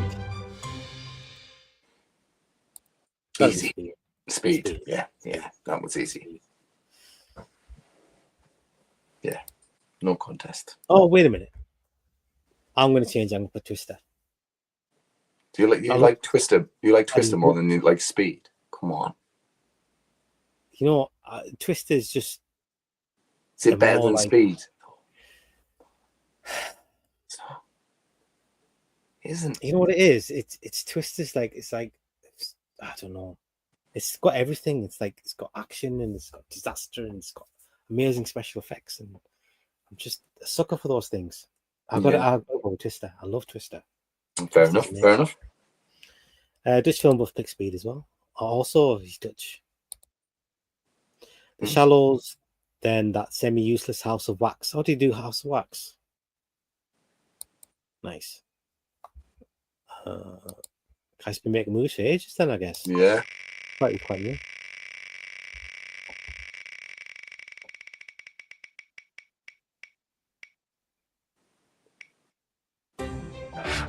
Brandon Cronenberg.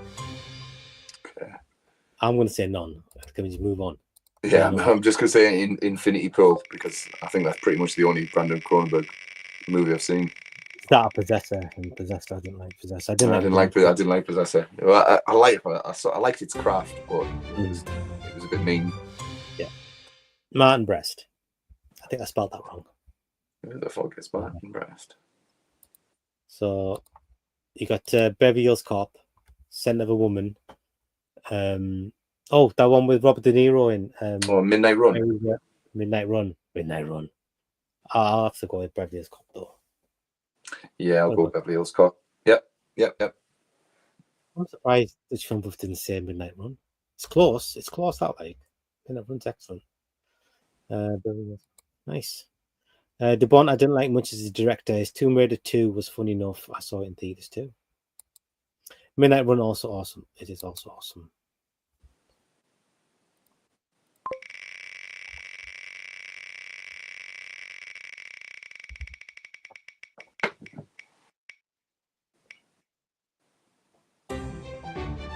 George Miller. I'll choose Beverly Hills Cop. I saw the first two in theaters. Nice. I don't know. I think I prefer Beverly Hills Cop 2 to the first one. Yeah, I do. I think it's funnier. Yeah, no, it's good. I mean, it's good. I like Beverly Hills Cop too. Like George Miller. See, I really want to say Mad Max Fury Road. Yeah. But I also love Babe 2, Pig in the City. I think it's fucking awesome. It makes me cry my eyes out every single time I watch that film. So yeah, I'm going to go with Fury Road, but Babe 2, Pig in the City. It's close, man. I'm telling you, really close. Can I go with his segment on the Twilight Zone? Yes. Let's go in. I'm gonna go with that. Do that. Yeah. Absolutely. Dave Busey says The Road Warrior I saw 8 times for free in theaters for a minute. I'll pick it. Mad Max 2, perhaps the greatest Hollywood action movie ever made. 8 times, cool. Is The Road Warrior Mad Max 2 is The Road Warrior? Or is the Mad Max The Road Warrior? The Road Warrior is Mad Max 2. Oh, okay. Yeah. You know what? The Mad Max, I only saw the Mad Max 1 and 2 maybe like 2-3 years ago for the very first time, and I'd never actually seen it. I liked it. The second one was better than the first one. I've never actually seen Mad Max 3, even though it's I've never seen that one. Beyond Thunderdome, I've never seen. Yeah, I'm not a fan of the third one, like at all. Right, yeah, got that one.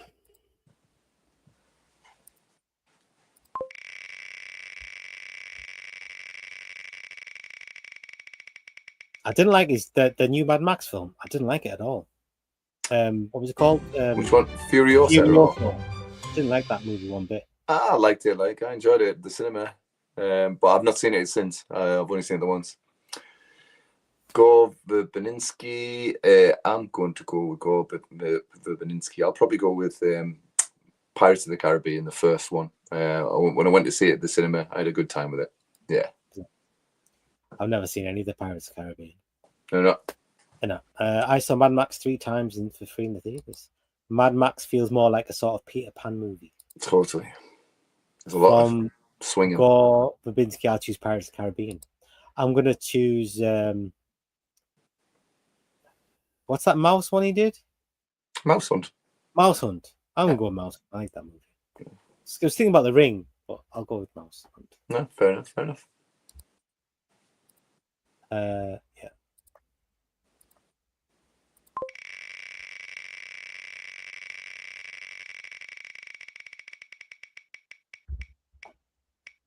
Next we have Wolfgang Peterson. I just like it. Never Ending Story. What do you think? Oh, the one with the Enemy Mine. I'm going to pick Enemy Mine. Oh yeah. Do you know I'm gonna go with In the Line of Fire. Oh, that's a good one too, dude. Yeah, I'm gonna go with In the Line of Fire. Yeah. Das Boot. I've never seen Yeah. Das Boot. You ever seen Das I'm Boot? I'm not saying it. No, no. Das Boot, I'll pick of his. Yeah, he saw it in theaters. My goodness. I saw Never Ending Story in theaters too. I like that one too. Yeah, I'm gonna definitely pick Enemy Mine because I've got a soft spot for that movie.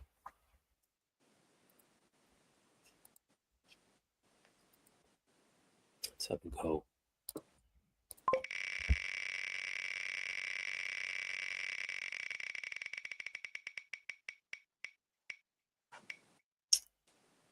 Oh, a hard one. Oliver Stone. Okay. Oliver Stone for me. I'll go with Salvador. I don't think he's better than Salvador. I knew you were going to pick Salvador. Yeah. By the way, Dutch film of all vast. I'll change my vote. Never Ending Story is number one for me. Then Das Boot. I've got to say, Never Ending Story is like when you talk about magical movies. Yeah. That is And traumatic. More magical than that movie. Stone, I'll go for Platoon. I'm going to go with JFK because I fucking love JFK. JFK is great. Like, you're right. I love JFK. I used to hate JFK because I never actually sat down and watched it properly. I was just waiting for it to entertain me or whatever. And then I sat down and watched it properly and it just draws you in. Like for a movie that doesn't have that action, it's just, I've never like seen dialogue be like so entertaining to watch. Like, suspenseful, just dialogue in that. Agreed. The Doors, Natural Born Killers, and Talk Radio. Awesome picks. Oliver Stone, man, he's made some crackers, isn't he? Yeah. And then he didn't. He did that, isn't it? He made crackers one after the other, and then he didn't. That's just the way it goes. But yeah, The Doors is an awesome movie. Natural Born Killers, Talk Radio, yeah. All great.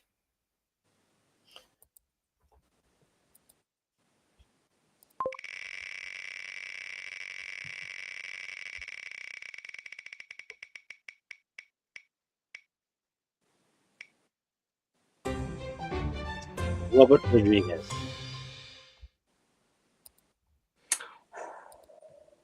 Do you know what I'm going to go with Alita, Battle Angel. I think it rocks, man. I think it rocks. I want a sequel to that fucking movie, man. Yeah. You think it's better than Desperado or better than Dustle Dawn? Definitely. Anyway, I'm going with The Faculty. The Faculty is my favorite Robert. You got on with The Faculty, yeah. I'm going to stick with my Alita. I like Alita.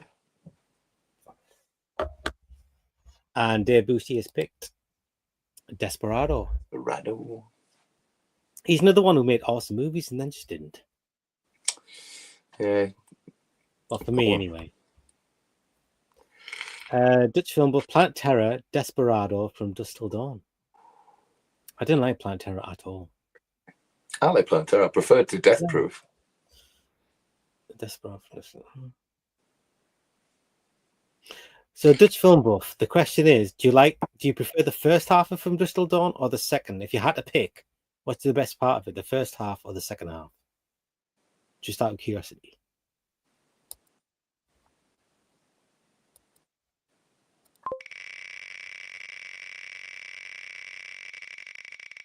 Oh, dude, it's getting late. I don't think we're going to get through this.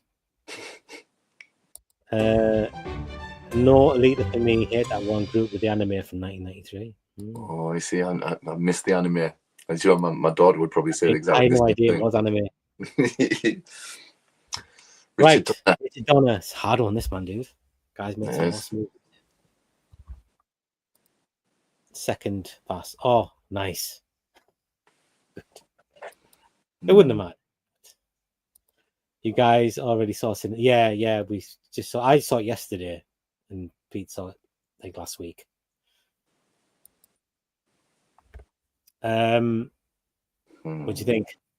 Superman 2. Superman 2. Superman 2. Yeah. Lethal Weapon 2. I'm going Superman 2. I'm gonna go with Lethal Weapon 2. Yeah, Superman 2. But literally, you spoiled for choice with that, guys. Omen, you can have the Omen, dude. Yeah, the Omen's there, but Yeah, I enjoy Superman 2 more, I would say, than The Omen. Donna, I'll choose Superman. I saw the first 3 Supermans at times. Okay, at theaters too. Nice. Yeah, I've got to pick Lethal Weapon 2. Love Lethal Weapon 2.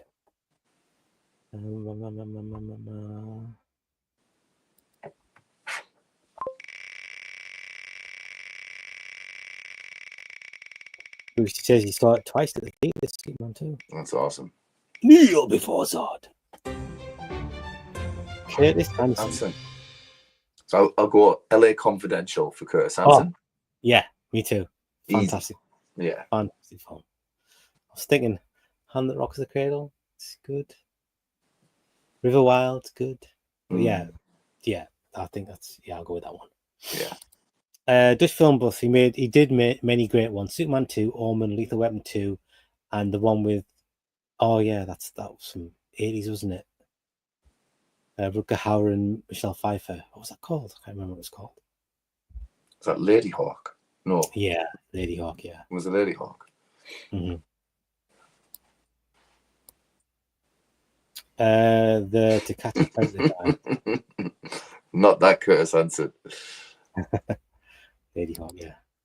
LA Confidential, yeah. Gotta be at LA Confidential. Totally.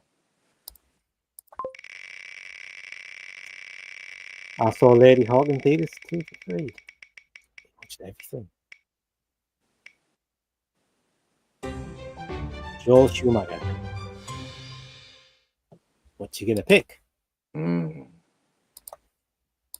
Falling Down? Yeah, Falling Down Rock. Flatliners. Lost Boys. I have to go with Lost Boys. I just have to go with Lost Boys. Yeah, because I've watched, out of all of them, I've watched Lost Boys the most. So, yeah, Lost Boys. Full sugar. You're right.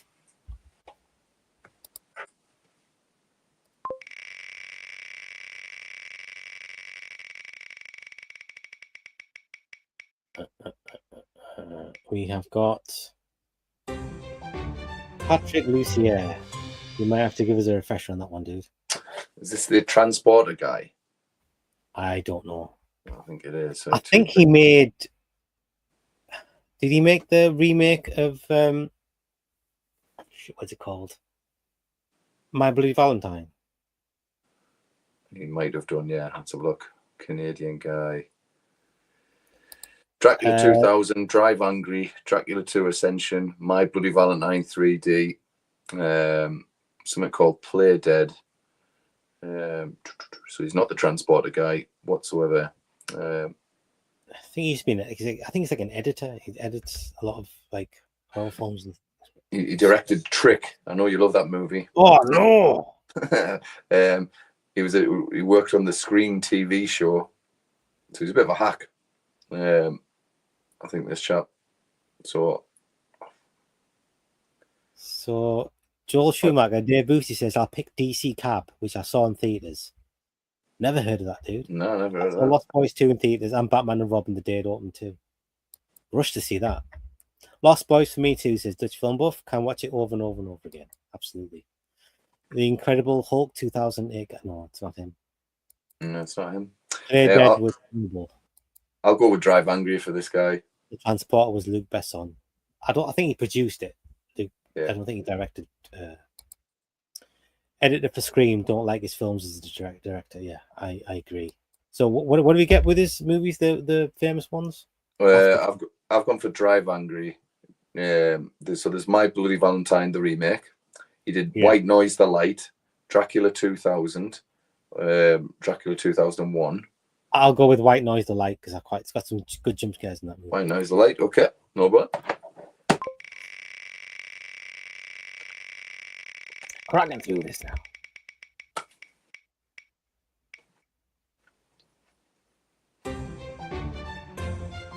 Good old Wes Craven.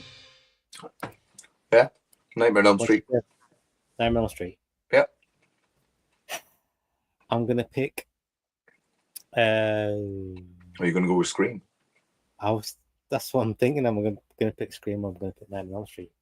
I'm gonna go with Scream. I'm gonna go with Scream. No problem. Dave Busey's gone for Drive Angry for that Patrick dude.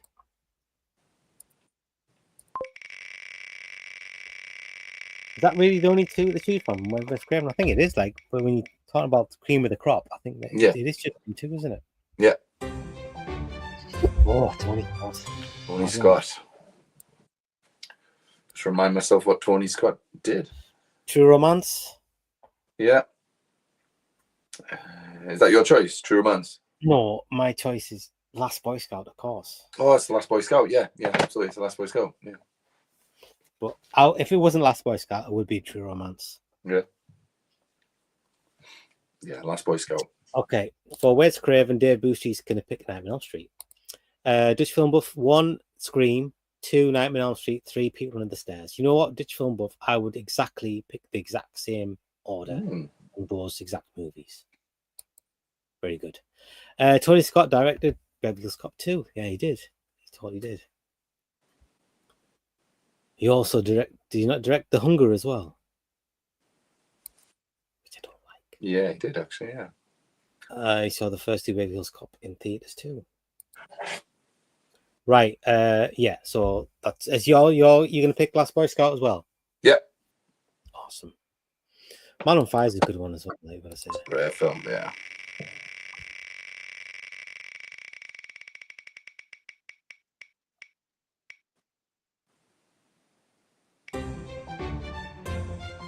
Jordan Air.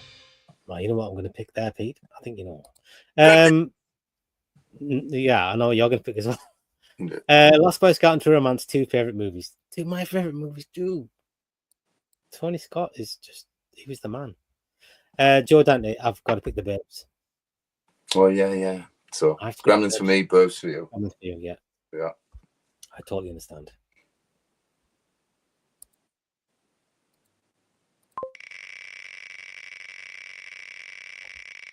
Oh, Dave Busey. Oh, this film will pick The Burbs as well. Joe Dante, I'll pick The Howling. I even have read the book. Nice. William Lustig. So the obvious one's Maniac, isn't it? Yeah, which I've never seen, so I can't pick that. Yeah. I'm gonna have to go with Maniac Cop, I think. Oh yeah, Maniac Cop. Yeah, totally. Yeah, Maniac Cop, mate.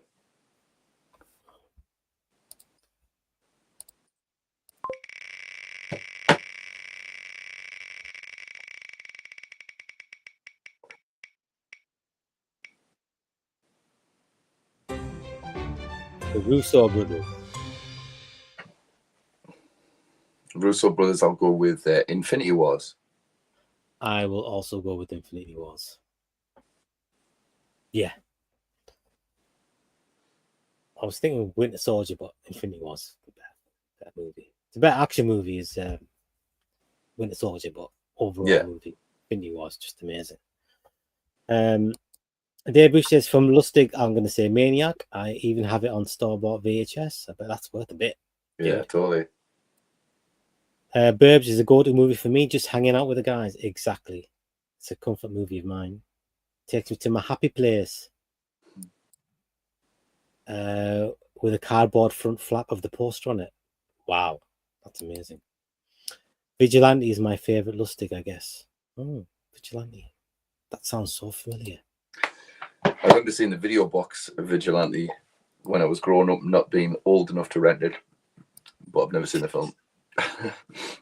Who's in that? Can you quickly look it up? It sounds so familiar. Yeah. I'm sure I've just recently watched the movie that's the Vigilante somewhere in the title. It might have been that movie. Russo brothers, I'll go with Winter Soldier. It's way better to me than Infinity War. Good pick, dude. Good pick. Okay, Robert Forster and Fred Williamson. I don't think I've seen it. I love Vigilante films. I love Vigilante.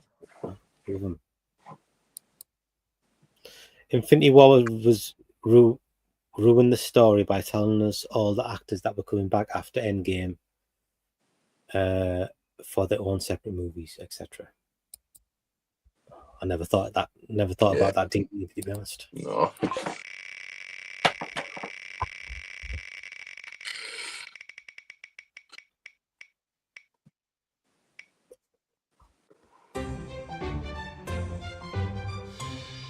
Rosemary's Baby. Come on. Yes, Rosemary's Baby. That's Rosemary's Baby. Dutch Film Buff. Chinatown. Say Chinatown. Say it. Say it. Then don't say it. Yeah, it's gotta be Rosemary's Baby. Yeah. I've got to admit, I've not seen many of his movies. Like, even the ones like, there you go. I've never seen The Pianist. I've never seen Frantic. No, I saw that one he did with Johnny Depp. It was all right. It's very long. Was that one we did? The ninth? The Ninth Gate. Ninth Gate. Yeah, interesting, like story, but it was too long. Yeah. I'll remember, if I remember correctly, the baddies blast away a kid with a big gun in Vigilante. Sounds like my cup of tea, mate. Chinatown is number 1. Rosemary's number 2. Tenant is my third favorite. I've never seen Tenant. Never seen it.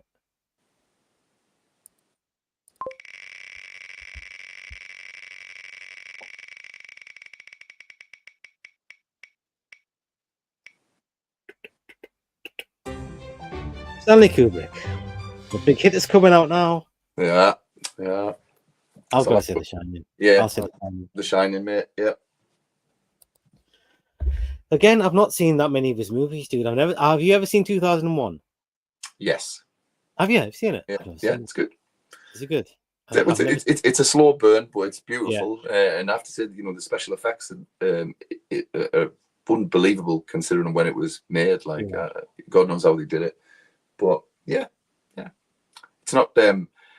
How can I put it? It's not a fun movie. It's not Star Wars. But yeah, for what it is, it's a beautifully shot film. Yeah. And I'm not a huge fan of Clockwork Orange.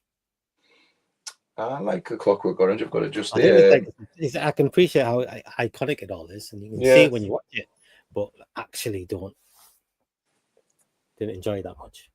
Yeah, I've got it on Blu-ray, but it's still in its plastic, which I think tells you. Yeah, it tells you everything. You've got it for a completionist type of thing. I've never seen Eyes Wide Shut either. I never saw it. I've just gone with Eyes Wide Shut, Clockwork Orange, 2001, Shining's number 4. Yeah. What's number 3? Eyes Wide Shut. 2, Clockwork Orange. 3, 2001, Shining is okay. So number 1 is 2001, and Shining is number 4. Got it. Okay.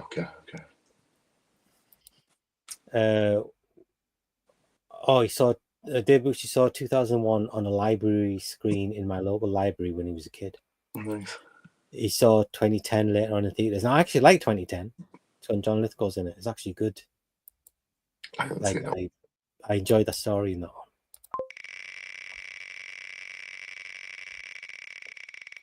one. Dutch Film Buff saw 2001 in a retrospective in Dutch theaters. Awesome. Yeah, 2001 is at number 1. Yeah, got it. Richard Franklin. Did he do Psycho 2? Looking him up. If he did, it's Psycho 2. And Road Games. Do you know what? I've been trying to get hold of a copy of Road Games now for about a year, and you can't bloody get it anywhere. Like, you can't stream it for love nor money. Mm-hmm. There's no dodgy copies of it for love nor money. Nah, can't find one, man. But I'd love to see it. Everybody says it's awesome, but yeah, listen, I'll go with Psycho 2 as well on this one, buddy. It's only a PG, Road Games. It's only PG. Yeah. I need to see it, man. I need to see it. So did he do Psycho 2? Is that Richard Franklin? Yes. Yeah. Did he do FX Murder by Illusion? He did FX2. FX2. Is that Murder by Illusion? Yes. Part 2. Okay. Is FX just FX, or is FX Murder by Illusion as well? So FX Murder by Illusion is part 1. FX2 is part 2. And has it not got like a subtitle to it? No. Don't think so. No, it doesn't. But it's got Brian Dennehy, mate. You don't need anything else. If Dennehy's there. He's in the first one as well, I think. Dave Bucci, Kubrick, pick Shining. I even saw it in theaters with my mom too. Remember seeing the posters when it came out, but that's it. As I oddly mentioned before times, I have Raw Games store-bought VHS. I'll try to redig it up. Okay, Dutch Film Buff 3 Patrick, 2 Road Games, 1 Psycho 2. Yeah, I would put Psycho and Road Games second. An FX Murder by Illusion 2 third. I got it cheaply second-hand at a video store. I saw Psycho 2 in theaters twice for free. I picked that one up. If that's somehow. Yeah, good choice. Road Games is a pretty good film, but it's not as good as Spielberg's Duel, in my humble opinion.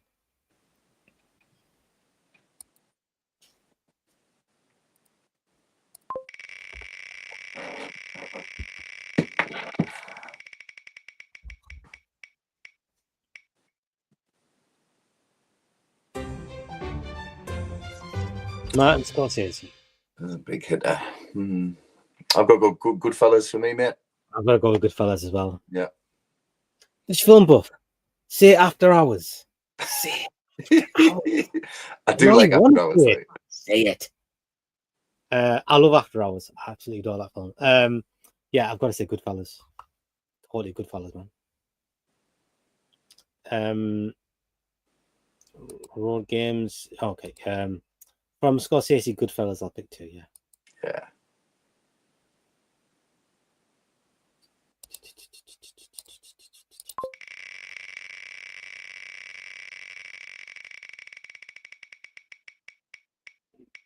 And then Dave Bush says, then Casino. Yeah, Casino. What that one? Huh? Have Who's that James Cameron? I've double dipped on that one, dude. Ah. I must have doubled it up somewhere. Oh, there might be another couple doubles up then. Maybe that's a good thing. Oh, how hard is this? How hard is this, dude? Okay, Die Hard, man. Just Die Hard. Die Hard, not Predator. Eh? Not Predator. No, Die Hard. I love them both. I would never have to. Not Die Hard with a Vengeance. I love Die Hard with a Vengeance as well. Yeah, but the original Die Hard's what it's all about, man. It's my Christmas movie. I watch it every year. Okay. Dutch Film Buff picked Wolf of Wall Street, Raging Bull, and Taxi Driver. Good. Good choice. Goodfellas and After Hours are number 4 and 5 on the list. Okay. McTiernan, I'll pick Predator, then Die Hard, then Part 3, Last Action Hero. I'm going to pick Last Action Hero, then Die Hard, then Predator. Last Action Hero is my number 1. It just is for me. It's not how good they are. It's like my favorites. Like I just enjoy watching it the most. Yeah, I know what you mean. Yeah. I'm glad you said that, Dave Boosty. Last Action Hero. That's awesome.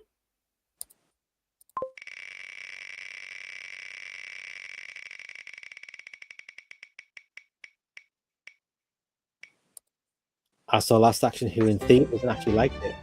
Still. Takashi Miike. I'll just listen. I like loads of his stuff, but I'll go with Audition because that's how I kind of really discovered Takashi Miike. To be fair, yeah, I'll go with Audition as well. I'm not that familiar with his stuff, to be honest, but I'll go with Audition.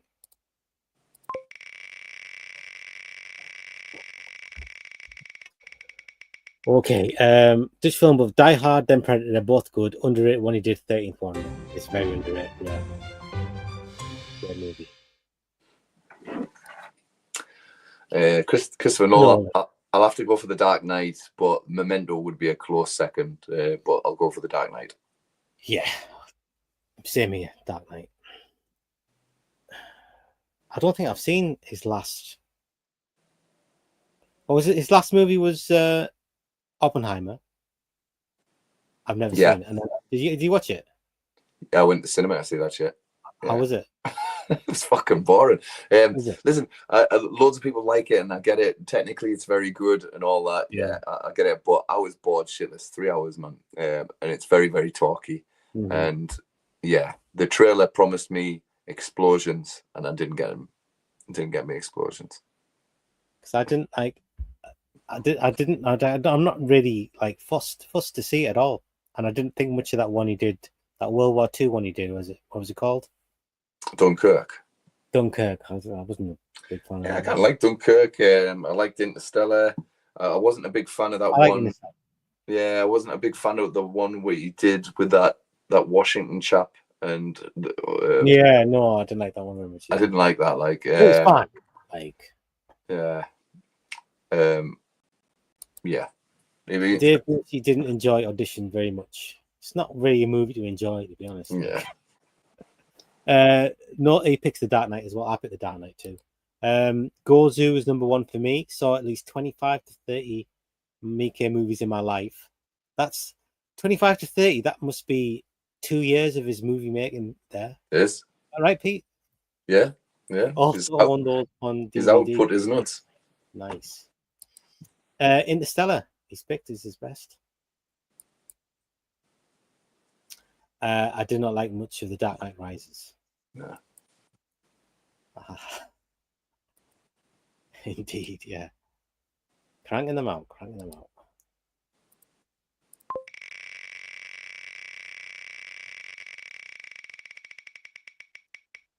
What have we got? Wachowski.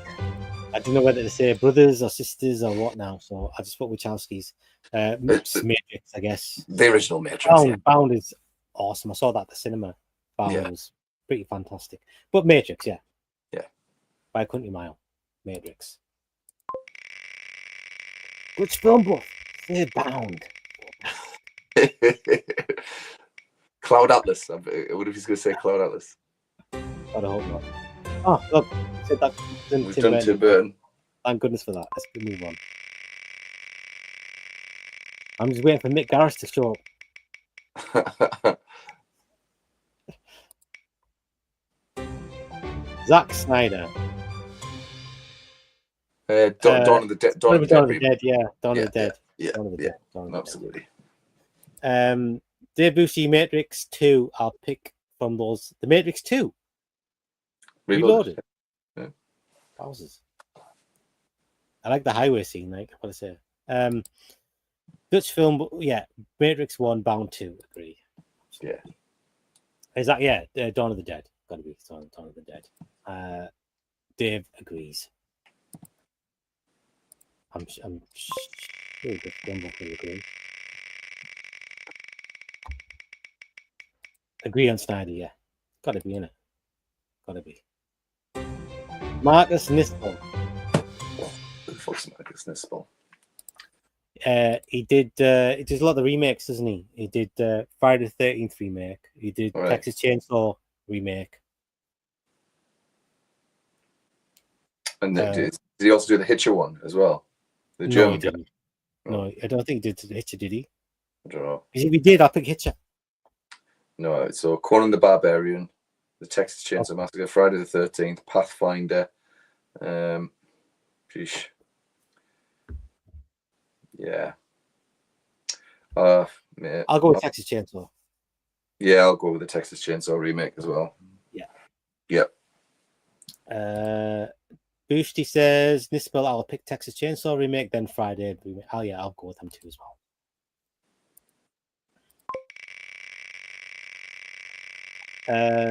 Dutch film buff says he's not going to pick any. I completely agree with that sentiment there. I love it. I find that I like the routine as it felt. Edgar Wright. I'm going to go with Hot Fuzz. I'll go with World's End. I'll go with Never. World's End. I love the World's End. It's the weakest of the three. It's not. It is. You need to revisit. World's End rocks. And the soundtrack is our childhood, man. It literally is our childhood. Every single song that's on it. Yeah, I mean, the music is good. I mean, you know what it is? I like 2/3 of it. It's just that last third. You know what it reminds me of? It reminds me of, have you seen Star Trek 5? Is that Frontiers? Yeah, so in Star Trek 5, right, there's this being that thinks he's God. Right. And then the end of the movie is Kirk having this conversation with God, proving that he's not God. And it just reminds me of the end of when I watch World's End. It reminds me of that. and that's like the weakest part of Star Trek 5 is the ending, and that's the weakest part of World's End is that I don't like the ending of all. It's the rest of it I like.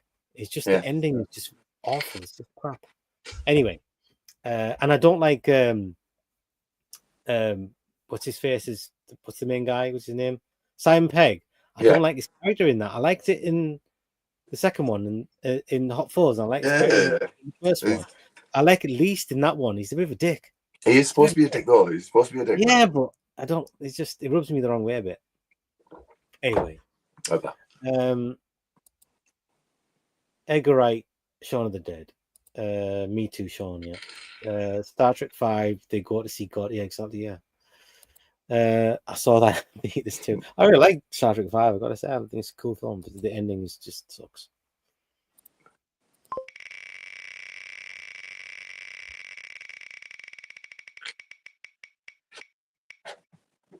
That surprised me you saying that, Pete.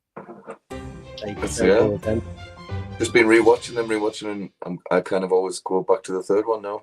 What was this? So, George Lucas. George Lucas. Yeah, Star Wars. Star Wars. Yeah, Star Wars. Let's just continue. Star Wars, yeah. This film buff said THX 1100 something or 1138. Say it. I'm just joking, mate. I like the one with the wheels. Yeah. Though I like Wrath of Khan the most, but yeah, that's my second favorite. Is that one? Generations is wicked as well, though. Star Trek Generations. Have you seen that, Pete? It's so good, man. I think so. Years ago, though, man. Years ago. Saw the pictures. Right. Who's this guy? Half Strong. Lucas. I picked Star Wars 23 times in the theaters. Are you serious? Fucking hell. Oh, he picked Empire Strikes Back. A lot of people prefer Empire Strikes Back. Yeah. Yeah, no, I prefer Star Wars. 22 times in special edition in 87. Oh, wow. That's cool, man. The only Star Wars I ever saw at the cinema was Return of the Jedi when it got re-released with all that. Me too. Oh no, I watched it with my dad the first time it came out. My dad took us to see Return of the Jedi. It was the first Star Wars film. Star Wars is Empire Strikes Back. Right, so I'll give you a few highlights from this guy, mate. So he made 1408. He made The Right. He made something called Bloodline, Escape Plan, Outside the Wire, Slingshot in 2024. So that was quite recent. And then the rest is kind of a bunch of German stuff that I've never heard of. It's got to be 1408 then. 1408, yeah. Yeah, just Film Buff just mentioned George Lucas didn't direct Empire. Oh, yeah, that's a good point. Yeah. Star Wars one, yeah. You're not going to pick THX, dude. Dave Boosty, Empire, I saw the day it opened, then again, then Return when it came out, and then again in 70mm, yeah. Wow. Yeah, so what did you pick? 1408 as well? Yeah. Good stuff, mate. Awesome film.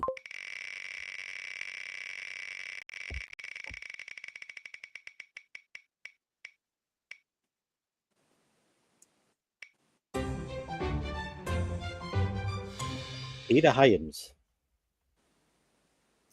So yeah, he directed 2010. He directed that Sean Connery movie Outland. Yeah. And he did Running Scared with Billy Crystal and Gregory Hines, which I love. That might be my favorite, actually. Wait, you did Time Cop, man. Oh, he did Time Cop. Yeah, Time Cop for me, man. Yeah, go on. I'll go after Time Cop as well. And then End of Days as well, but I'm not a fan of End of Days. I'm not a fan of him. I don't think he's a very good actor. Arnold Schwarzenegger, I don't think he can handle the acting in that movie. So he's like going to kill himself in that. Yeah, it was a little bit too soon for him. I think he's got better as he's got older. Yeah, but I think it was a little bit too soon for him. Dutch Film says he likes THX, whatever it is, but it is more like an experimental sci-fi. I've never seen him. From Peter Hyams' Outland, I saw in theaters. Time Cop, End of Days. Busting, Outland, Running Scared. Come on. I've never seen Busting. I don't know what that is. But yeah, Running Scared's my second, and Time Cop's my first. Yeah,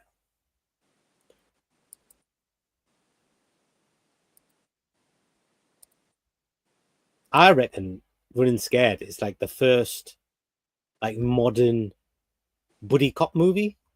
Yeah. Yeah, because it came out before Lethal Weapon, and I can't think of any before it. I mean, it used to be like the Dirty Harry movies used to have like a sidekick dude that would always get killed. Yeah. So they weren't really buddy cop movies, but no, that's true. That's true. I'm sure that was like the first one. I can't think of any before it Mm-hmm. that were buddy cop movies. Yeah, like with like loads of action in it. Well, not loads, but like lots of decent action in it. Yeah, and like funny and all that stuff. What about another 48 Hours? 40 Hours actually. Yeah, 48 Hours is the one. Yeah. No, you got it. Yeah, 40 Hours. Gareth. Sleepwalkers. It's fucking awesome. Are you just picking nothing for Mick?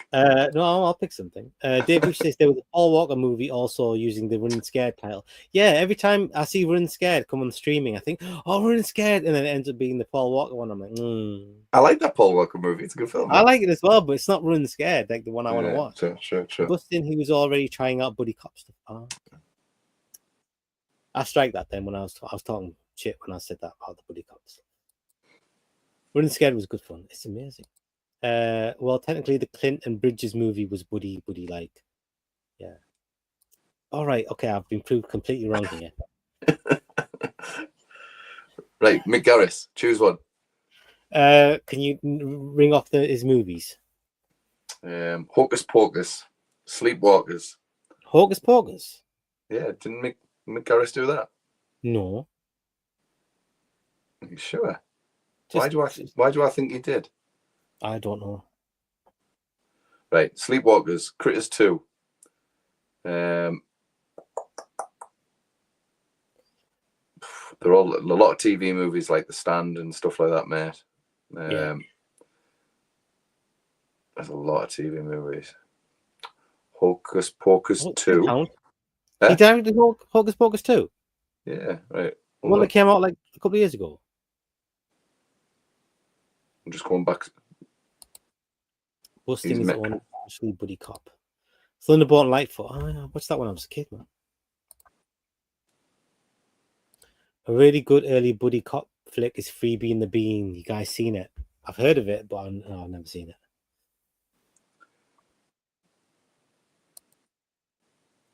Mick Garris, I'll choose Critters 2. He's choosing Critters 2. Critters 2. I don't know what to pick. Critters 2 for him as well. Sleepwalkers, man. You know it's got to be Sleepwalkers. Go on, I'll pick Sleepwalkers as well. Just to pick something. Yeah. I don't know if there was a cop-related one, but it was a buddy movie, the Clint Eastwood movie. Yeah. The Thunderbolt and Lightfoot. Got you, mate. Let's move on to Mick Garris.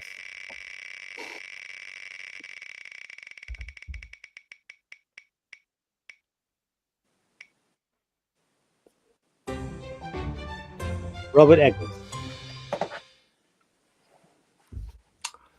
Robert Eggers is the chap that just made Nosferatu. Is that right? Yeah. Okay. I'm going to say Nosferatu because I think it's the one I like. I hate the least. Right. I'm going with Nosferatu. Yeah. Definitely Nosferatu. I don't like the witch. I just thought it was pretty boring, to be fair. Dutch film buff picks The Lighthouse. Maybe The Enforcer with Clint was one of the first buddy ones. Yeah. I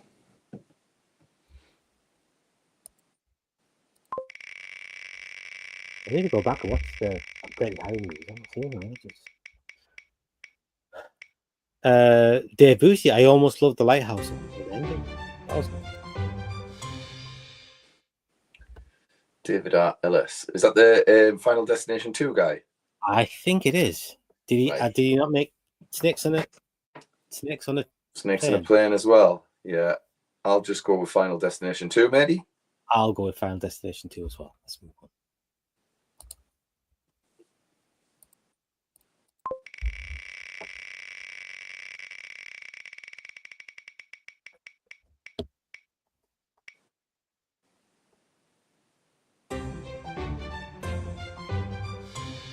Ari Aster. Look, this can't be random. How can Ari Aster come straight after Robert Eggers? That's not random, is it?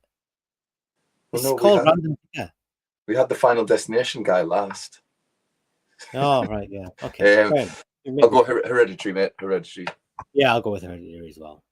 Final Destination 2 for Ellis, and followed by the Part 4. Did he do Part 4 as well? I don't know that. Do not know that. Yeah, so we picked Hereditary, right? Cool. I just thought I didn't put Walter Hill on there at all. What's your favorite Walter Hill film, Pete? 48 Hours. Yeah, 40 Hours. Yeah. Me too. No, it's not. It's not.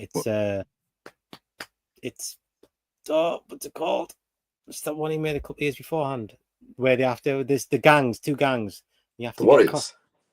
The Warriors. The Warriors is my favorite. Okay, fair play. Excellent. Not a fan of Aster. Really?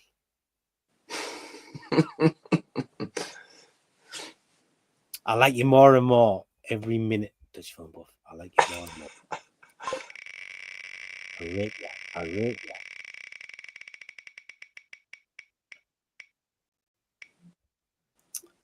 M. Night Shyamalan. Yeah, I'll go with this. I'll go with the I'm six. going with Signs. I'm going with Signs. Oh no, Signs. Yeah, Signs. Yeah, absolutely, Signs. all day long. Yeah, Signs. Dave Bush, you don't know Aster much at all.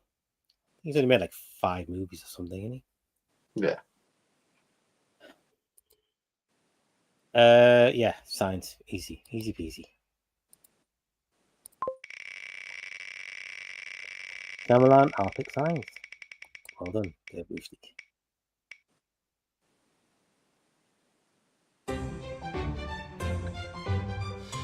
Dutch Film Buff, Walter Hill, Streets of Fire, Warriors, Driver. Driver? What the hell's Driver? Never heard Driver. No, I've never heard it. Shyamalan, Unbreakable. Nice.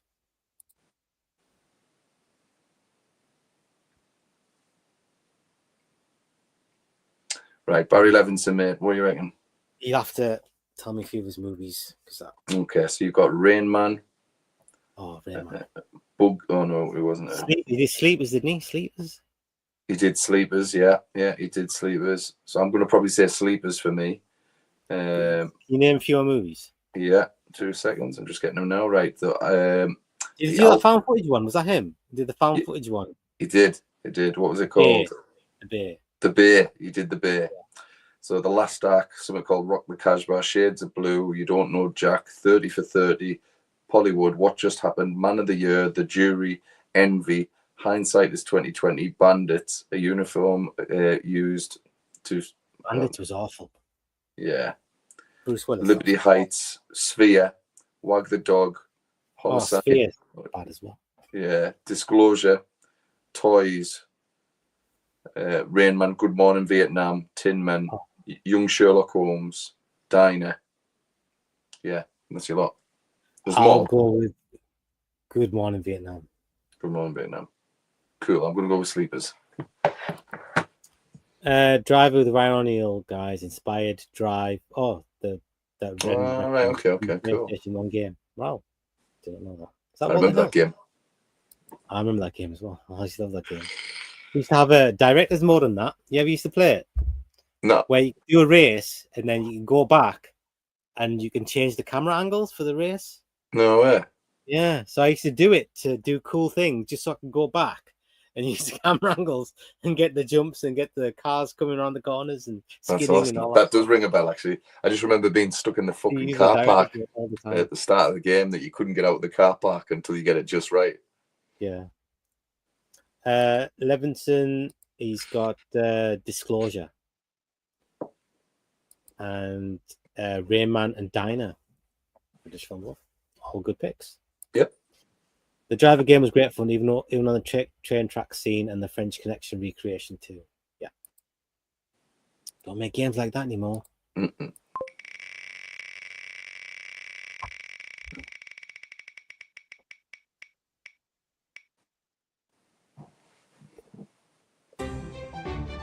Ron Howard. Ron Howard. I'm going to go with Backdraft. I love Backdraft. Okay. I'm going to go with Splash. Yeah, I like Splash. Yeah. It was a good movie when I was a kid. I used to love that. Daryl, and it was the first time I ever saw Daryl Hannah's ass. I remember that. Okay. I was super happy when I was a child about that. I'll buy that for $1. Absolutely. Yeah. Oh, Dave Brucey picks Splash as well. I didn't know it was so popular. Mm-hmm. Nice. Let's go on the next one. Yeah, I'm definitely picking Backdraft. Nobody's picking Cocoon. Almost. It was close.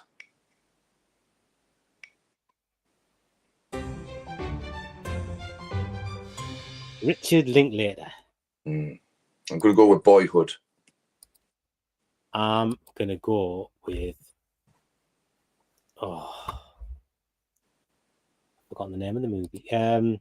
She's a great ass, but I'll go for Parenthood. Love that movie. I saw the pictures. Parenthood. Steve Martin. Dazed and Confused. I'm going to go with Dazed and Confused. Oh, yeah. Great film, actually. Yeah, I'm going to change that. Let's go with Dazed and Confused. Yeah. That's the best movie, man. Yeah, By it is. 100%. Yeah.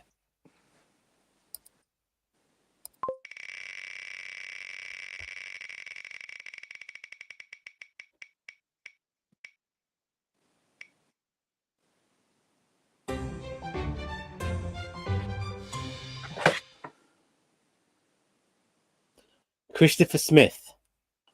I think you did Triangle. Am I right? I don't know, mate. I'll have a look. Oh, did he do Severance as well? Creep. Yeah, I think so. What was his name? Christopher Smith? Yeah. Dazed and Confused from Linklater. Dazed and Before Sunrise for me. I'm not a big fan of the sequels to the latter. I've not seen any of the Sunrise films. Yeah, it's the same guy. I'm going to go with Triangle for Christopher Smith. He did Severance, Creep, Black Death, something called Black Death. Yeah, something called The Banishing. So what are you picking? I'm going with Triangle. Triangle, yeah. I'll go with Triangle as well. Yeah, good film.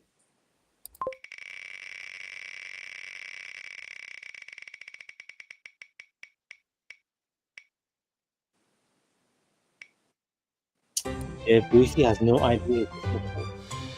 That name is like the most forgettable director's name ever. Ooh. Brian Usner. I definitely need to refresh there. Brian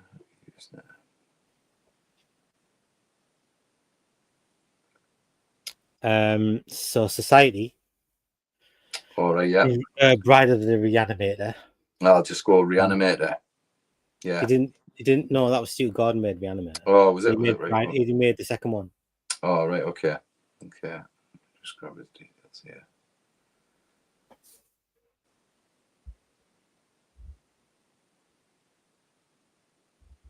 Well, I guess Society then. Yeah. What else did he make? Must have been more than that. Yeah. Here we go. The films of Brian Usner. Sorry. So there was From Beyond. He didn't direct it though, did he? Did he not? Okay. Dentist. He made The Dentist with Corbin Burnson. Oh yeah. Just remembered that.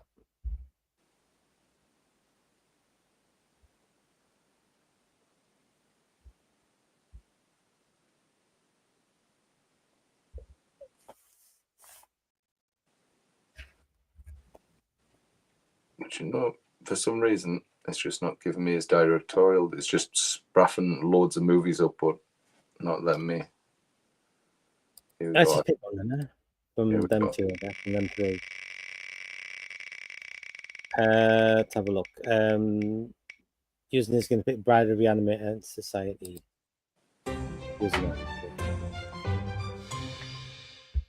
Yeah, I'll go with the. I don't know. I watched Bride of Reanimator recently. It wasn't very good, dude. Yeah, I'm going to stay with Society because Society. yeah. I'll go with that one as well. Oh, what's it? Okay, Dutch Film Buff. 3, Return of the Living Dead 3. 2, Bride of the Reanimator, and 1, Society. Yeah, I'm not a huge fan of any of those movies. But yeah, we'll go with Society. Yeah. Lucio Fulci. He's a zombie. Yeah. And I am going to pick... oh, God. Blanking on the bloody movies. Shit, I have to look it up. Can you just list a few of his movies? Because they're not like... Just going on his page. The Beyond. That's the one I'm picking. The Beyond. It just came to me there. Right. The Beyond. I'll go with Zombie. I'll go with Zombie. I need to see The Beyond. You haven't seen The Beyond, dude? No, you keep recommending it to us, man, and I will get to see it at some point. I'm calm there. Where you been hiding, dude? I don't know. The Thing. It's The Thing for me. Oh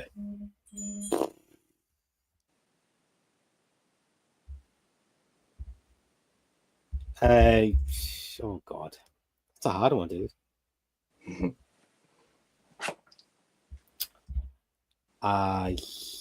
Yeah, go on then. I'll pick The Thing as well. The Thing. I really could pick like 3 or 4 different movies there, but I'll go with The Thing.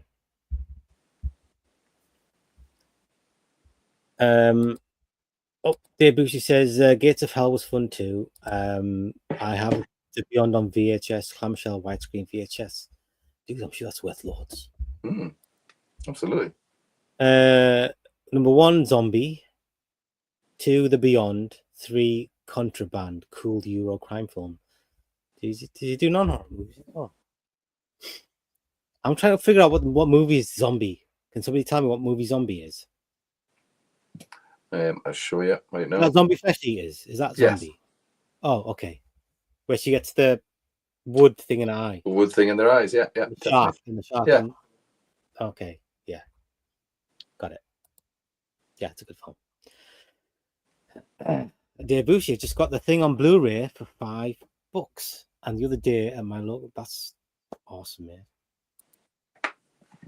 I've only got a DVD.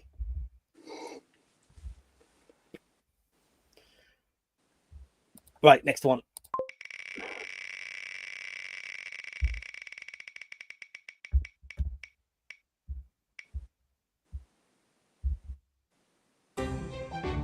Mike Flanagan. Mike Flanagan movies.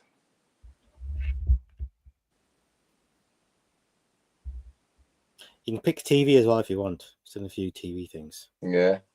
What was the what was the one that had no right to be that good? It was a sequel that he did. He did Ouija 2. Yeah. Original people. I think if we're picking movies, I'd probably. Yeah, I don't know. I did like. I think they call it Absentia as well. I did like that one too. Yeah.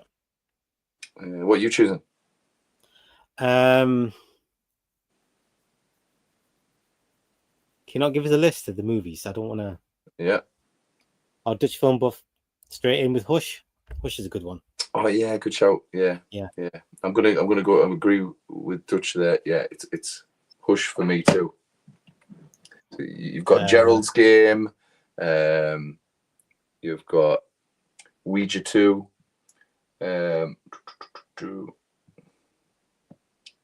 Absentia. You've got the one about the mirror.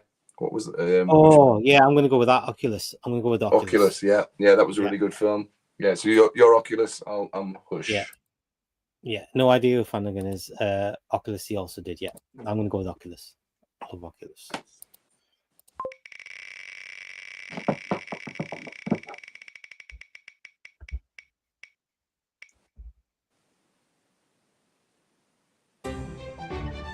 Scott Derrickson.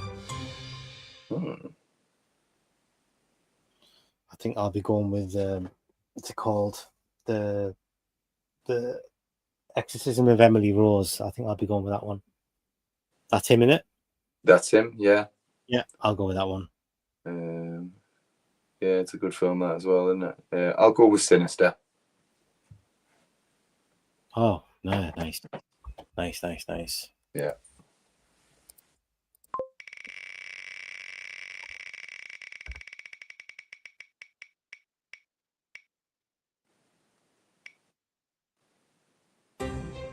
Sam Raimi. Okay. Evil Dead 2, mate. Evil Dead 2, yeah, all day long. Yeah. All day long. Let's have a look here. Dave Bushy's going to pick Oculus as well. And Emily Rose movie I'll pick, then Sinister. I didn't like the ending, though. Didn't like the ending. Sinister for me, also like Delivers from Evil. I'd like that one too. Of Derrickson. Evil Dead 2.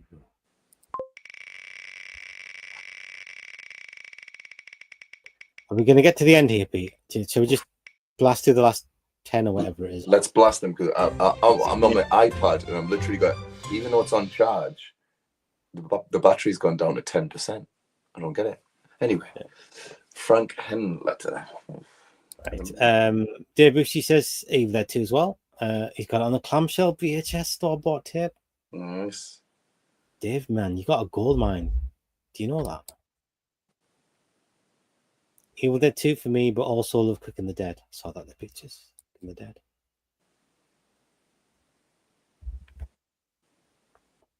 Oh, right, okay. So for this guy, basket case for me, mate. Yeah.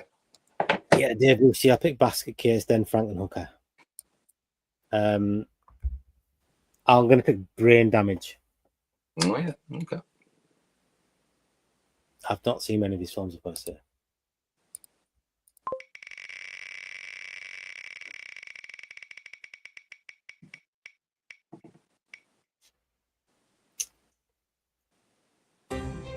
Alex Garland. What do you think? As a director? Yeah, I Love Spider-Man 2.5 by Raimi 2. Yeah, that one. All three are fun. The only ones I've seen. Oh, okay. Oh, okay. All three are fun. The only ones. Okay, I got you. For Alex Garland, I'll go with Annihilation. I've never seen Annihilation. What else he made? So he made Ex Machina, Civil War, Men, and yeah. Men was awful. Yeah, I hate Men. Oh, yeah, that Warfare one as well, isn't he? I've never seen that either. I've literally only seen like 2 of his movies. I'll have to go with Civil War because that's the one that I dislike the least. Yeah. Okie dokie.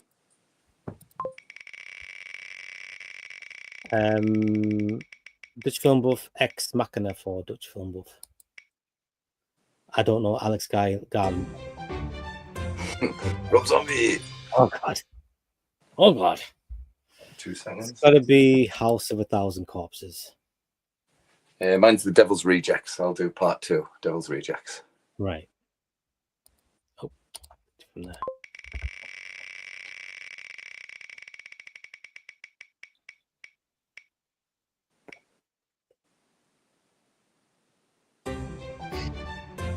Taylor Hackford.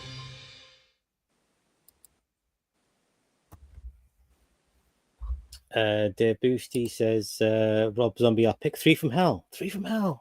That's so bad. Ish. Devil Rejects a close second. I don't like Rob Zombie. Nobody likes Rob Zombie. Nobody with a brain likes Rob Zombie. You gotta pick one. Which one do you like? Do you hate the least? Taylor Hackford. I'm gonna put. Oh God, what was that movie called? It was called. Dolores Claiborne is mine. Okay. I'll go with The Devil's Advocate. Oh, right, yeah, nice. Yeah. Dave Busey is going to pick Officer and a Gentleman.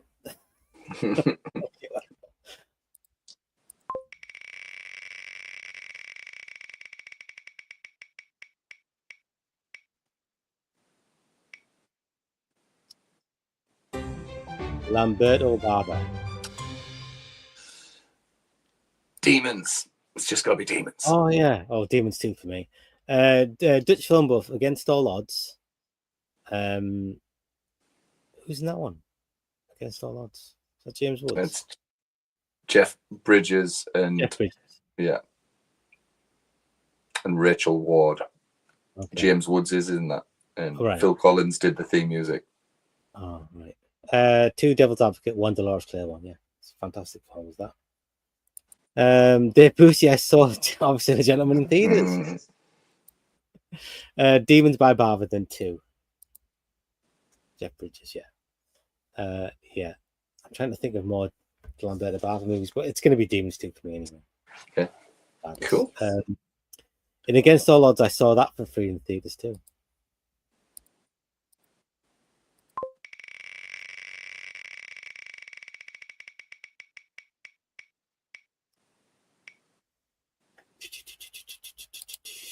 Demons and A Blade in the Dark.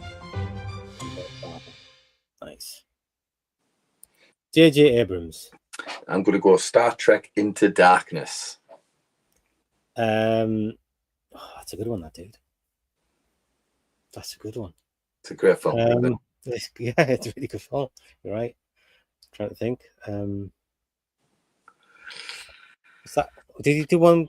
What's it called? 16mm or something? What was it called? 8.5, 8mm? No. Yeah, about the monster type of thing. Yeah.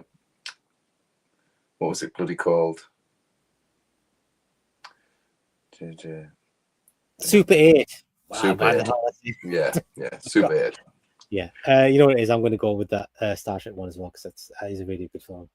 Cool, man. Abrams, I'll go with Mission Impossible 3 and Super 8 for Dutch film buff. The plane crash bit, the train crash bit in Super 8's awesome. They're the best bit of the movie. Yeah.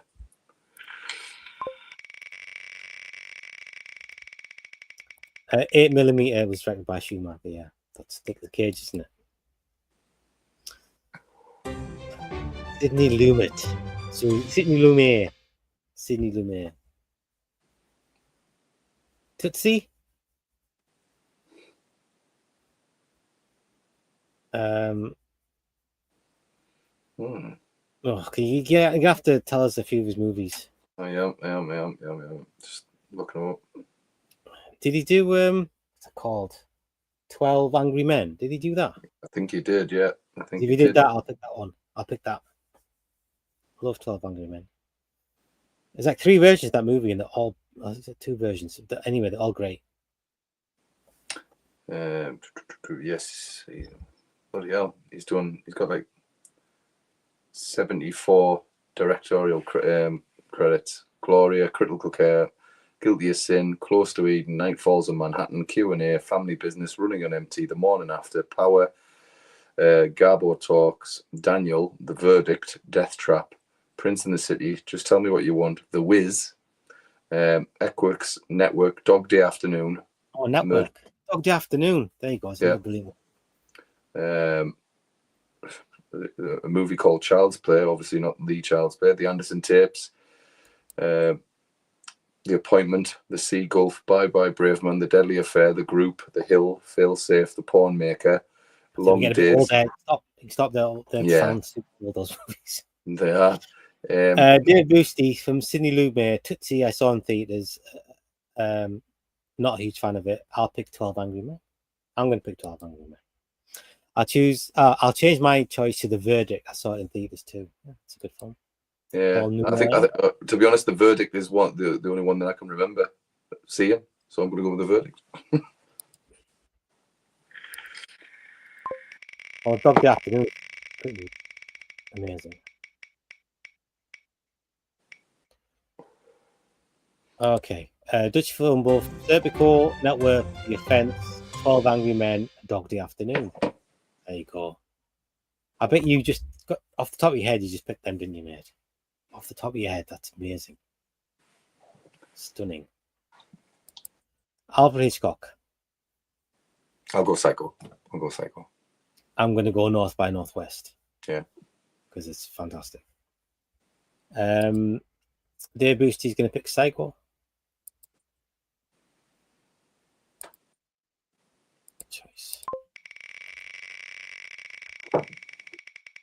This film buff's going to pick Strangers on the Train.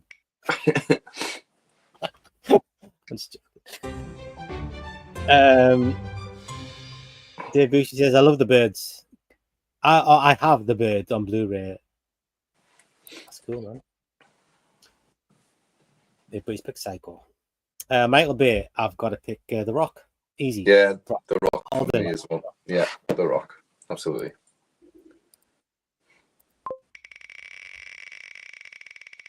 Dave Bushy, I like Strange on the Train. I've never seen it made. Never seen it.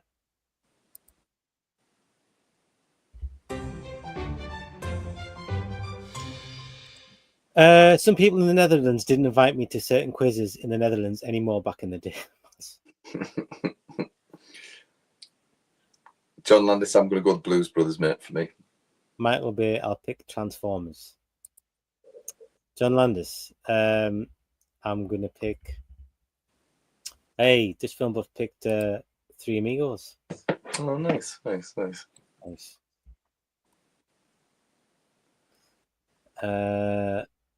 I will pick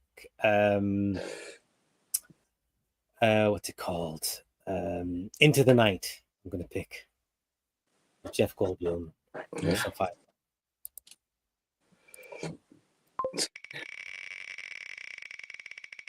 Did you know I was gonna pick that? Did you, Pete? I didn't, mate. That's an obscure one, man. It just film book. We rode off on the woman. John Landis, choose between the Blue Brothers, which I saw in theaters. Then I'll pick second American Werewolf in London. Good choices. David Lynch. I'm gonna pick Lost Highway. I'm going to go with Firewalk with me. Firewalk with me. Yeah. I'm sure if Elwood was here, he would be picking Firewalk with me as well.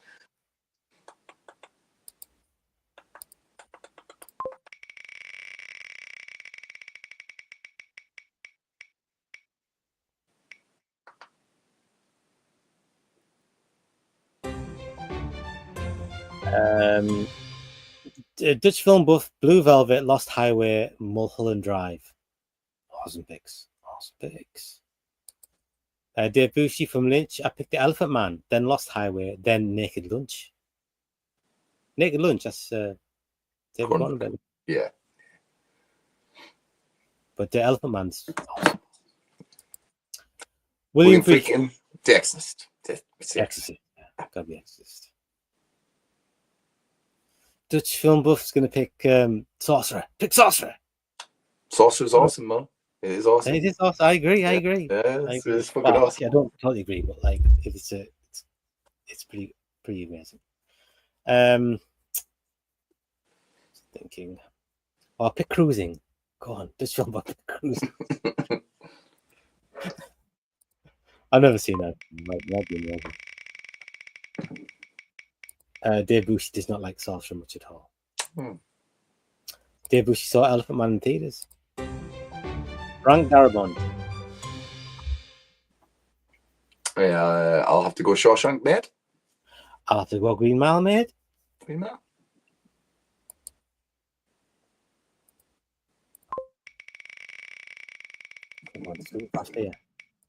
I like the dynamite was going to blow up after the problem was set up. Just film buff to Live and Die in LA, French Connection, Sorcerer. Number 4 is The Exorcist. Awesome. You know, I've never seen French Connection 1 or 2. John Hughes. Darabont, I'll go with The Mist. Nice. John Hughes, which one are you going to pick, Pete? I'm picking Breakfast Club. Oh, and so has Dave Bushy. Yeah, I'll pick Weird Science. I'm going to go with Ferris Bueller. Ferris Bueller, nice.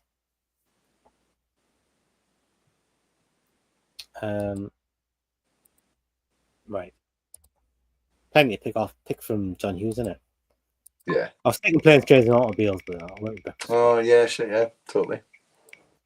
Let's throw in a lesser known one from Darabont, Buried Alive. Is that not TV movie? Never seen it. The Breakfast Club, I mean, yeah, got it. Joseph Zito. I think he did Friday the 13th Part 4.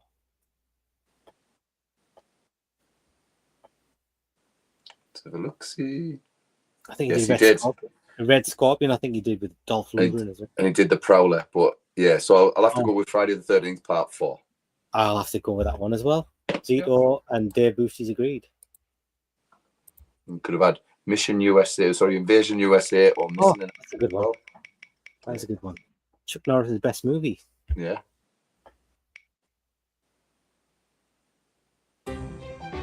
Right, Stuart Gordon.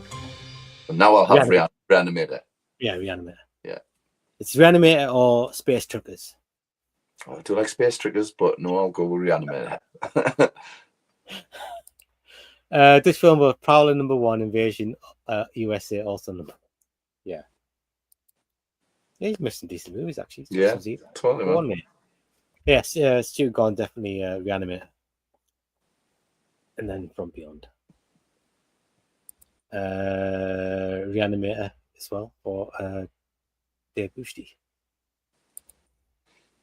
Right, almost there. Come on. Might be our longest stream ever, this, Pete. I think it is, mate. How long it would have been if Elwood was here as well? It would have been even longer.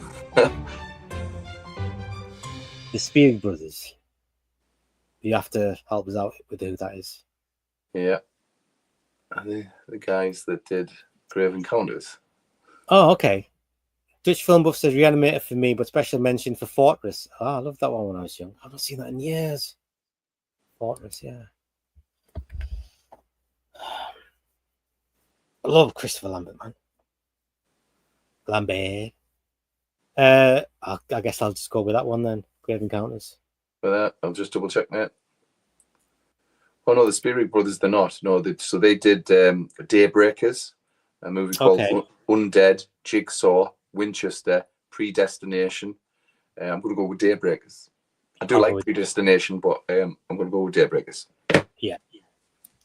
Let's do that. Okie dokie. Last one. Antoine Fuqua. Daybreakers for Dutch Film Buff as well. Oh. And Daybreakers for Antoine Fuqua. Okay, so he made Training Day. Oh, there you go, Training Day. Yeah, you know what? Training Day. Yeah. Everyone better than Training Day. Yeah. Training Day, yeah. Yeah.